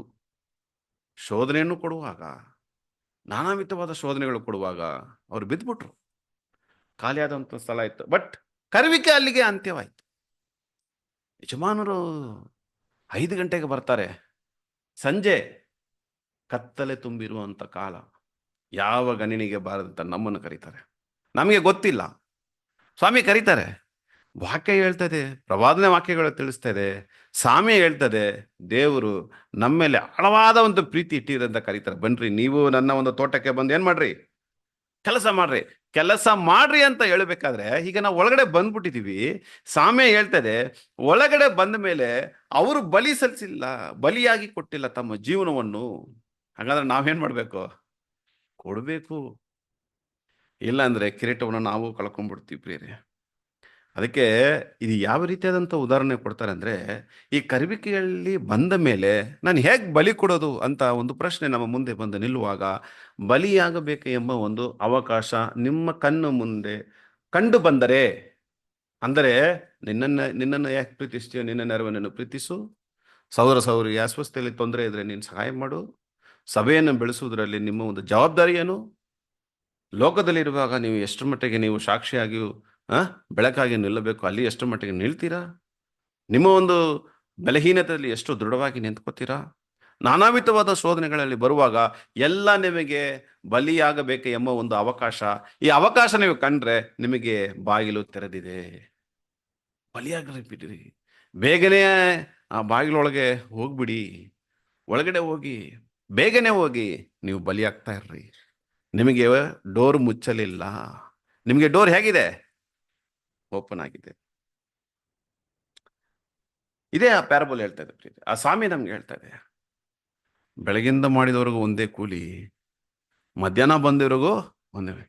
ಈಗ ನಮಗೆ ಅವಕಾಶ ಸಿಕ್ಕಿರುವಾಗ ನಮಗೆ ಬಾಗಿಲು ತೆರೆದಿದೆ, ಈಗ ನಾವು ಹೋಗಿ ನಾವು ಬಲಿಯಾದ್ರೂ ಕೂಡ ನಮಗೆ ಕಿರೀಟ ಇದೆ ಪ್ರಿಯರೇ. ಹಾಗಿರೋದ್ರಿಂದ ರಿಪ್ರೀಸ್ ನಂಬರ್ 1113 ಪೇಜ್ 3 ಹೇಳ್ತಾರೆ ಸಹೋದರರು, ಬಾಗಿಲು ಮುಚ್ಚಲ್ಪಡುವುದಕ್ಕೆ ಮುಂಚೆ ಇಲ್ಲಿ ಕರೆಯಲ್ಪಟ್ಟಿರುವ ಪ್ರತಿಯೊಂದು ಪರಿಶುದ್ಧ ಭಕ್ತರು ಅವರ ಒಂದು ಸಂಖ್ಯೆ ಅಂತ್ಯವಾಗುವುದಕ್ಕೆ ಮುಂಚೆ ನಾವು ಎಲ್ಲರೂ ನಮ್ಮ ಒಂದು ಕರುವಿಕೆ ನಾವು ಆದುಕೊಂಡದನ್ನು ನಾವು ದೃಢಪಡಿಸ್ಕೊಂಡು ಇದನ್ನು ನಾವೇನ್ ಮಾಡ್ಕೋಬೇಕು, ದೃಢವಾಗಿ ಇಟ್ಕೋಬೇಕು. ಈಗ ಎರಡನೇ ಒಂದು ಪ್ರಶ್ನೆ ಅಂತ ಏನ್ ನೋಡೋಣ ಅಂದ್ರೆ, ಯಾಕೆ ಖಾಲಿಯಾದಂತ ಒಂದು ಸ್ಥಳ ಉಂಟಾಯ್ತು, ಯಾಕೆ ಸುಗ್ಗಿ ಕಾರ್ಯ ಈಗಲೂ ನಡೀತಾ ಇದೆ, ಯಾಕೆ ಅವರು ಕಿರೀಟವನ್ನು ಕಳ್ಕೊಂಡ್ಬಿಟ್ರು, 1,44,000 ಎಂಬ ಒಂದು ಸಂಖ್ಯೆಯನ್ನು ಆ ಸಂಖ್ಯೆನ ಯಾಕೆ ಬಿಟ್ಟುಬಿಟ್ರು, ಅವಕಾಶವನ್ನು ಯಾಕೆ ಬಿಟ್ಟುಬಿಟ್ರು, ಅದಕ್ಕಾದಂತ ವಿವರಣೆ ಏನಂದ್ಬಿಟ್ಟು ಬಹಳ ಚೆನ್ನಾಗಿ ಕೊಡ್ತಾರೆ ಸಹೋದರರು, ಬ್ರದರ್ ರಸೂಲ್ ಕೊಡ್ತಾರೆ. ಏನಂತ, ಒಬ್ಬರು ಈ ಕರುವಿಕೆಯಲ್ಲಿ ಬಂದ ಮೇಲೆ, ಸಮರ್ಪಣೆ ಮಾಡಿಕೊಂಡ ಮೇಲೆ, ದೇವರ ಮುಖಾಂತರ ಹೊಂದ್ಕೊಂಡಂತ ಆ ಪರಿಶುದ್ಧ ಆತ್ಮನು ಪಡ್ಕೊಂಡ ಮೇಲೆ ಅವ್ರೇನು ಯಾಕೆ ಅವರು ಕಳ್ಕೊಂಡ್ರಂದ್ರೆ, ಅವರು ಸಂಪೂರ್ಣವಾಗಿ ದೇವರ ವಾಗ್ದಾನಕ್ಕೆ ವಿದೇಶನಾಗಿ ಇದ್ರು ಈ ಕರುವಿಕೆಯಲ್ಲಿ ಅಂತ ಹೇಳ್ತಾರೆ. ಎಂತ ಒಂದು ಆಳವಾದ ಅರ್ಥ ನೋಡಿ. ದೇವರ ವಾಗ್ದಾನಕ್ಕೆ ಸಂಪೂರ್ಣವಾಗಿ ಅವರು ವಿದೇಶನಾಗಿ ಈ ಕರುವಿಕೆಯಲ್ಲಿ ನಿಂತು ಬಿಟ್ರು. ಒಂದು. ಎರಡನೇದು ಹೇಳ್ತಾರೆ, ದೇವರಿಗೆ ವೈರಿಯಾಗಿದ್ರಂತೆ. ಯಾರು ದೇವರ ವೈರಿ? ಯಾರು ತಮ್ಮನ್ನು ತಗ್ಗಿಸಿಕೊಳ್ಳದೆ ತಮ್ಮನ್ನು ಎಚ್ಚರಪಡಿಸ್ಕೋತಾರೋ ಅವರು ದೇವರಿಗೆ ವೈರಿ, ಫಸ್ಟ್ ಆಫ್ ಆಲ್. ಮೂರನೇ ಒಂದು ವಿಷಯ ಹೇಳ್ತಾರೆ, ಅವರು ಈ ಕರುವಿಕೆಯಲ್ಲಿ ಬಂದ ಮೇಲೆ ಇನ್ನು ಮುಂದೆ ನನ್ನ ಜೀವನವನ್ನು ನಿಮಗೆ ಸಮರ್ಪಣೆ ಮಾಡ್ತೀನಿ, ನಂತರ ದೇವರ ಸೇವೆಯನ್ನು ಮಾಡಬೇಕು. ಅವರು ದೇವರ ಸೇವೆ ಮಾಡದೇ ಇದ್ದದರಿಂದ ಆ ಒಂದು ಕಿರೀಟವನ್ನು ಅವರು ಕಳ್ಕೊಂಡ್ಬಿಟ್ರು. ನಾಲ್ಕನೇ ಅಂಶ ಒಂದು ಹೇಳ್ತಾರೆ, ಸ್ವಾಮಿ ಹೇಳ್ತಾರೆ, ನಿಮಗೆ ನಿಮ್ಮ ಒಂದು ನೊಗವನ್ನು ನನ್ನ ಮೇಲೆ ಹಾಕಿರಿ, ನನ್ನ ನೊಗವನ್ನು ನೀವೇನ್ ಮಾಡಿ ತಗೊಳ್ಳಿ. ಹಂಗಂದ್ರೆ ನೊಗ ಅಂದ್ರೆ ಏನ್ರಿ ಪ್ರಿಯರೇ? ಓರಾದು ಭಾರ, ರೆಸ್ಪಾನ್ಸಿಬಿಲಿಟಿ. ಅದು ನಮಗೆ ಸ್ವಾಮಿ ಏನಂತ ಹೇಳ್ತಾರೆ, ನಂದು ಸುಲಭವಾಗಿರುತ್ತದೆ, ಅದು ಮೃದುವಾಗಿರುತ್ತೆ, ನೀವೇನ್ ಮಾಡಿ ತಗೊಳ್ಳಿ. ಅಂದ್ರೆ ಪ್ರತಿಜ್ಞೆ ಮಾಡಿಕೊಂಡ ಒಂದು ಸಮರ್ಪಣೆ ಜೀವನದಲ್ಲಿ ವಾಕ್ಯದ ಮುಖಾಂತರ ನಾವು ಹೋರಾಡುವುದಾದ್ರೆ, ಪ್ರಯಾಣ ಮಾಡುವುದು ಅದು ತುಂಬಾ ಸುಲಭವಾಗಿರುತ್ತದೆ. ಅದಕ್ಕೆ ನಿಮ್ಮ ಓರವನ್ನು ನನ್ನ ಮೇಲೆ ಓರಿಸ್ರಿ, ನನ್ನ ನಗುವನ್ನು ನೀವು ಹೊಂದ್ಕೊಳ್ರಿ ಅಂತ ನೋಡ್ಬೇಕಾದ್ರೆ, ಯಾರು ಈ ಕಿರೀಟವನ್ನು ಕಳ್ಕೊಳ್ತಾರೋ ಅವರು ಸ್ವಾಮಿಯ ಒಂದು ನೊಗವನ್ನು ಅವರು ಹೊಂದ್ಕೊಂಡಿಲ್ಲ. ಅದಕ್ಕೆ ಅವರು ಕಿರೀಟವನ್ನು ಕಳ್ಕೊಂಡ್ಬಿಡ್ತಾರೆ. ಐದನೇ ಒಂದು ವಿಷಯ ಹೇಳ್ತಾರೆ, ಯಾಕೆ ಅವರು ಕಿರೀಟವನ್ನು ಕಳ್ಕೊಂಡ್ರಂದ್ರೆ, ಆತನೊಂದಿಗೆ ಶ್ರಮ ಪಟ್ರೆ ಆತನೊಂದಿಗೆ ಜೀವಿಸ್ಬೋದು, ಆಳ್ವಿಕೆ ಮಾಡ್ಬೋದು. ಆತನೊಂದಿಗೆ ಶ್ರಮೆ ಪಡುವುದಕ್ಕೆ ಅವರಿಗೆ ಮನಸ್ಸಿಲ್ಲ. ಅದಕ್ಕೆ ಅವರು ಕಿರೀಟವನ್ನು ಕಳ್ಕೊಂಡ್ಬಿಟ್ರು. ಅದಕ್ಕೆ ಖಾಲಿಯಾದಂಥ ಒಂದು ಸ್ಥಳ ಇತ್ತು. 1881ರಲ್ಲಿ ಸಂಖ್ಯೆ ಕರುವಿಕೆ ಮುಗಿತ್ತು. ಬಟ್ ಈ ಒಂದು ವಿಷಯಗಳನ್ನು ಮ್ಯಾಚ್ ಮಾಡುವಾಗ ಅದಕ್ಕೆ ಅಲ್ಲಿ ಖಾಲಿಯಾದಂಥ ಒಂದು ಸ್ಥಳ ಇತ್ತು. ಈಗ ನಮಗೆ ಒಂದು ಅವಕಾಶ ಸಿಕ್ಕಿದೆ. ಅವಕಾಶದ ಜೊತೆಗೆ ನಾವು ಒಂದು ಎಚ್ಚರಿಕೆಯನ್ನು ಇಲ್ಲಿ ಏನ್ ಹೇಳ್ತಾರೆ ಸಹೋದರರು, ದಯವಿಟ್ಟು ನನಗೆ ಬಾಗಿಲು ಮುಚ್ಚಿದೆ ಅಂದ್ಬಿಟ್ಟು ದಯವಿಟ್ಟು ಹೇಳ್ಬೇಡ್ರಿ ಸಹೋದರ ಸಹೋದರಿಯರೇ ಅಂತ ಹೇಳ್ತಾರೆ ಸಹೋದರರು. ಅವಕಾಶ ಎಂಬ ಬಾಗಿಲು ನಿಮ್ಮ ಮುಂದೆ ತೆರೆದಿದ್ರೆ ನಿಮಗೆ ಡೋರ್ ಓಪನ್ ಆಗಿದೆ. ಬಲಿಯಾಗಬೇಕು. ಆ ಬಲಿಯಲ್ಲಿ ಏನೇನೆಲ್ಲ ಇದೆ, ಆ ಬಲಿಯಲ್ಲಿ ಆತ್ಮಿಕವಾದ 9 ಫಲಗಳು ಅಡಕವಾಗಿರ್ತದೆ. ನಿಮಗೆ ಅವಕಾಶ ಯಾವಾಗ ಅವಕಾಶ ಸಿಗುತ್ತೆ? ನಮ್ಮ ಜೀವನ ಪೂರ್ತಿ ಕಷ್ಟ ಅಂದ್ರೆ ಕಷ್ಟದಲ್ಲೇ ಅವಕಾಶನೂ ಜೊತೆಗೆ ಬರುತ್ತೆ. ಸೊ ಆಗಿರೋದ ನನ್ನಲ್ಲಿ ಇರೋದ್ರಲ್ಲಿ ತೆಗೆದುಕೊಡುವುದು ದೊಡ್ಡ ವಿಷಯ ಅಲ್ಲ ಪ್ರಿಯರೇ. ನನ್ನ ಜೀವನಕ್ಕೆ ದೇವರು ಎಷ್ಟು ಕೊಡ್ತಾರೆ ಅದರಲ್ಲಿ ನಾನು ಎಷ್ಟು ಮಟ್ಟಿಗೆ ನಾನು ಬಲಿ ಆಗ್ತೀನಿ, ಅದೇ ದೊಡ್ಡ ವಿಷಯ. ಸೊ ಆಗಿರೋದ್ರಿಂದ ಕರ್ತನಲ್ಲಿ ಪ್ರೀತಿಯ ಸಹೋದರ ಸಹೋದರಿಯರೇ, ಒಂದು ವೇಳೆ ನಾನು ನನ್ನ ಒಂದು ಬಾಗಿಲನ್ನು ಯಾವಾಗ ಮುಚ್ಚಬಹುದು?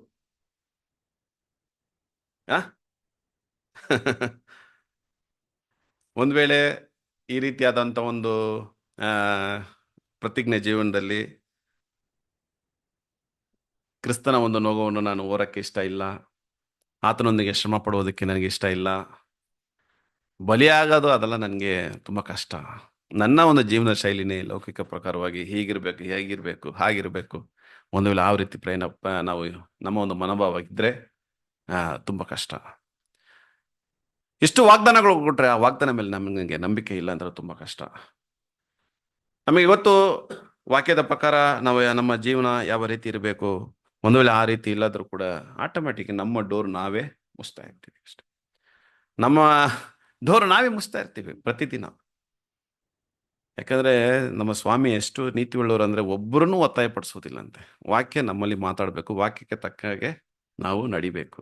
ಒಂದು ವೇಳೆ ನಡೆದಿಲ್ಲ ಅಂದ್ರೆ ಆಟೋಮ್ಯಾಟಿಕ್ ನಮ್ಮ ಡೋರನ್ನು ನಾವೇ ಕ್ಲೋಸ್ ಮಾಡ್ತೀವಿ. ಈ ಒಂದು ಕರಿವಿಕೆ ಇನ್ನೊಬ್ಬರಿಗೆ ಹೋಗುತ್ತೆ. ನಾವು ಇಲ್ಲೇ ಇರ್ತೀವಿ, ಬಟ್ ದೇವರ ಎಣಿಕೆಯಲ್ಲಿ ಅದು ಖಾಲಿ ಆದಂತ ಒಂದು ಸ್ಥಳವಾಗಿರುತ್ತದೆ. ಸ್ವಾಮಿ ಹೇಳ್ತಾರೆ, ಗೋಧಿನೂ ಬೆಳೆಯಲಿ, ಅಣಜಿಯನ್ನು ಬೆಳೀಲಿ. ನ್ಯಾಯ ತೀರ್ಪು ದಿವಸ ಎಂಬ ಬರುತ್ತೆ, ಅಲ್ಲಿ ಗಂಟ ಅದನ್ನ ಸುಟ್ಟಾಕೋದಕ್ಕೆ ಏನ್ ಮಾಡ್ರಿ, ಅದನ್ನ ಕಟ್ಟಾಕ್ರಿ, ಅಲ್ಲಿ ಇರ್ಲಿ ಅಂತ ಅನುಮತಿ ಕೊಡ್ತಾರೆ ದೇವರು. ಎಷ್ಟು ಸಮಸ್ಯೆಗಳನ್ನು ಆ ಅಣಜಿ ಉಂಟು ಮಾಡುತ್ತೆ, ಸಭೆಯಲ್ಲಿ ಉಂಟು ಮಾಡುತ್ತೆ. ಅದರೊಂದಿಗೆ ನಿಜವಾದ ಗೋಳಿನೂ ಇರಬೇಕು. ಬೀಳೋದೋ ಇರೋದು ಗೋಧಿ ಕೈಯಲ್ಲಿ, ಬಟ್ ವಾಕ್ಯ ಹೇಳ್ತದೆ ಅವರಲ್ಲಿ.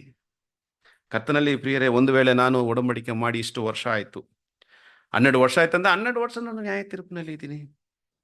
ಹಾಗಾದ್ರೆ ನನ್ನ ಒಂದು ಶೋಧನೆ ಕಾಲದಲ್ಲಿ ಒಂದು ವೇಳೆ ನಾನು ನನ್ನನ್ನು ನಿರೂಪಿಸಲಿಲ್ಲ ಅಂದ್ರೆ ಖಂಡಿತ ಸಹೋದರ ಬಹಳ ಚೆನ್ನಾಗಿ ಹೇಳ್ತಾರೆ, ನನ್ನ ಶೋಧನೆ ಕಾಲ ಕೂಡ ಅದು ಎಕ್ಸ್ಪೈರಿ ಆಗ್ಬಿಡುತ್ತಂತೆ. ನೋಡಿ, ದೇವ್ರ ನಂತರ ಶೋಧನೆ ಕೊಡಲ್ವಂತೆ ನಮಗೆ. ನಾನು ನಿರೂಪಿಸಬೇಕು, ನಿರೂಪಿಸಲಿಲ್ಲ ಅಂದ್ರೆ ಅದು ಆಟೋಮೆಟಿಕ್ ಏನಾಗ್ಬಿಡುತ್ತೆ, ಎಕ್ಸ್ಪೈರಿ ಆಗ್ಬಿಡುತ್ತೆ. ಎಕ್ಸ್ಪೈರಿ ಅಂದ್ರೆ ಅದರ ಒಂದು ಅವಧಿ ಅಲ್ಲಿಗೆ ಮುಗಿದೋಗ್ಬಿಡುತ್ತೆ. ಮೆಡಿಕಲ್ ಸ್ಟೋರಲ್ಲಿ ಒಂದು ಟ್ಯಾಬ್ಲೆಟ್ ಇಸ್ಕೊತೀವಿ, ಅದಕ್ಕಿಂತ ಒಂದು ಎಕ್ಸ್ಪೈರಿ ಡೇಟ್ ಇಟ್ಟಿರ್ತಾರೆ. ಆ ಈ ಡೇಟ್ ಆದಮೇಲೆ ಅದರಲ್ಲಿ ಇರುವಂಥ ಪವರ್ ಹೋಗ್ಬಿಡುತ್ತೆ. ಆದ್ಮೇಲೆ ಅದು ತಿಂದರೂ ಕೂಡ ಅದೇನು ಪ್ರಯೋಜನ ಇಲ್ಲ. ಆ ರೀತಿ ಅಷ್ಟೇ. ಇಷ್ಟು ವರ್ಷ ನಾವು ಒಡಂಬಡಿಕೆ ಮಾಡ್ಕೊಂಡಿದ್ದೀವಿ, ಶೋಧನೆ ಕಾಲ ಇಷ್ಟ ಅಂತ ನೋಡಬೇಕಾದ್ರೆ ಒಡಂಬಡಿಕೆ ಕಾನ್ಸಿಗ್ರೇಷನ್ ಲೈಫಲ್ಲಿ, ಪ್ರತಿಜ್ಞೆ ಲೈಫಲ್ಲಿ ಅಷ್ಟು ವರ್ಷ ಕಾಲ ನಮಗೆ ದೇವರು ನ್ಯಾಯ ತೀರ್ಪಿನ ಒಂದು ಕಾಲವಾಗಿಟ್ಟಿರ್ತಾರೆ. ನನ್ನನ್ನು ನಾನು ನಿರೂಪಿಸಲಿಲ್ಲ ಅಂದರೆ ಆಟೋಮೆಟಿಕ್ ಅಲ್ಲಿಗೂ ಅದು ಕೂಡ ಎಕ್ಸ್ಪೈರಿ ಆಗ್ಬಿಡುತ್ತಂತೆ. ನಂತರ ಅದು ಖಾಲಿ ಆದಂಥ ಒಂದು ಜಾಗವಾಗಿ ಅದು ಪರಿವರ್ತನೆ ಆಗುತ್ತೆ. ಆ ಒಂದು ಅವಕಾಶ ಇನ್ನೊಬ್ಬರಿಗೆ ಹೋಗುತ್ತೆ. ಹಾಗಿರೋದ್ರಿಂದ ಕರ್ತನಲ್ಲಿ ಪ್ರೀತಿಯುಳ್ಳ ಸಹೋದರ ಸಹೋದರಿಯರೇ, ನನ್ನ ಒಂದು ಜೀವ ಎಂಬ ಒಂದು ಜಯಮಾಲೆ, ನನ್ನ ಕಿರೀಟ, ನಾನು ಅದನ್ನು ಆ ಹಕ್ಕನ್ನು ನಾನು ಏನು ಮಾಡ್ತಾ ಇರ್ತೀನಿ, ಕಳ್ಕೊಳ್ಳೋನಾಗಿರ್ತೀನಿ. ಖಂಡಿತ ನನ್ನ ಹೆಸರು ಜೀವ ಭದ್ರ ಪಟ್ಟಿಯಿಂದ ದೇವ್ರು ಏನು ಮಾಡ್ತಾರೆ, ಅಳಿಸ್ಬಿಡ್ತಾರೆ. ನನ್ನ ಒಂದು ಸಂಖ್ಯೆ 144 ಎಂಬ ಒಂದು ಸಂಖ್ಯೆಯಲ್ಲಿ ಆ ಒಂದು ಸಂಖ್ಯೆನೇ ತೆಗೆದುಬಿಡ್ತಾರೆ. ಅದಕ್ಕೆ ಬೇರೆ ಯಾರಾದರೂ ಬರ್ತಾರೆ. ಅದಕ್ಕೆ ಸೌರು ಹೇಳ್ತಾರೆ, ನೋ ಕ್ರಾಸ್ ನೋ ಕ್ರೌನ್ ಅಂತ ಹೇಳ್ತಾರೆ. ಇದನ್ನೆಲ್ಲ ನಾವು ಉಳಿಸ್ಕೋಬೇಕಂದ್ರೆ ಸ್ವಾಮಿ ಇಷ್ಟೊಂದಿಗೆ ನಮ್ಮ ಹತ್ರ ಮಾತನಾಡಿದ್ದಾರೆ. ಅದಕ್ಕಾದಂಥ ಪ್ರಯತ್ನಗಳೇನು, ಯಾವ ರೀತಿಯಾದಂಥ ಪ್ರಯತ್ನ ನಾನು ಪಡಬೇಕು, ಅದಕ್ಕೆ ಸಮರ್ಪಣೆ ಎಷ್ಟು ಮುಖ್ಯ, ಪ್ರತಿಜ್ಞೆ ಎಷ್ಟು ಮುಖ್ಯ, ಅಷ್ಟು ಸುಲಭವಾದಂಥ ಒಂದು ಕಾರ್ಯ ಅಲ್ಲ. ನಾವೆಲ್ಲ ಆದಾಮಿನ ಸಂತತಿಯಿಂದ ಬಂದಂಥ ಮಾಂಸಲ್ಲಿ ನಾವು ತುಂಬ ಬೆಲೆಹೀನತೆ ಉಳ್ಳವರಾಗಿದ್ದೀವಿ. ದಾವೀದು ಅಷ್ಟು ಪಾಪ ಮಾಡಿ ಕೂಡ ಏನಂತ ಹೇಳ್ಬಿಟ್ರು, ನನ್ನ ತಾಯಿನ ಮಾತ್ರ ಗರ್ಭದಿಂದ ಹುಟ್ಟುವಾಗಲೇ ಪಾಪಿ. ಹಾಗಂದ್ರೆ ದೇವ್ರು ಹೇಳ್ತಾರೆ, ನಿನ್ನ ಬೆಲೆಹೀನತೆಯಲ್ಲಿ ನನ್ನ ಒಂದು ಬಲ ತುಂಬಿರ್ತದೆ, ಧೈರ್ಯವನ್ನು ಪಡ್ಕೊಳ್ರಿ ಅಂತ ಹೇಳ್ತಾರೆ.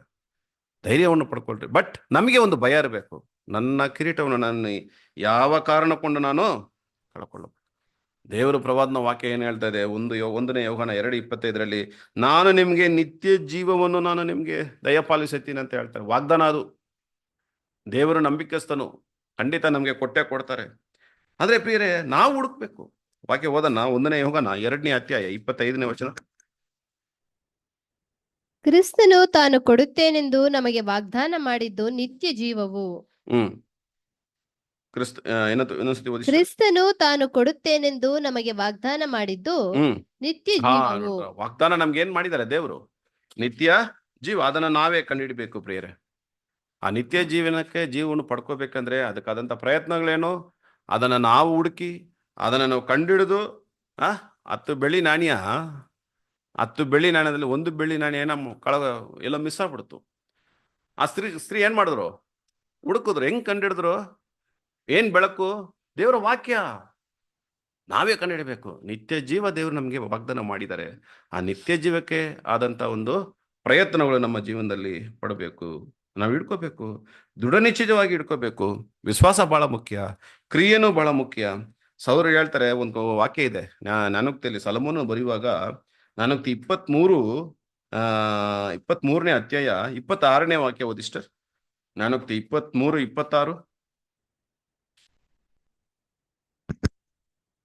ಕಂದ, ನನ್ನ ಕಡೆಗೆ ಮನಸ್ಸು ಕೊಡು, ಮನಸ್ಸು ಕೊಡು, ನಿನ್ನ ಕಣ್ಣುಗಳು ನನ್ನ ಮಾರ್ಗಗಳಲ್ಲಿ ಆನಂದಿಸಲಿ. ಆನಂದಿಸಲಿ. ಅಷ್ಟೇ ಅಷ್ಟೇನಾ ಅಷ್ಟೇ? ಅಷ್ಟೇ. ಇನ್ನೊಂದು ಟ್ರಾನ್ಸ್ಲೇಷನ್ ಯಾವ ರೀತಿ ಕೊಡಲ್ಪಟ್ಟಿದೆ ಅಂದ್ರೆ, ಕಂದ ನಿನ್ನ ಹೃದಯವನ್ನು ನನಗೆ ಒಪ್ಪಿಸು ಅಂತ ಹೇಳ್ತಾರೆ. ನಿನ್ನ ಹೃದಯ ನನಗೆ ಕೊಟ್ಬಿಡು ಅಂತ ಹೇಳ್ತಾರೆ. ಹೃದಯನೇ ಎಲ್ಲದಕ್ಕೂ ಮೂಲಾಧಾರವಾಗಿರ್ತದೆ. ಹೃದಯವನ್ನು ಕೊಟ್ಬಿಡ್ಬೇಕಂತ ದೇವರು. ಇಲ್ಲಿಂದೇ ಹೊರಡುವುದು ಪ್ರತಿಯೊಂದು ಹೃದಯದಿಂದ.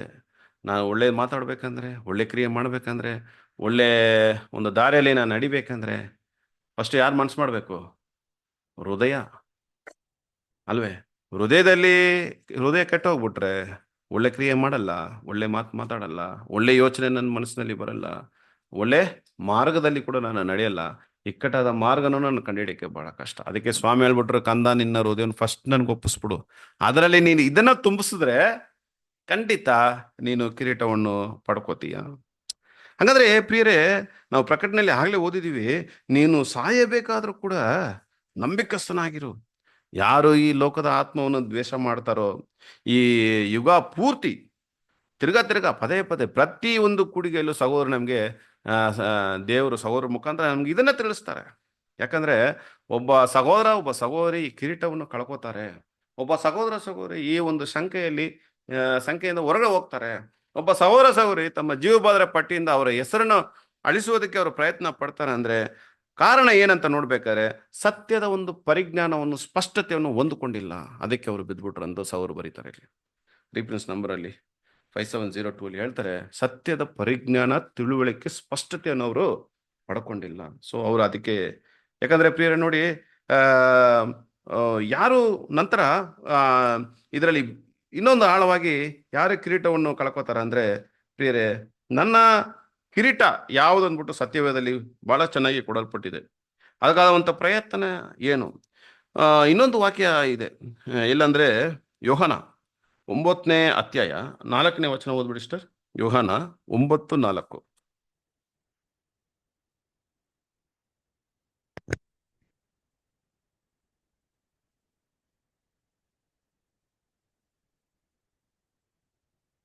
ನನ್ನನ್ನು ಕಳುಹಿಸಿದಾತನ ಕಾರ್ಯಗಳನ್ನು ನಾವು ಹಗಲಿರುವಾಗಲೇ ನಡೆಸಬೇಕು.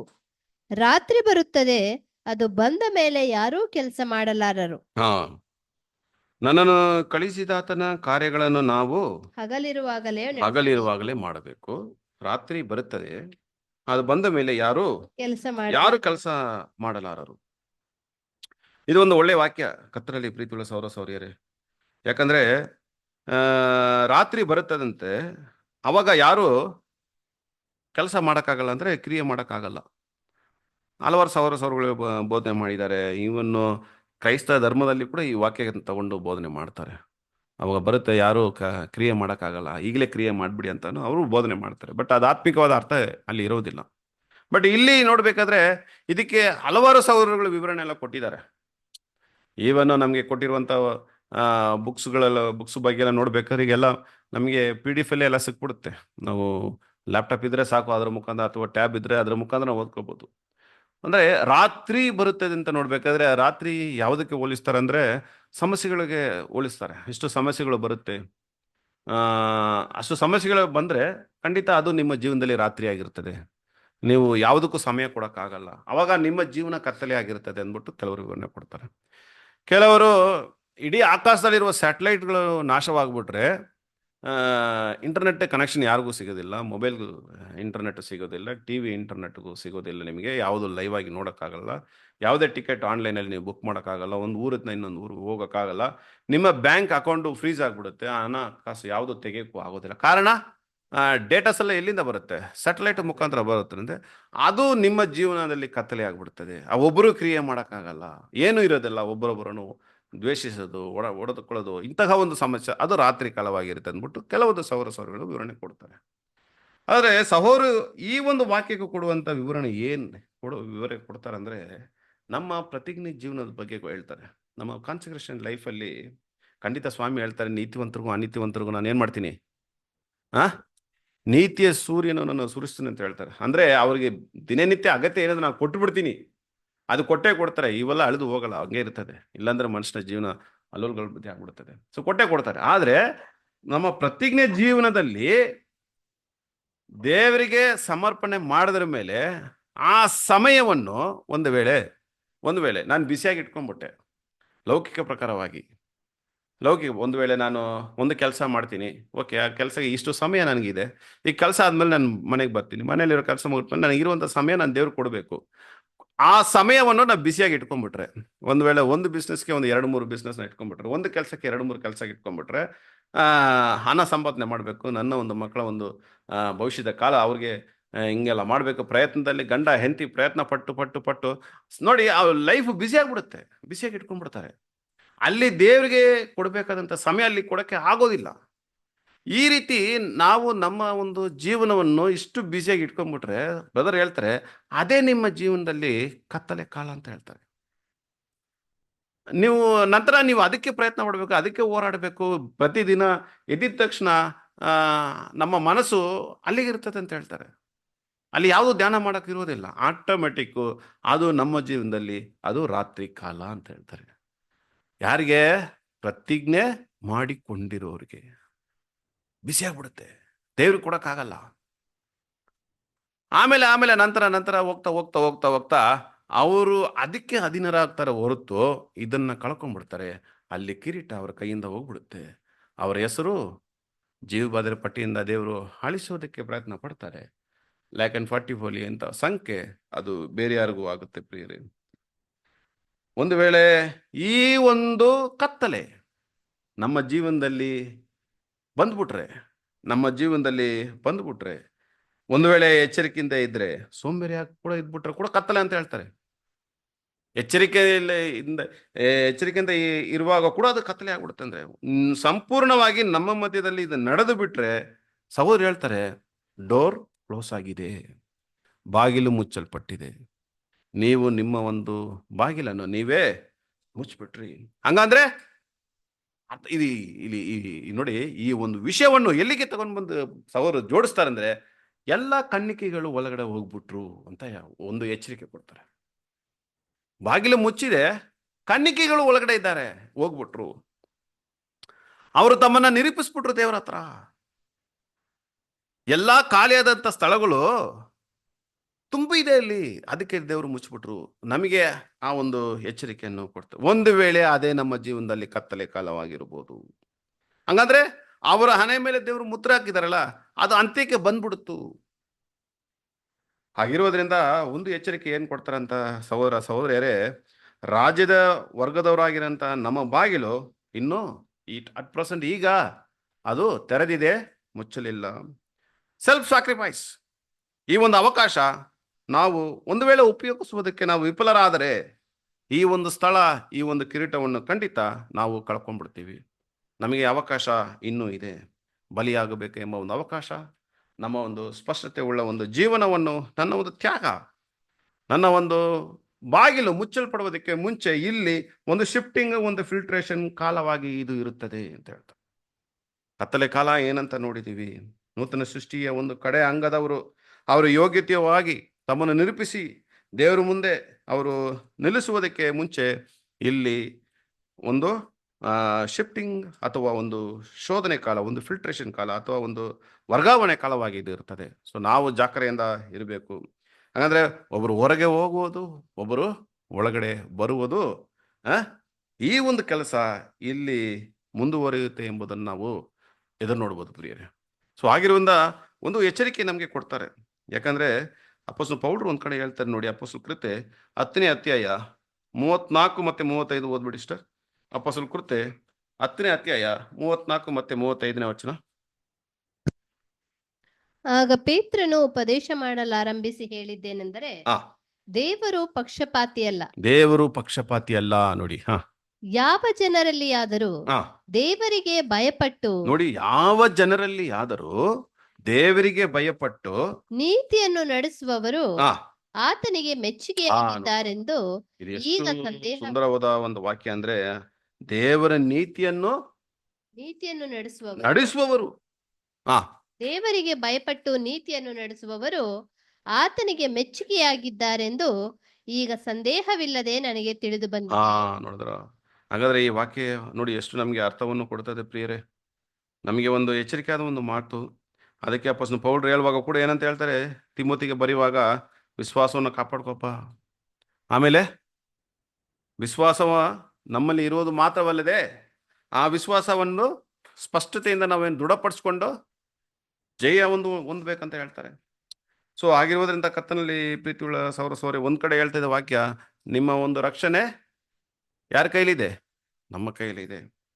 ಅದಕ್ಕೆ ವಾಕ್ಯದಲ್ಲಿ ಇವತ್ತು ಪಾಠಕ್ಕೆಂದು ಆರಿಸಲ್ಪಡಲ್ಪಟ್ಟ ವಾಕ್ಯ ಐಸಾಯ 62:2-3 ಇನ್ನೊಂದ್ಸತಿ ಓದೋಣ.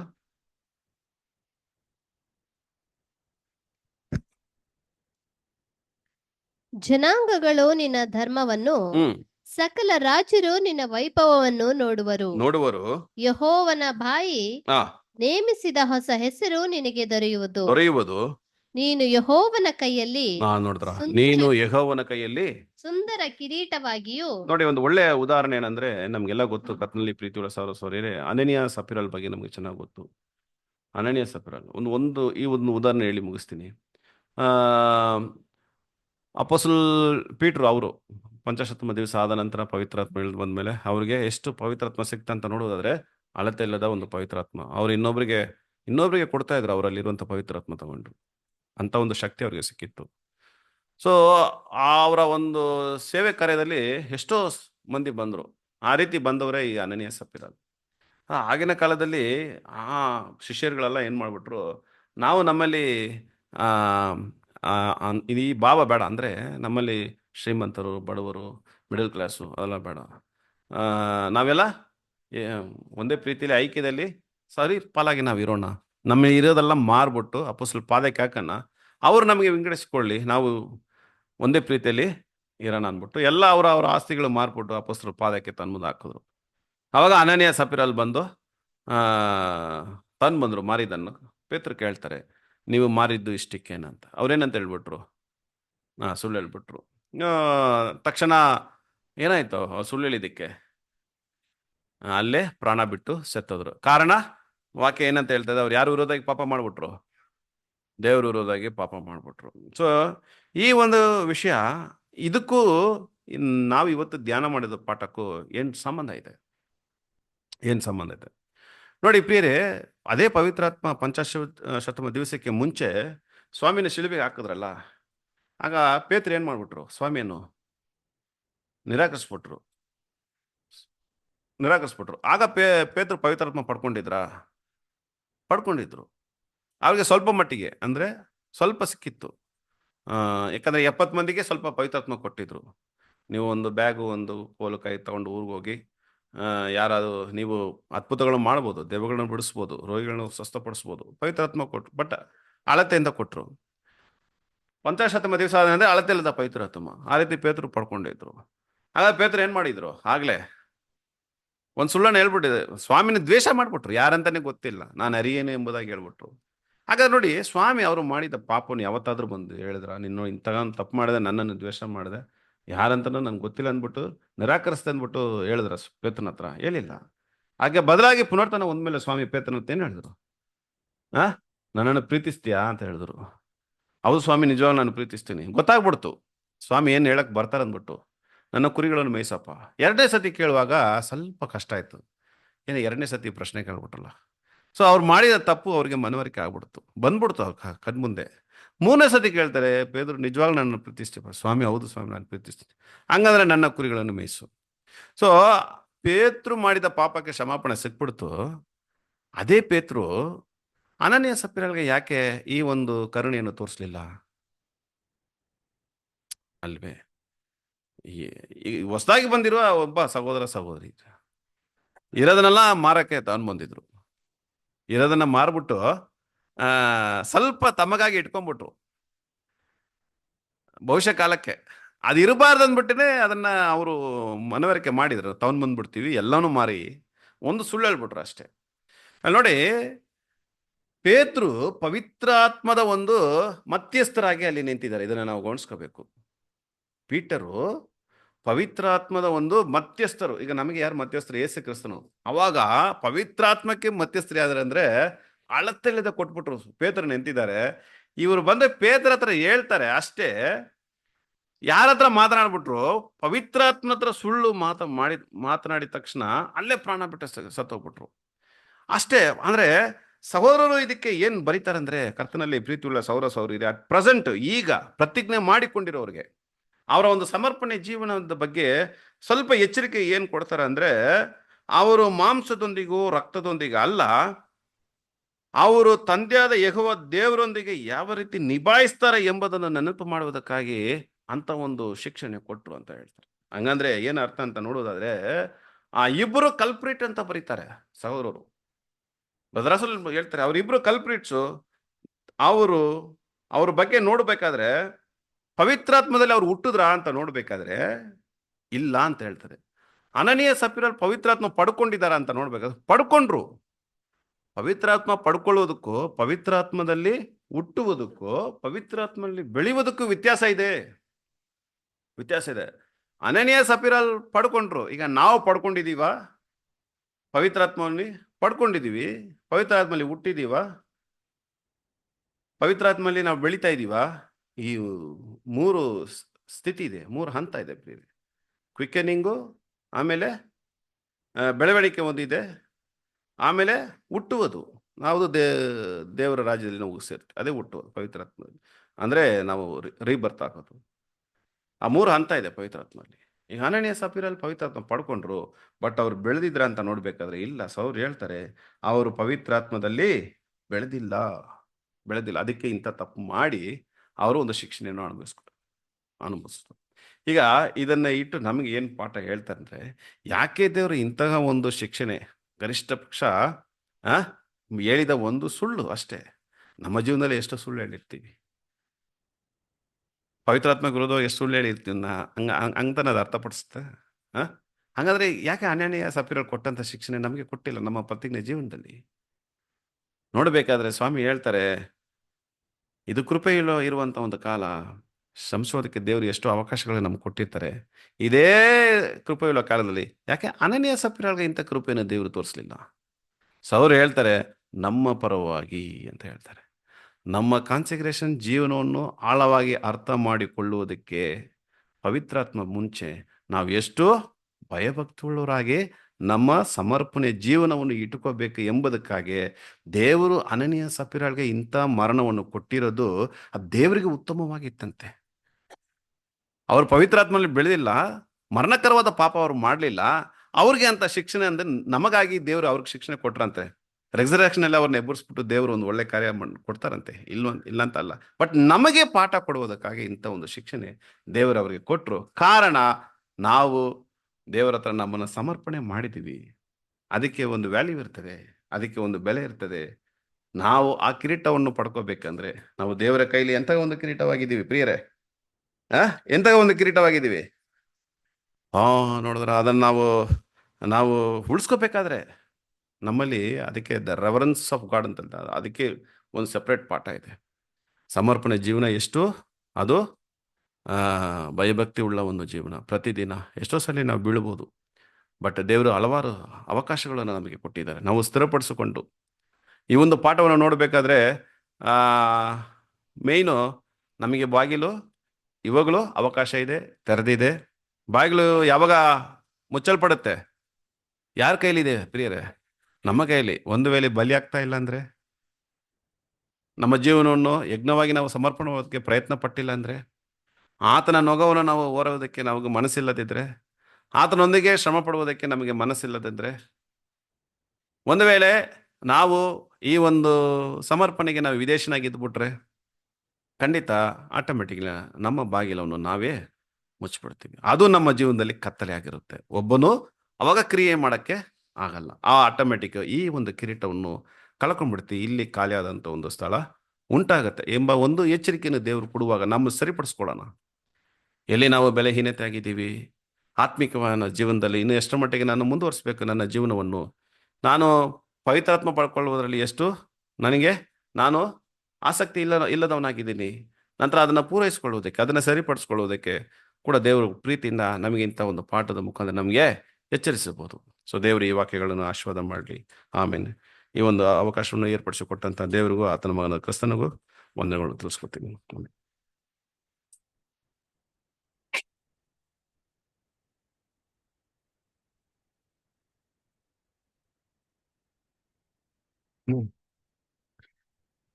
ಕರ್ತನಲ್ಲಿ ಪ್ರೀತಿ ಅಂತ ಸಹೋದರ ಸಹೋದರರೇ, ನಮ್ಮ ಸಹೋದರ ಅಂತ ಜಗನ್ ಅವರು ನಾವು ನಡುವೆ ಕಿರೀಟದ ಬಗ್ಗೆ ಏನ್ ಮಾಡಿದ್ರು, ಅವ್ರು ಮಾತಾಡಿದ್ರು ಅಲ್ವರ. ನೋಡ್ಬೇಕಾದ್ರೆ ಕಿರೀಟ ಲೋಕದಲ್ಲಿ ಯಾರಿಗಪ್ಪ ಕೊಡ್ತಾರೆ ಅಂದ್ರೆ, ಹಳೆ ಕಾಲದಲ್ಲಿ ಏನ್ ಮಾಡ್ತಾರೆ, ರಾಜ್ಯಗಳು ಏನ್ ಮಾಡ್ತಾವ್ರು ಹಾಕೊಂತ ಇದ್ರು ಅಲ್ವರ. ಅದು ಹೆಂಗ್ ಬರೋದು ಕಿರೀಟ ಅಂತಂದ್ರೆ, ಅಪ್ಪ ರಾಜ್ಯನ ಸ್ಥಾಪನೆ ಮಾಡಿದ್ರೆ ಅಪ್ಪ ಸತ್ತಿದ್ಮೇಲೆ ಆ ಕಿರೀಟನ ಯಾರು ಕೊಟ್ಟಿರೋರು, ಮಗನಿಗೆ ಕೊಟ್ಟಿರೋರು ಅಲ್ವರ. ಸೊ ಹಂಗೆ ಇವಾಗ ರಾಜ್ಯಗಳ ಕಾಲ ಏನಾಗ್ಬಿಡ್ತಲ್ಲ, ಎಲ್ಲ ಮುಗ್ದೋಯ್ತು ಅಲ್ವರ. ಇವಾಗ ನೋಡ್ಬೇಕಾದ್ರೆ ಯಾರು ರಾಜ್ಯಗಳಿಲ್ಲ ಅಲ್ವರ. ಸೊ ನೆಕ್ಸ್ಟ್ ಇವಾಗ ಕಿರೀಟ ಅಂದ್ಬಿಟ್ಟು ಎಲ್ಲಪ್ಪ ನೋಡ್ತೀನಿ ಅಂತಂದ್ರೆ, ಗೇಮ್ಸ್ ಅಲ್ಲಿ ಏನ್ ಮಾಡ್ತೀವಿ ನಾವು ನೋಡ್ತೀವಿ ಅಲ್ವರ. ಯಾರು ಪಂದ್ಯದಲ್ಲಿ ಯಾರು ಅಧಿಕವಾಗಿ ಶ್ರಮ ಪಟ್ಟು ಅವ್ರು ಗೆಲ್ತಾರೋ ಆ ಕಿರೀಟನ ಏನ್ ಮಾಡ್ತಾರೆ ಅವ್ರಿಗೆ ಕೊಡ್ತಾರೆ. ಅದ ಬ್ರದರ್ ಹೇಳಿದಲ್ಲ, ಹಳೆ ಕಾಲದಲ್ಲಿ ಕಿರೀಟ ಹೆಂಗಪ್ಪ ಇತ್ತು ಅಂದ್ರೆ, ಈ ಎಲ್ಲೆಲ್ಲಿ ಏನ್ ಮಾಡ್ತಿದ್ರು ಕೊಡ್ತಾರಲ್ಲ, ಒಲಿವ್ ಬ್ರಾಂಚಸ್ ಇತ್ತು ಅದರ. ಅದ್ ಬಿಟ್ಟ ಅಂತಂದ್ರೆ ಏನು ತುಂಬಾ ಪ್ರೆಷಸ್ ಆಗಿರೋಂಥ ಒಂದು ಮರದಲ್ಲೇ ಏನ್ ಮಾಡ್ತಾರೆ, ಆ ಒಂದು ಕೆತ್ತನೆ ತರ ಮಾಡ್ಬಿಟ್ಟು ಈ ಸ್ಯಾಂಡ್ಲ್ವುಡ್ದು ಅದರ ರೋಸ್ ವುಡ್ದು ಆ ತರ ಏನ್ ಮಾಡ್ತಾರೆ ಮಾಡ್ಬಿಟ್ಟು ಕೊಡ್ತಾ ಇದ್ದಾರೆ ಅದರ. ಸೊ ಇವಾಗ ಏನಾಯ್ತು ಅಂದ್ರೆ, ಆಮೇಲೆ ಈ ಗೋಲ್ಡ್ ಕೂಡ ಏನ್ ಮಾಡೋರು, ಗೋಲ್ಡನ್ ಇದರಲ್ಲಿ ಲೀವ್ಸ್ ತರ ಮಾಡ್ಬಿಟ್ಟು ಏನ್ ಮಾಡ್ತಾರೆ ಕೊಡ್ತಾ ಇದ್ರು ಅದರ. ಸೊ ಇವಾಗ ಅದೇನಾಗ್ಬಿಡ್ತು, ಮೆಡಲ್ ತರ ಏನಾಗಿದೆ ಅದನ್ನ ಚೇಂಜ್ ಆಗಿದೆ. ಸರಿ, ಈ ಕಿರೀಟನ ಅಂದ್ರೆ ಜನರಲ್ ಆಗಿ ಪ್ರೈಸ್ ನ ಯಾರು ಕೊಡ್ತಾರೆ? ಸುಮ್ಮನೆ ಯಾರು ಏನು ಕೆಲಸ ಮಾಡಿದಿರಾ ಅದರ, ಅಥವಾ ಏನೋ ಶ್ರಮೆನೆ ಪಡೆದಿರಾ, ಏನು ಮಾಡಿದಿರೋರಿಗೆ ಪ್ರೈಸ್ ಕೊಡ್ತಾರಾ? ಇಲ್ಲ. ಸೊ ಪ್ರೈಸ್ ಕೊಡೋದು ಯಾರಿಗೆ? ಎಸ್, ಅದರ ಹೆಂಗಿದ್ದಿರ್ಬೇಕು ಹೋರಾಟ. ಹಂಗಾರೆ ಹೋರಾಟ ಮಾಡಕ್ಕೆ ಇನ್ನೊಬ್ರು ಕಾಂಪಿಟೇಟರ್ ಏನಾಗಿರ್ಬೇಕು, ಇರ್ಬೇಕು ಅದರ. ನಾವೇ ಗೇಮ್ನ ಏರ್ಪಾಡು ಮಾಡ್ಕೊಂಡು ಯಾರು ಇಲ್ದಿರ ನಾವು ಒಬ್ಬರನ್ನೇ ನಂಬ್ಕೊಂಡು ನಾವೇ ಇದು ಮಾಡ್ಕೊಂಡು ಗೆದ್ರೆ ಕಿರೀಟ ಕೊಡ್ತಾರ? ಅಲ್ಲ, ಹಂಗಾರೆ ಕಾಂಪಿಟೇಷನ್ ಏನಾಗಿರ್ಬೇಕು, ಇರ್ಬೇಕು ಅಲ್ವರ. ಹಲವಾರು ಜನಗಳ ನಡುವೆ ಆ ಕಾಂಪಿಟೇಷನ್ ಅಲ್ಲಿ ನಾವು ಸಕ್ಸಸ್ಫುಲ್ ಆಗಿ ಗೆದ್ದವಾಗ ನಮ್ಗೇನಾಗೋದು, ಕಿರೀಟ ಗೆಲ್ಲೋದು. ಅದಕ್ಕೆ ಬ್ರದರ್ ಒಂದು ತಿಮೋತಿಲ್ ವಾಕ್ಯ ಹೇಳಿದಲ್ಲ ಏನ್ರಿ, ಏನೋ ಪಂದ್ಯದಲ್ಲಿ ಹೆಂಗೆ ಹೋರಾಟ ಮಾಡ್ಬೇಕಂತೆ, ಎದುರಾಳಿ ಜೊತೆಗೆ ನಿಯಮದ ಪ್ರಕಾರ ಅಲ್ರ. ನಿಯಮನ ವೈಲೇಟ್ ಮಾಡಿದ್ರೆ ನಮ್ಗೆ ಏನಾಗಲ್ಲ, ಕಿರೀಟ ಸಿಕ್ಕಲ್ಲ. ಒಲಿಂಪಿಕ್ಸ್ ಅಲ್ಲಿ ನಮ್ಮ ಇಂಡಿಯನ್ ಅವರು ಅಥ್ಲೆಟ್ ಇತ್ತು ಅದರ, ಜಸ್ಟ್ 50 grams ಜಾಸ್ತಿ ಆಗಿರೋದಕ್ಕೆ ಏನಾಯ್ತಂತೆ ಅಲ್ರ, ಡಿಸ್ಮಿಸ್ ಆಗ್ಬಿಡ್ತು. ಇಲ್ಲ ಇದ್ದಿದ್ರೆ ಗೋಲ್ಡನ್ ಮೆಡಲ್ ಏನಾಗಿರೋದು ಸಿಕ್ಕಿರೋದು. ಯಾಕೆ ಅಂದ್ರೆ ಅದನ್ನ ಡಿಸ್ಮಿಸ್ ಮಾಡೋದು ಕೋರ್ಟಲ್ ಕೂಡ ಏನಾಯ್ತು, ಕೇಸ್ ಆಯ್ತು ಅಲ್ರ. ಜಸ್ಟ್ 50 grams ಮಾಡ್ಬೋದಾ, ಸ್ವಲ್ಪ ಕನಿಕರ ನೋಡಿಸ್ಬಾರ್ದಾ ಅಂತಂದ್ರೆ ಅವ್ರು ಹೇಳೋದು ಏನಂದ್ರೆ, ರೂಲ್ಸ್ ಆ ರೂಲ್ಸ್ ಅಲ್ರ. ಸೊ ನಿಯಮದ ಪ್ರಕಾರ ಓಡಾಡಿದ್ರೆ ನಮ್ಗೆ ಏನಾಗೋದು, ಕಿರೀಟ ಸಿಕ್ಕತ್ತಲ್ರ. ಸೊ ಈ ರೀತಿ ನಾವು ಇವಾಗ ಸತ್ಯವೇದಕ್ಕೆ ಬಂದ ಅಂತಂದ್ರೆ, ನಾವೆಲ್ಲ ಓಟ ಏನ್ ಮಾಡ್ತಾ ಇದೀರಿ ಇವಾಗ, ಓಡ್ತಾ ಇದಾರೆ ಅದರ. ಈ ಓಟದಲ್ಲಿ ಪ್ರೈಸ್ ಯಾರಿಗಪ್ಪ ಕೊಡ್ತಾ ದೇವರು? ಯಾರು ಕೊಡ್ತಾರೆ? ಯಾರು ಬೇಕಾದ್ರೂ ಕೊಡ್ತಾರಾ? ಖಂಡಿತವಾಗಿ ಯಾರು ಬೇಕಾದ್ರೂ ಕೊಡ್ತಾರೆ. ಆದ್ರೆ ಯಾರು ಬೇಕಾರೋ ಆಗಿರೋರು ನಿಯಮಗಳ ಪ್ರಕಾರ ಏನಾಗಿರ್ಬೇಕು, ಓಡಿರ್ಬೇಕು ಅಲ್ಲರ. ಬ್ರದರ್ ಕೊನೆ ವಾಕ್ಯ ಹೇಳ್ತಾರೆ, ದೇವರು ಪಕ್ಷಪಾತಿ ಅಲ್ಲ. ಲೋಕದಲ್ಲಿ ಯಾರು ಬೇಕೋ ನೀತಿವಂತರಾಗಿ ಏನ್ರಿ ಯಥಾರ್ಥವಾಗಿ ದೇವ್ರು ಹುಡುಕಿದ್ರೆ ದೇವ್ರು ಖಂಡಿತವಾಗಿ ಅವ್ರ ಪ್ರೈಸ್ ಏನ್ ಮಾಡ್ತಾರೆ, ಕೊಡ್ತಾರೆ. ಆದ್ರೆ ಆ ಪ್ರೈಸ್ ನ ಗೆಲ್ಲ ರೀತಿಯಲ್ಲಿ ನಾವೇನ್ ಮಾಡ್ಬೇಕು, ಓಡಬೇಕು ಅಲ್ಲರ. ಇನ್ನೊಂದೇನ್ ಸ್ಪೆಷಾಲಿಟಿ ಅಂತಂದ್ರೆ, ಈ ಒಂದು ರೇಸ್ ಹೆಂಗಿದೆ ಅಂತಂದ್ರೆ, ಈ ರೇಸು ಈ ಫೈಟಿಂಗ್ ಎಲ್ಲ ಹೆಂಗಿದೆ ಅಂತಂದ್ರೆ, ಏನೋ ಒಬ್ಬರು ನೋಡ್ದಿ ಬೀಳ್ಸ ಗೆದ್ದಿ ಮುಂದಕ್ಕೆ ಹೋಗಂತದಲ್ಲ. ನಾವ್ ಯಾರ ಜೊತೆ ಓಡಾಡ್ಬೇಕು? ನಮ್ಮ ಹೋರಾಟ ಯಾರ ಜೊತೆಗೆ? ಅಲ್ಲರ, ಸಹೋದರ ಸಹೋದರಿಗಳ ಜೊತೆಗಲ್ಲ. ನಮ್ಮ ಹೋರಾಟ ಯಾರ ಜೊತೆಗೆ? ಅದನ್ನ ಚೆನ್ನಾಗಿ ತಿಳ್ಕೊಬೇಕು ನೋಡಿರ್ತೀನಿ ಅಲ್ವರ. ಅದಕ್ಕೆ ಈ ಹೋರಾಟದಲ್ಲಿ 2 ತರ ಇದೆ ನೋಡಿರ್ತೀನಿ ಅಲ್ವರ. 2 ತರ ನಮ್ಗೆ ಏನಾಗ್ತಾರೆ, ಅಟ್ಯಾಕ್ಸ್ಗಳು ನಮ್ಗೆ ಬರ್ತಾರೆ. ಒಂದು ದೇವರಿಂದ ಬರೋಂಥದ್ದು, ಇನ್ನೊಂದು ಯಾರಿಂದ ಬರೋಂಥದ್ದು, ಸೈತಾನದಿಂದ. ಸರಿ, ಇವಾಗ ದೇವ್ರು ನಮ್ಗೆ ಒಂದು ಪರೀಕ್ಷೆ ಕೊಡ್ತಾರೆ ಅಂತಂದ್ರೆ, ಇವಾಗ ನೋಡಿ ನಾವ್ ಏನ್ ಮಾಡ್ತೀವಿ, ಕಿರೀಟ ಗೆಲ್ಲಕ್ಕೆ ಹೋಗ್ತಾ ಇದ್ರಿ. ಕಿರೀಟ ಗೆಲ್ಲೋದಿಕ್ಕೆ ನಾವೇನ್ ಬೇಕು, ಟೆಸ್ಟ್ಗಳನ್ನ ಏನಾಗಬೇಕು, ಪಾಸ್ ಆಗ್ಬೇಕು. ಒಂದು ದೇವರಿಂದ ಬರ್ತಾರೆ, ಇನ್ನೊಂದು ಏನಿಂದ, ಸೈತಾನಿಂದ ಬರ್ತಾರೆ ಅದರ. ಸೈತಾನಿಂದ ಬರ್ತಾರನು ಕೂಡ ಅದು ಕೂಡ ದೇವ್ರ ಅನುಮತಿ ಮಾಡಿದ್ರೆ ಆಗೋದಿಕ್ಕೆ ಸಾಧ್ಯ ಇಲ್ಲ. ಏನಕ್ಕೆ ಬರ್ತಾರೆ? ದೇವ್ರು ಕೊಟ್ರೆ ಏನ್ ಕೊಡ್ತಾರೆ? ನಾವು ಪ್ರೈಸ್ ಏನ್ ಮಾಡ್ಲಿ, ಗೆಲ್ಲಿ, ಆಮೇಲೆ ಏನಾಗ್ಲಿ ಅಲ್ವರ. ಫಸ್ಟ್ ಟೆಸ್ಟ್ ಆಗ್ಬೇಕು, ಆಮೇಲೆ ಎಕ್ಸಾಮ್ ಅಲ್ಲಿ ಏನಾಗ್ಲಿ, ಪಾಸ್ ಆಗ್ಲಿ, ಕಿರೀಟ ಗೆಲ್ಲಿ ಅಂತ. ಇದೇ ಸೇತಾನ್ ಕೊಟ್ರೆ ಏನ್ ಕೊಡ್ತಾನೆ? ಬಿದ್ದೋಗ್ಲಿ, ಎದೋಳ್ಬೇಡ್ದು, ಅವನೇನಾಗ್ಲಿ ಬಿದ್ದೋಗ್ಲಿ. ಆಮೇಲೆ ಪ್ರೈಸ್ ಏನ್ ಮಾಡ್ಬಿಡ್ದು, ಗೆಲ್ಬಾರ್ದು, ಪಾಸ್ ಆಗ್ಬಾರ್ದು. ಅದೇ ದೇವ್ರು ಕೊಡೋದೇನಕ್ಕೆ, ಪಾಸ್ ಆಗ್ಲಿ ಅಂತಾನೆ ಏನ್ ಮಾಡೋದು, ಕೊಡೋದು ಅಲ್ವರ. ಅದಕ್ಕೆ ನೋಡ್ಬೇಕ್ರೆ ಏನ್ರಿ, ನಾವು ಈ ಒಂದು ಬರೋಂಥ ಶೋಧನೆಗಳನ್ನ ಯಾವ ದೃಷ್ಟಿಕೋನದಲ್ಲಿ ನೋಡ್ತೀರ ಅದೇನಾಗ್ತದೆ ನಮ್ಗೆ ಅಲ್ವರ, ಅದು ನಮ್ಗೆ ಏನಾಗ್ತದೆ, ಪ್ರಭಾವ ಬೀಳ್ತಾರೆ ಅಲ್ವರ. ಅದಕ್ಕೆ ನೋಡ್ಬೇಕಾದ್ರೆ ಇದು ಪ್ರೈಸ್ ಗೆಲ್ಬೇಕಾಗಿರೋಂಥ ದೃಷ್ಟಿಯಲ್ಲಿ ನೋಡಿದ್ರೆ ಖಂಡಿತವಾಗೂ ಎಲ್ಲಾ ಶೋಧನೆಗಳನ್ನ ಜಯಿಸೋದಕ್ಕೆ ನಮ್ಮ ಮನಸ್ಸು ಏನಾಗ್ತದೆ, ಬರ್ತಾರೆ. ಇಲ್ಲ ಅಂದ್ರೆ ಏನಾಗ್ಬಿಡ್ತಾರೆ ಅಂದ್ರೆ ಒಂದೊಂದೇ ಶೋಧನೆ ಬರ್ತಾ ಬರ್ತಾ ಬರ್ತಾ ಬೇಸರಗೊಂಡು ಏನಾಗ್ಬಿಡ್ತೀರಿ ಹೇಳಿ, ಕುಗ್ಗೋಗ್ಬಿಡ್ತೀರಿ ಅಲ್ವರ. ಅದೇ ನೋಡ್ಬೇಕಾದ್ರೆ ಏನ್ರಿ ಕರ್ತನಲ್ಲಿ ಪ್ರೀತಿ ಅಂದ್ರೆ ನಾವು ಕಿರೀಟನ ಗೆಲ್ಲೋದಕ್ಕೆ ಯಾವ ತರ ದೃಷ್ಟಿಕೋನದಲ್ಲಿ ಏನ್ ಮಾಡ್ತೀರಿ ನೋಡ್ತೀರಿ ಅಂತ ಬ್ರದರ್. ಅದಕ್ಕೆ ನೋಡ್ರಿ ಬ್ರದರು ಏನಂದ್ರು ಅಂದ್ರೆ ಈ ಕಿರೀಟನ ಕಳ್ಕೊಳೋದು ಬಿಡೋದು ಯಾರ ಕೈಲಿ ಬಿಟ್ಟಿದ್ದ, ನಮ್ಮ ಕೈಲಿ ಬಿಟ್ಟಿದ್ದು ಅಷ್ಟೇ ಅಲ್ವರ. ಏನ್ರಿ ಕೆಲವೊಂದು ಪಾಯಿಂಟ್ಸ್ ಇಡಲ್ಲ, ಒಂದು 4-5 ಪಾಯಿಂಟ್ಸ್ ಇಡಲ್ಲ ಬ್ರದರ್ಗಳು. ಏನಂತಂದ್ರೆ ದೇವ್ರ ವಾಗ್ದಾನ ಮೇಲೆ ನಂಬಿಕೆನಾಗಿರೋ ಇರಲ್ಲ, ನಾವೇ ದೇವ್ರಿಗೆ ಏನ್ ಮಾಡ್ತೀವಿ ಶತ್ರು ಆಗಿ ನಮ್ಗೆ ಗೊತ್ತಿಲ್ದಿರ ಕೆಲಸ ಮಾಡ್ತಾ ಇರ್ತೀರಿ. ಆಮೇಲೆ ದೇವ್ರಿಗೆ ಏನ್ ಮಾಡಕ್ ಹೋಗಲ್ಲ, ಅನೇಕ ಕ್ರಿಯೆಗಳನ್ನ ಮಾಡಕ್ ಹೋಗಲ್ಲ. ಆಮೇಲೆ ಏನ್ರಿ ದೇವರ ಒಂದು ಕೊಟ್ಟಂತ ಒಂದು ಭಾರ ನಾವೇನ್ ಮಾಡಲ್ಲ, ಹೊರೋದಿಲ್ಲ ಅದರ. ಆಮೇಲೆ ಕ್ರಿಸ್ತನ್ಗಾಗೆ ಶ್ರಮೆ ಸಂಕಟಗಳನ್ನ ಅನುಭವಿಸಲಿಕ್ಕೆ ನಾವೇನಾಗಿರಲ್ಲ, ಸಿದ್ಧವಾಗಿರಲ್ಲ. ಯಾವಾಗ ಇದೆಲ್ಲ ಒಂದು ಸೈಕಾಲಜಿ ಇರಲ್ವಾ, ಇದು ಕ್ರಿಶ್ಚಿಯನ್ಸ್ಗೆ ಒಬ್ಬ ಬೇಸಿಕ್ ಆಗಿರ್ಬೇಕಂತ ಮೆಂಟಾಲಿಟಿ ಇದು ಇರಲ್ವೋ, ಏನಾಗ್ತಾರೆ ನಮ್ಮ ಮೈಂಡು ಲೌಕಿಕವಾದ ಕಡೆಗೆ ಏನ್ ಮಾಡ್ತಾರೆ ಇಲ್ಲ ಹೋಗೋದಕ್ಕೆ ಶುರು ಆಗ್ತದೆ. ಅವಾಗ ಏನಾಗ್ತೀರಿ, ಕಿರೀಟನ ಏನ್ ಮಾಡ್ತೀವಿ ನಾವೇನ್ ಮಾಡ್ತೀರಿ ಅದನ್ನ ಕಳ್ಕೊಂಡ್ಬಿಡ್ತೀವಿ. ಯಾರು ನಮ್ಮಿಂದ ತೆಗಿದಂತ ಅವಶ್ಯಕತೆನೇ ಇಲ್ಲ. ಬ್ರದರ್ ಕೂಡ ಹೇಳ್ದಲ್ಲ, ಒಂದು ಕತ್ಲು ಇದೆ, ಒಂದು ಕತ್ಲು ಬರ್ತದೆ, ಆ ಕತ್ಲು ಬಂದ್ರೆ ಯಾರು ಒಂದು ಸಮಯದಲ್ಲಿ ಏನ್ ಮಾಡಕ್ ಒಂದು ರಾತ್ರಿ ಬರ್ತಾರೆ, ಆ ರಾತ್ರಿ ಹೊತ್ತು ಯಾರು ಏನ್ ಮಾಡಕ್ಕಾಗಲ್ಲ. ನಮ್ಮ ಜೀವಿತದಲ್ಲಿ ನಾವೇನ್ ಮಾಡೋದು, ರಾತ್ರಿಗಳನ್ನ ಮಾಡ್ಕೊಂಬರ್ತದ್ರ ಅದೆಲ್ಲ ನಮ್ಮ ಒಂದು ಮೈಂಡ್ ಸೆಟಪ್ ಅಲ್ಲಿ ಸೈಕಾಲಜಿಯಲ್ಲಿ ಅದರ. ಅದಕ್ಕೆ ನೋಡ್ಬೇಕಾದ್ರೆ ಇದನ್ನೇ ಮಾಡಕ್ ನಾವು ಜಯಿಸ್ತಾ ಏನ್ ಮಾಡ್ಬೇಕು, ನಾವು ಹೋಗ್ಬೇಕು ಅಲ್ವರ.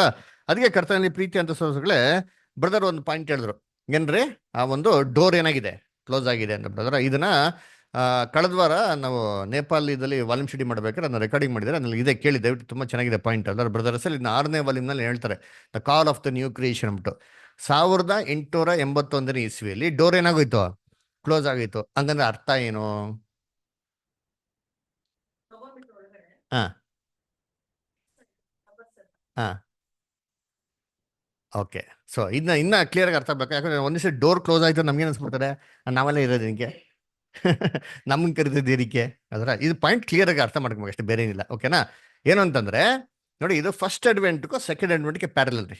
ಅದರ ಸಿಂಪಲ್ ಆಗಿ ಹೇಳ್ಬೇಕು ಅಂದ್ರೆ ಯೇಸು ಕ್ರಿಸ್ತು ಮೊದಲನೇ ಬರುವಿಕೆಯಲ್ಲಿ ಬಂದ್ರು, ಅದರ ಕಾನ್ಸಂಟ್ರೇಷನ್ ಮಾಡ್ಕೊಂಡ್ರು ಕರೆಕ್ಟಾ. 30ನೇ ಏನ್ರಿ ಇಸ್ವಿ 29 AD ಕಾನ್ಸಂಟ್ರೇಷನ್ ಮಾಡ್ಕೊಟ್ಟು 3.5 years ಏನ್ ಮಾಡಿದ್ರು, ಮಿನಿಸ್ಟ್ರಿ ಮಾಡಿದ್ರು. ಆ ಸೇವೆ ಎಲ್ಲಿ ಮಾಡಿದ್ರು? ಅದೇ ಭೂಗ್ಲಾಗದಲ್ಲಿ ಪರ್ಲಾಗದಲ್ಲಿ ಮಾಡಕತ್ತದ, ಭೂಲೋಕದಲ್ಲೇ ಮಾಡಿದ್ರು. ಎಲ್ಲಿ ಮಾಡಿದ್ರು? ಯಾವ ಊರಲ್ಲಿ ಮಾಡಿದ್ರು? ಇಸ್ರೇಲ್ ಮಾಡಿದ್ರು. ಅನ್ಯ ದೇಶದ ಜನಕ್ಕೆ ಹೋದ್ರಾ? ಹೋಗಿಲ್ಲ. ಚೆನ್ನಾಗಿ ಅರ್ಥ ಇಟ್ಕೊಳ್ಳಿ. 3.5 years ಬರೀ ಯಹೂದ್ಯರಿಗೆ ಕರೆಕ್ಷನ್ ಮಾಡಿದ್ದು. ಅಲ್ಲಿ ಇರೋಂಥ ರಿಲಿಜಿಯಸ್ ಸಿಸ್ಟಮ್ನೆಲ್ಲ ಕರೆಕ್ಷನ್ ಮಾಡಿದ್ರು. ಕರೆಕ್ಷನ್ ಆದ್ರ ಇಲ್ಲ. ಕೊನೆಗೆ ಏನ್ ಮಾಡಿದ್ರು, 3.5 ವರ್ಷದ ಅಂತ್ಯದಲ್ಲಿ ಇನ್ನೇನು ಸಾಯ ಸಮಯ ಬಂದ್ಬಿಡ್ತು.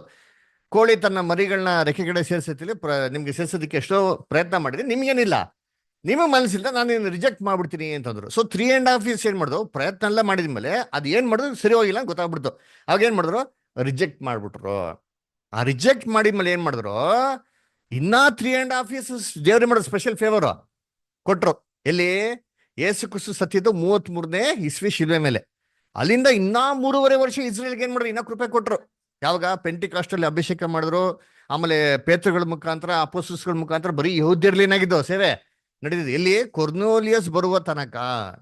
ಅಂದ್ರೆ ಯೇಸು ಕ್ರಿಸ್ತು ಬ್ಯಾಪ್ಟಿಸಮ್ ತಗೊಂಡಾಗಿಂದ ಹಿಡ್ದು ಕೊರ್ನೋಲಿಯಸ್ ಮನೆಗೆ ಸುವಾರ್ತೆ ಹೋಗೋ ತನಕ ಎಷ್ಟು ವರ್ಷಗಳು? 7 ವರ್ಷಗಳು.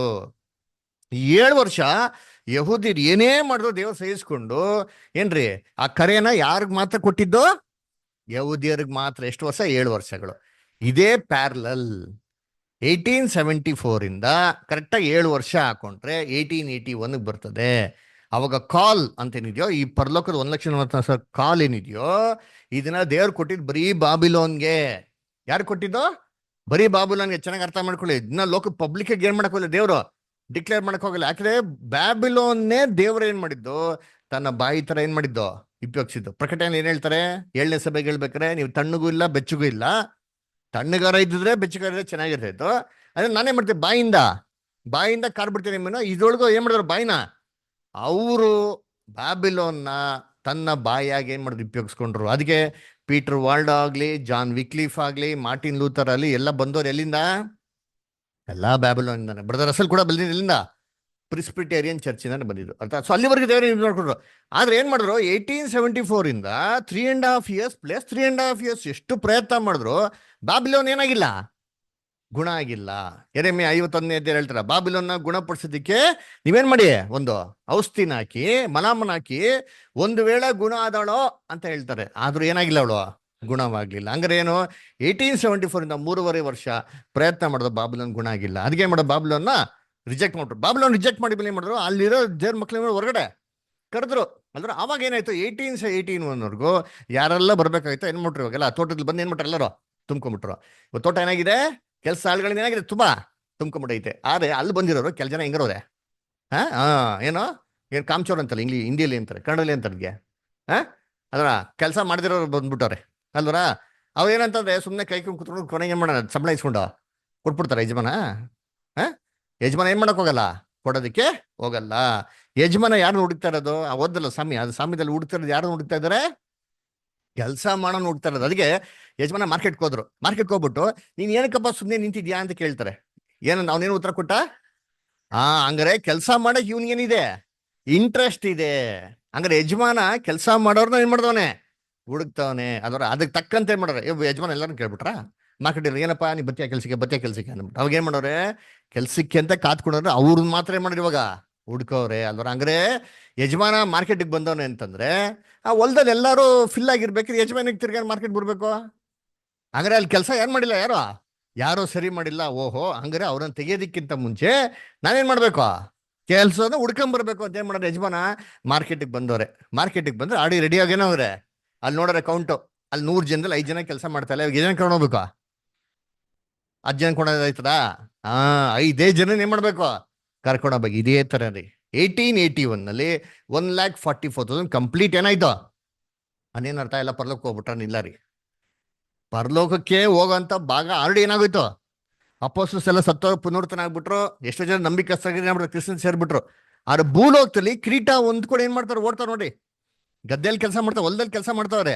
ಅವ್ರಿಗೆ ದೇವ್ರೇ ಮಾಡೋ ಒಂದು ಕಿರೀಟನ ಇಟ್ಬಿಟ್ಟವ್ರೆ. ಅಂದ್ರೆ ಕಾನ್ಸಿಕ್ರೇಷನ್ ಮಾಡೋರ್ಗೆ ಎಲ್ಲರಿಗೂ ಕಿರೀಟ ಮಾಡ್ಬಿಟ್ಟಾರೆ, ಇಟ್ಬಿಟ್ಟವ್ರೆ. ಆದ್ರೆ ಒಳಗಡೆ ಹೋಗಿ ಕೆಲಸ ಮಾಡ್ತಾ ಇರೋರಲ್ಲಿ ಕಿರೀಟಕ್ಕೆ ಕೆಲವು ಜನ ಏನಾಗಿಲ್ಲ, ಯೋಗ್ಯವಾಗಿ ಇಲ್ಲ, ಕೆಲ್ಸಕ್ಕೆ ಸೇರಿಸ್ಕೊಂಡವ್ರೆ. ಇನ್ನ ಪರ್ಮನೆಂಟ್ ಏನ್ ಮಾಡ್ಕೊಂಡಿಲ್ಲ ನಾವು ಕೆಲಸದಲ್ಲಿ ಮಾಡ್ಕೊಂಡು, ಟೆಂಪ್ರರಿ ನೋಡ್ತಾರೆ 6 months ನೋಡ್ತೀನಪ್ಪ ಅಂತ. ಅವ್ನು ಯೋಗ್ಯವಾಗಿಲ್ಲ, ಅವ್ನು ಏನ್ ಮಾಡಿ ಫಸ್ಟ್ ಅವ್ನ ತೆಗ್ದಾಕಿ ಅವ್ನಿಗೆ ರಿಪ್ಲೇಸ್ಮೆಂಟ್ ಏನ್ ಮಾಡಿ ಇವಾಗ ಹುಡುಕ್ರಿ. ಅದಕ್ಕೆ ಬೈಬಲ್ ಹೇಳೋದು ಪ್ರಕಟಣೆ 3:11 ಓದಿ, ರೆವಲ್ಯೂಷನ್ 3:11 ಓದಿ. ಏನ್ ಹೇಳ್ತಾರೆ ನೋಡೋಣ, ಪ್ರಕಟಣೆ 3:11 ಓದಿ.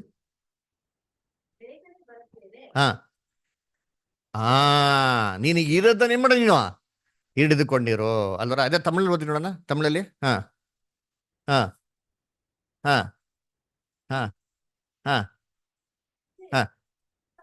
ಹಾ ಇದು ಕನ್ನಡ ಬಂತ, ಬೇರೆಯವರು ಎತ್ಕೊಳ್ದ ರೀತಿಯಲ್ಲಿ ನೀ ಹಿಡ್ಕೊಡಿ ಅಂತ ಬಂತ. ನಿನ್ನ ಜಯಮಾಲೆಯನ್ನು ಯಾರೂ ಅಪಹರಿಸಬಾರದು. ಹಾ ಬೇಗನೆ ಬರುತ್ತೇನೆ, ನಿನಗಿರುವುದನ್ನು ಹಿಡಿದುಕೊಂಡಿರು, ನಿನ್ನ ಜಯಮಾಲೆಯನ್ನು ಯಾರೂ ಅಪಹರಿಸ. ಹಂಗ ನಾವು ಸರಿಯಾಗಿಲ್ಲ ಅಂತಂದ್ರೆ ನಮ್ ಜಯಮಾಲೆ ಏನಾಗುತ್ತದೆ ಬೇರೆಯವ್ರಿಗೆ ಒಟ್ಟೋಗ್ಬಿಡ್ತಾರೆ ನೋಡ್ರಿ. ಇದೇ ಆಗಿದ್ರಿ. ಅದಕ್ಕೆ ನೋಡ್ಬೇಕ್ರೆ 1,44,000 ಆಲ್ರೆಡಿ ಏನಾಗ ಸೀಟಲ್ಲಿ ಕೂತ್ಕೊಂಡು ಎಲ್ಲ ಏನ್ ಮಾಡ್ತಾವ್ರೆ, ಓಡ್ತಾವ್ರೆ. ದೇವ್ರ ಮಕ್ಳು ಮಾಂಸದಲ್ಲಿ ಇರ್ಬೇಕಾ, ತಲೆ ಮೇಲೆ ಕಿರೀಟ ಏನಾಗಿದೆ ಇದೆ.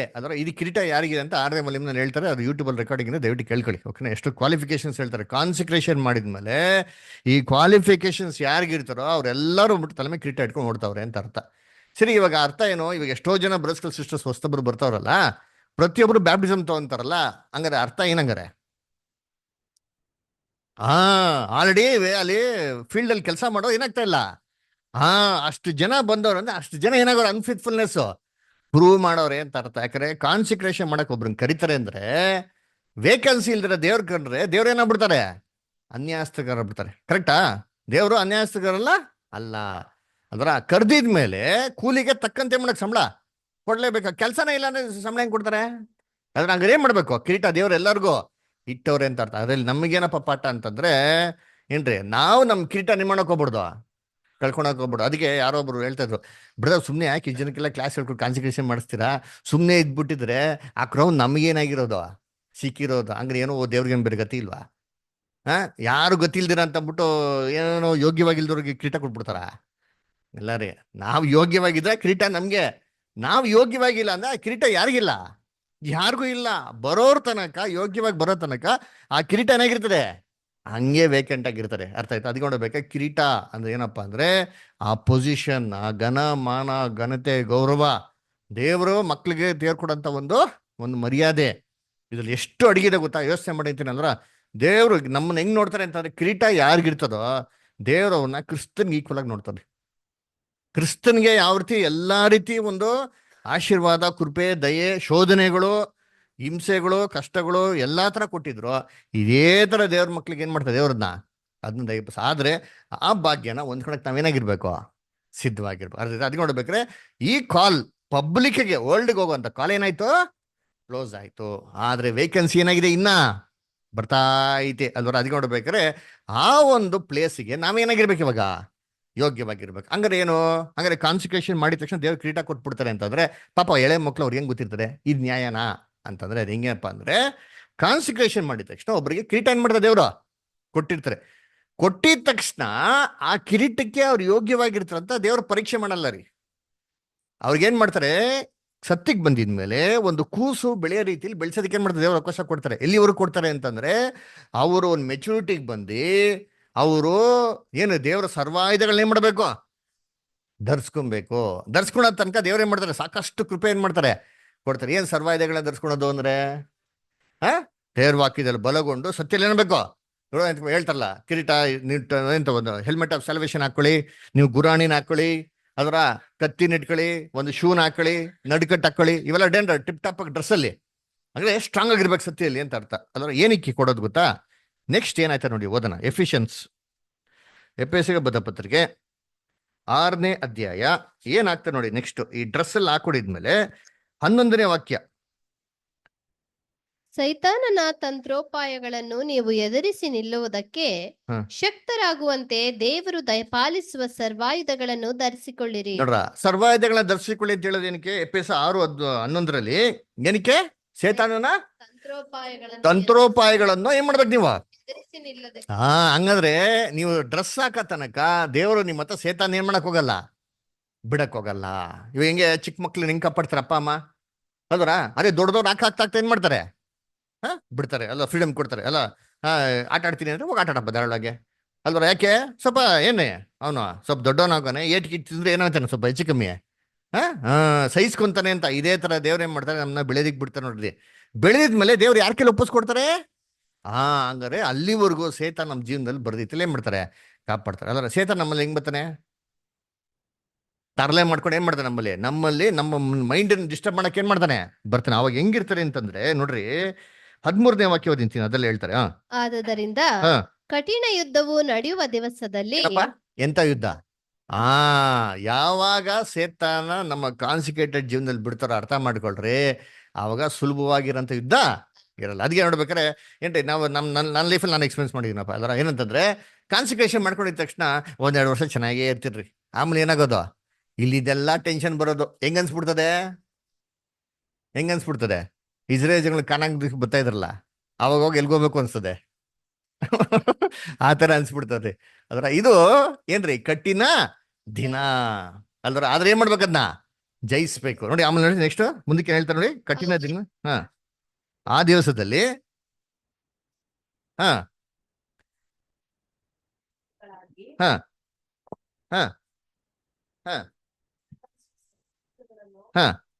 ತೆಗೆದುಕೊಳ್ಳಿ. ತಮಿಳು ಓದಿ ಸಿಸ್ಟರ್, ಪಡಿಂಗ್ ಸಿಸ್ಟರ್ 6:13 ಪಡಿಂಗ್ ಸಿಸ್ಟರ್. ಅಂಡರ್ಲೈನ್ ಮಾಡ್ಕೊಳ್ಳಿ. ಏನಂತಂದ್ರು ತಿಂಗ ನಾಳ್, ಕನ್ನಡದಲ್ಲಿ ಕಠಿಣ ದಿನ ಅಂತ ಹಾಕ್ಬಿಟ್ರು. ಏನಂತ ಹಾಕ್ಬೇಕು, ಏನಂತ ತಿಂಗ ನಾಳ್ ಅಂದ್ರೆ ಕನ್ನಡ ಏನ್ ಬರ್ಬೇಕು, ತಿಂಗ್ ಅಂದ್ರೆ ನಿಮ್ಗೆ ಗೊತ್ತಿಲ್ಲ ಅಲ್ವರ. ಸರಿ, ಓಕೆ, ಪ್ರಾಬ್ಲಮ್ ಅದೇ. ಓಕೆ, ತಿಂಗ್ ಅಂದ್ರೆ ಈವಿಲ್ ಡೇ, ಕೆಟ್ಟ ದಿನ. ಅಯ್ಯೋ ಹೆಂಗಪ್ಪ ಇದೆಯಾ ದಿನ, ಹೆಂಗಿದಪ್ಪ ಇವತ್ತು ನಿಂತ್ರ, ಅಯ್ಯೋ ಚೆನ್ನಾಗಿಲ್ಲಪ್ಪ, ಏನ್ ದಿನಾನಪ್ಪ ಆತರ ಏನ್ರಿ, ವರ್ಸ್ಟ್ ಡೇ ಅಂತ ಹೇಳ್ತಾರೆ ಗೊತ್ತಾ. ನಮ್ಮ ಕಾನ್ಸಿಕ್ರೇಷನ್ ಆಗಿದ್ಮೇಲೆ ನಾವೆಲ್ಲ ಬೆಳೆದಿದ್ಮೇಲೆ ದೇವರ ಅನೇಕ ಶೋಧನೆಗಳನ್ನ ನಮ್ಮ ಜೀವನ ಕಲಿಸ್ಬೇಕಾದ್ರೆ ಆ ದಿನ ಹೆಂಗಿರ್ತಾರೆ ಗೊತ್ತಾ, ಭಯಂಕರ ಕಷ್ಟವಾಗಿರೋಂಥ ದಿನ, ಒಳ್ಳೆ ದಿನಗಳು ಅಲ್ಲ. ಆಮೇಲೆ ನೆಕ್ಸ್ಟ್ ಆ ದಿನದಲ್ಲಿ ಏನ್ ಮಾಡ್ಬೇಕಂತ ತಮಿಳು ಪಡಿಂಗ್ ಇಷ್ಟ ಅಪ್ಡಿಯೇ. ஆகையால் தீங்கு நாளிலே எதிர்க்கவும் சகலத்தை செய்து நிற்கவும். பாத்தீங்களா ನೋಡಿ ಎಷ್ಟು ಚೆನ್ನಾಗಿ ಹೇಳ್ತಾರೆ. ತಮಿಳು ಸೂಪರ್ ರೀ, ತಮಿಳ್ ಲ್ಯಾಂಗ್ವೇಜ್ ಅದರ ಹೇಳ್ತಾರೆ ನಿಂತ್ಕೊಬೇಕಂತೆ. ಸಕಲವನ್ನು ಮಾಡಿದ್ಮೇಲೆ ನೀವೇನ್ ಮಾಡ್ಬೇಕು, ಸತ್ಯದಲ್ಲಿ ನಿಂತ್ಕೊಬೇಕು. ನಾವು ಸೇತನ ಫೈಟ್ ಮಾಡಿ ಅಟ್ಟಿಸ್ಕೊಂಡು ಬೇಕಾಗಿಲ್ಲ. ಸೇತನ ಬರ್ದು ಅಟ್ಯಾಕ್ ಮಾಡ್ತಾನ, ಅಟ್ಯಾಕ್ ಅಲ್ಲಿ ನಾವೇನ್ ಮಾಡ್ಬೇಕು, ನಿಂತ್ಕೊಬೇಕು.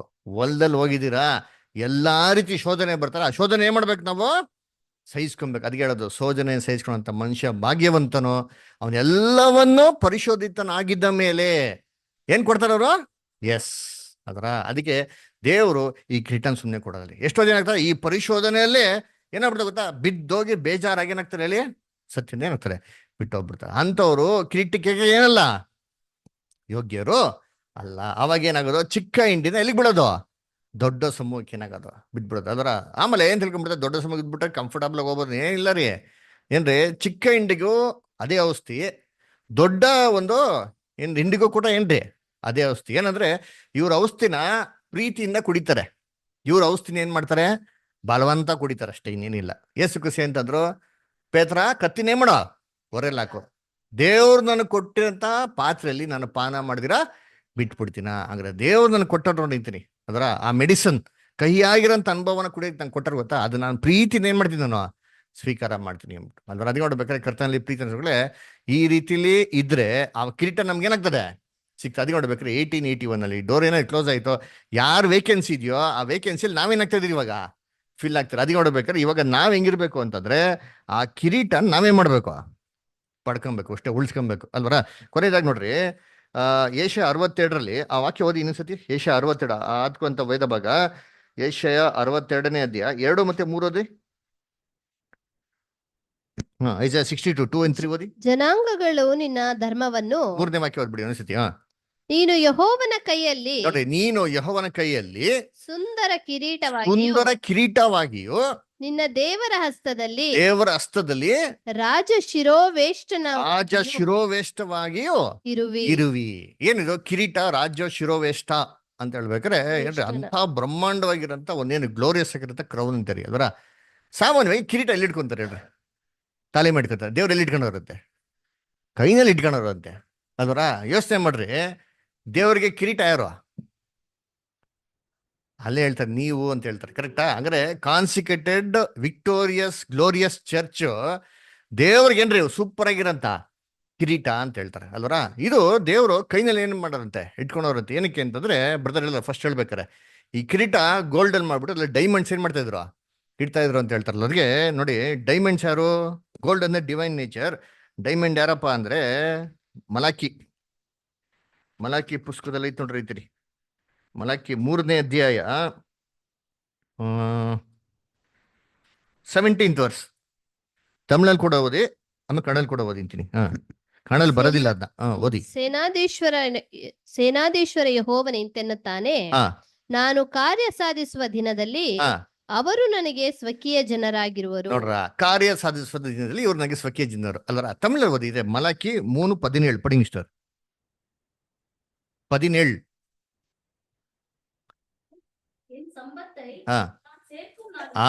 ಎನ್ ಸಂಪತ್ತೇ ಸೇರ್ಕೊಂ ನಾಳೆಲೆ ಅಲ್ವರ. ಇದು ಇಂಗ್ಲಿಷ್ ಅಲ್ಲಿ ಓದ್ತೀನಿ, ಸೂಪರ್ ಆಗಿ ಬರ್ತಾ ನೋಡಿ. And they shall be mine saith the Lord of host in that day when I make up my jewels ಅಂತ ಹೇಳ್ತಾರೆ. ನೋಡ್ರ, ದೇವ್ರ ಮಕ್ಕಳನ್ನ ದೇವ್ರು ಯಾವ ರೀತಿ ಹೋಲಿಕೆ ಮಾಡ್ತಾರೆ, ಜಿವಲ್ಸ್ಗೆ ಏನ್ ಮಾಡ್ತಾರೆ ಅದರ. ಅದಕ್ಕೆ ಕಾರಣದಲ್ಲಿ ಕಾರ್ಯ ಸಾಧಿಸುವಂತ ದಿನದಲ್ಲಿ ತಮಿಳು ಏನ ಪಟ್ಟಾರಿಪ್ಪ, ಸಂಪತ್ತು ಅಲ್ವರ. ಸಂಪತ್ತು ಅಂದ್ರೆ ದೇವ್ರಿಗೇನೋ ಸಂಪತ್ತು ಇದೆಯಾ, ಇಡೀ ಬ್ರಹ್ಮಾಂಡವೇ ಅವ್ರದ್ದು. ಅದರ ಅವ್ರಿಗೆ ಪ್ರೆಷಸ್ ಆಗಿರೋದು, ಅಮೂಲ್ಯವಾಗಿರೋದು ಏನೈತೇನಪ್ಪ ಹೇಳ್ರಿ, ಯೋಚನೆ ಮಾಡಿರ್ತೀನಿ. ಎಲ್ಲ ಅವ್ರದ್ದೇ, ಅವ್ರಿಗೆ ಏನೈತೆ ಕೊರತೆನೇ ಇಲ್ಲ.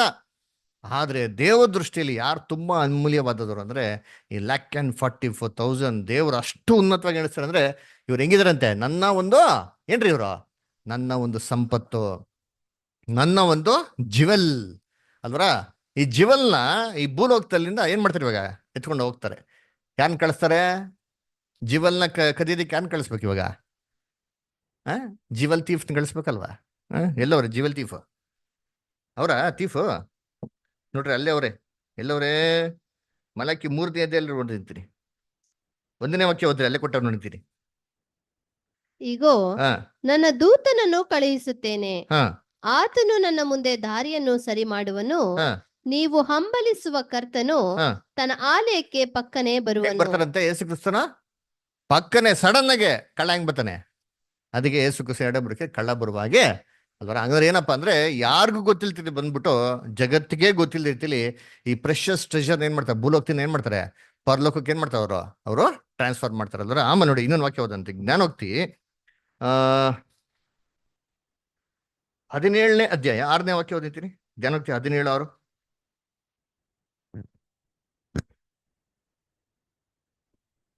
ಮಕ್ಕಳ ಸಂತತಿಯವರು ವೃದ್ಧರಿಗೆ ಕಿರೀಟ, ಮಕ್ಕಳ ಸಂತತಿ ಯಾರಿಗೆ ಕಿರೀಟ ಅಂತೆ? ವೃದ್ಧರಿಗೆ. ವೃದ್ಧರಿಗೆ ಕಿರೀಟ. ಅದೇ ಇದು ಅರ್ಥ ಮಾಡ್ಕೊಡೋಣ. ಮಕ್ಕಳ ಸಂತತಿ ಏನೇನು? ಮೊಮ್ಮಕ್ಕಳು. ಮೊಮ್ಮಕ್ಕಳು ಯಾರಿಗೆ ಕಿರೀಟ? ತಾತನ್ಗೆ ಏನ್ರಿ ಕಿರೀಟ? ತಾತನಿಗೆ ಯಾರು ನೋಡಿದ ಕಿರೀಟ ಅಂತಾರೆ? ಮೊಮ್ಮಕ್ಕಳು ನೋಡಿದ ಕಿರೀಟ ಅಂತೆ. ಸರಿ, ನೆಕ್ಸ್ಟ್. ಆಮೇಲೆ ಹೆತ್ತವರು ಮಕ್ಕಳಿಗೆ ಭೂಷಣ. ಹೆತ್ತವರು ಮಕ್ಕಳಿಗೇನ್ರಿ ಅಂದೇನರ್ಥ? ಹೆತ್ತವರು ತಂದೆಗಳು ಏನ್ರಿ ಮಕ್ಳಿಗೇನ್ರಿ ಭೂಷಣ ಅಂತ ಹೇಳ್ತಾರೆ. ಏನ್ ಅರ್ಥ ಆಯ್ತಾ? ಅಂದ್ರೆ ನಮ್ಗೆ ದೇವ್ರ ಪ್ಲಾನ್ ನೋಡಿದ್ರೆ ತಂದೆ ತಾಯಿ ಮಕ್ಕಳು ಮೊಮ್ಮಕ್ಳು ಎಲ್ಲ ಅವ್ರೆ ಅಲ್ವರ? ಯಾರು ಮಕ್ಕಳು? ಸರಿ, ಅಪ್ಪ ಹೇಳ್ರಿ, ಹೇಳಿ. ಅಪ್ಪ ಯಾರು? ತಂದೆ ಆದ ದೇವರು. ಆಮೇಲೆ ಏಸು ಕ್ರಿಸ್ತನು ಅಲ್ವರ? ಆಮೇಲೆ ನಾವು ಎಲ್ಲ ಚೌಚೌಬತ್ ಮಾಡಾಕ್ಬಿಡ್ತೀರಾ? ಸರಿ ಅಲ್ವರ? ಏನಂದ್ರೆ ಇನ್ನೂ ಕ್ಲಿಯರ್ ಪಿಕ್ಚರ್ ಕೊಡ್ತೀನಿ. ಏಸು ಕ್ರಿಸ್ತು ಇರಿ ಏಸು ಕ್ರಿಸ್ತನು ತಂದೆ, ನಾವೇನ್ರಿ ನಿತ್ಯ ತಾಯಿ. ಇಡೀ ಲೋಕದ ಜನಗಳು ಕ್ರಿಸ್ತನ್ ರಾಜ್ಯದಲ್ಲಿ ಏನಾಗ್ತಾರೆ? ಮಕ್ಕಳಾಗಿ ಎದ್ ಬರ್ತಾರೆ ಅಲ್ವರ? ತಾತ ಯಾರು? ಹಿಂಗೆ ನೋಡ್ರಿ. ಇವಾಗ ಅರ್ಥ ಆಯ್ತಾ? ಇವಾಗ ಈ ವಾಕ್ಯನ ಅಪ್ಲೈ ಮಾಡಿ ಹೆಂಗಿರ್ತದೆ? ಮಕ್ಕಳ ಮಕ್ಕಳು ವೃದ್ಧರಿಗೆ ಕಿರೀಟ. ಅಂದ್ರೆ ಯೆಹೋವ ದೇವ್ರಿಗೆ ಮೊಮ್ಮಕ್ಕಳು ಕ್ರಿಸ್ತನ್ ರಾಜ್ಯದಲ್ಲಿ ಎಲ್ಲಾ ಸತ್ತೋಗಿರೋ ಮಕ್ಕಳು ಎದ್ ಬಂದಿ ಎಲ್ಲ ಒಬ್ಬೊಬ್ಬರು ಆದಾಮ್ ತರ ಪರಿಪೂರ್ಣ ಬಂದ್ರೆ ಅವ್ರಿಗೆ ಅದೇ ಕಿರೀಟ ರೀ. ಇನ್ಯಾವ ಕಿರೀಟನೂ ಅವ್ರಿಗೆ ಬೇಕಾಗಿಲ್ಲ ಅಂದ್ರೆ. ಆಮೇಲೆ ನೆಕ್ಸ್ಟ್ ಏನ್ ಹೇಳ್ತಾರೆ? ಏನ್ರಿ? ಎತ್ತವರು ಮಕ್ಳಿಗೇನ್ರಿ ಭೂಷಣ ಅದರ? ಎತ್ತವರು ಅಂದ್ರೆ ತಂದೆ ತಾಯಿಗಳು ಮಕ್ಳಿಗೇನ್ರಿ ಕ್ರಿಸ್ತನ್ ರಾಜ್ಯದಲ್ಲಿ ಎಲ್ಲಾ ಮಕ್ಳು ಎದ್ ಬರ್ಬೇಕಾದ್ರೆ ಅವರು ಸಭೆನ ಮತ್ತೆ ಕ್ರಿಸ್ತನ್ ನೋಡ್ಬೇಕಾರೆ ಅಂತಾರೆ ಎಷ್ಟು ಗ್ಲೋರಿಯಸ್ ನೋಡ್ತಾರೆ. ನೋಡಪ್ಪ, ನಮ್ಗಾಗಿ ಏನ್ ಮಾಡ್ರಿ ಇಷ್ಟೊಂದು ಕಷ್ಟಪಟ್ಟು ಅದರ ಅಂತ ಒಂದು ಗೌರವದಲ್ಲಿ ಏನ್ ಮಾಡ್ತಾರೆ ನೋಡಿ. ಅದಕ್ಕೆ ನೋಡ್ಬೇಕಾದ್ರೆ ದೇವರು ತಲೆಗೆ ಏನ್ ಮಾಡಲ್ಲ ಕಿರೀಟನ ಹಾಕಿಲ್ಲ, ಇಡೀ ಜಗತ್ಗೆ ಈ ಕಿರೀಟನ ಏನ್ ಮಾಡ್ತಾರೆ ನೋಡಿಸ್ತಾರೆ. ಅಂದ್ರೆ ಅದಕ್ಕೆ ಈ ಕಿರೀಟ ಗೆಲ್ಬೇಕು ಅಂದ್ರೆ ನಾವೇನಾಗಿರ್ಬೇಕು? ದೇವ್ರಿಗೆ ಯೋಗ್ಯವಾಗಿ ಇರ್ಬೇಕು. ಅದನ್ನ ದೇವರು ಈ ಕೊಟ್ಟಂತ ಒಳ್ಳೆ ವಾಕ್ಯನ ಏನ್ ಮಾಡ್ಲಿ ಆಶೀರ್ವದಿಸ್ಲಿ, ಕೃಪೆ ಕೊಟ್ಟು ದಯ ಕೊಟ್ಟು ನಡೆಸ್ಲಿ. ಇನ್ನು ಮುಂದೆ ಬರೋಂಥ ದಿನಗಳಲ್ಲಿ ಇನ್ನು ಒಳ್ಳೆ ವಾಕ್ಯ ಕೊಡುವಂತೆ ದೇವರು ಅದನ್ನ ಆಶೀರ್ವದಿಸ್ಲಿ ಅಂತ ನಮ್ಮ ಸಹೋದರನ್ ಕೂಡ ಪ್ರಾರ್ಥನೆ ನೆನೆಸ್ಕೊಡೋರಾಗನ.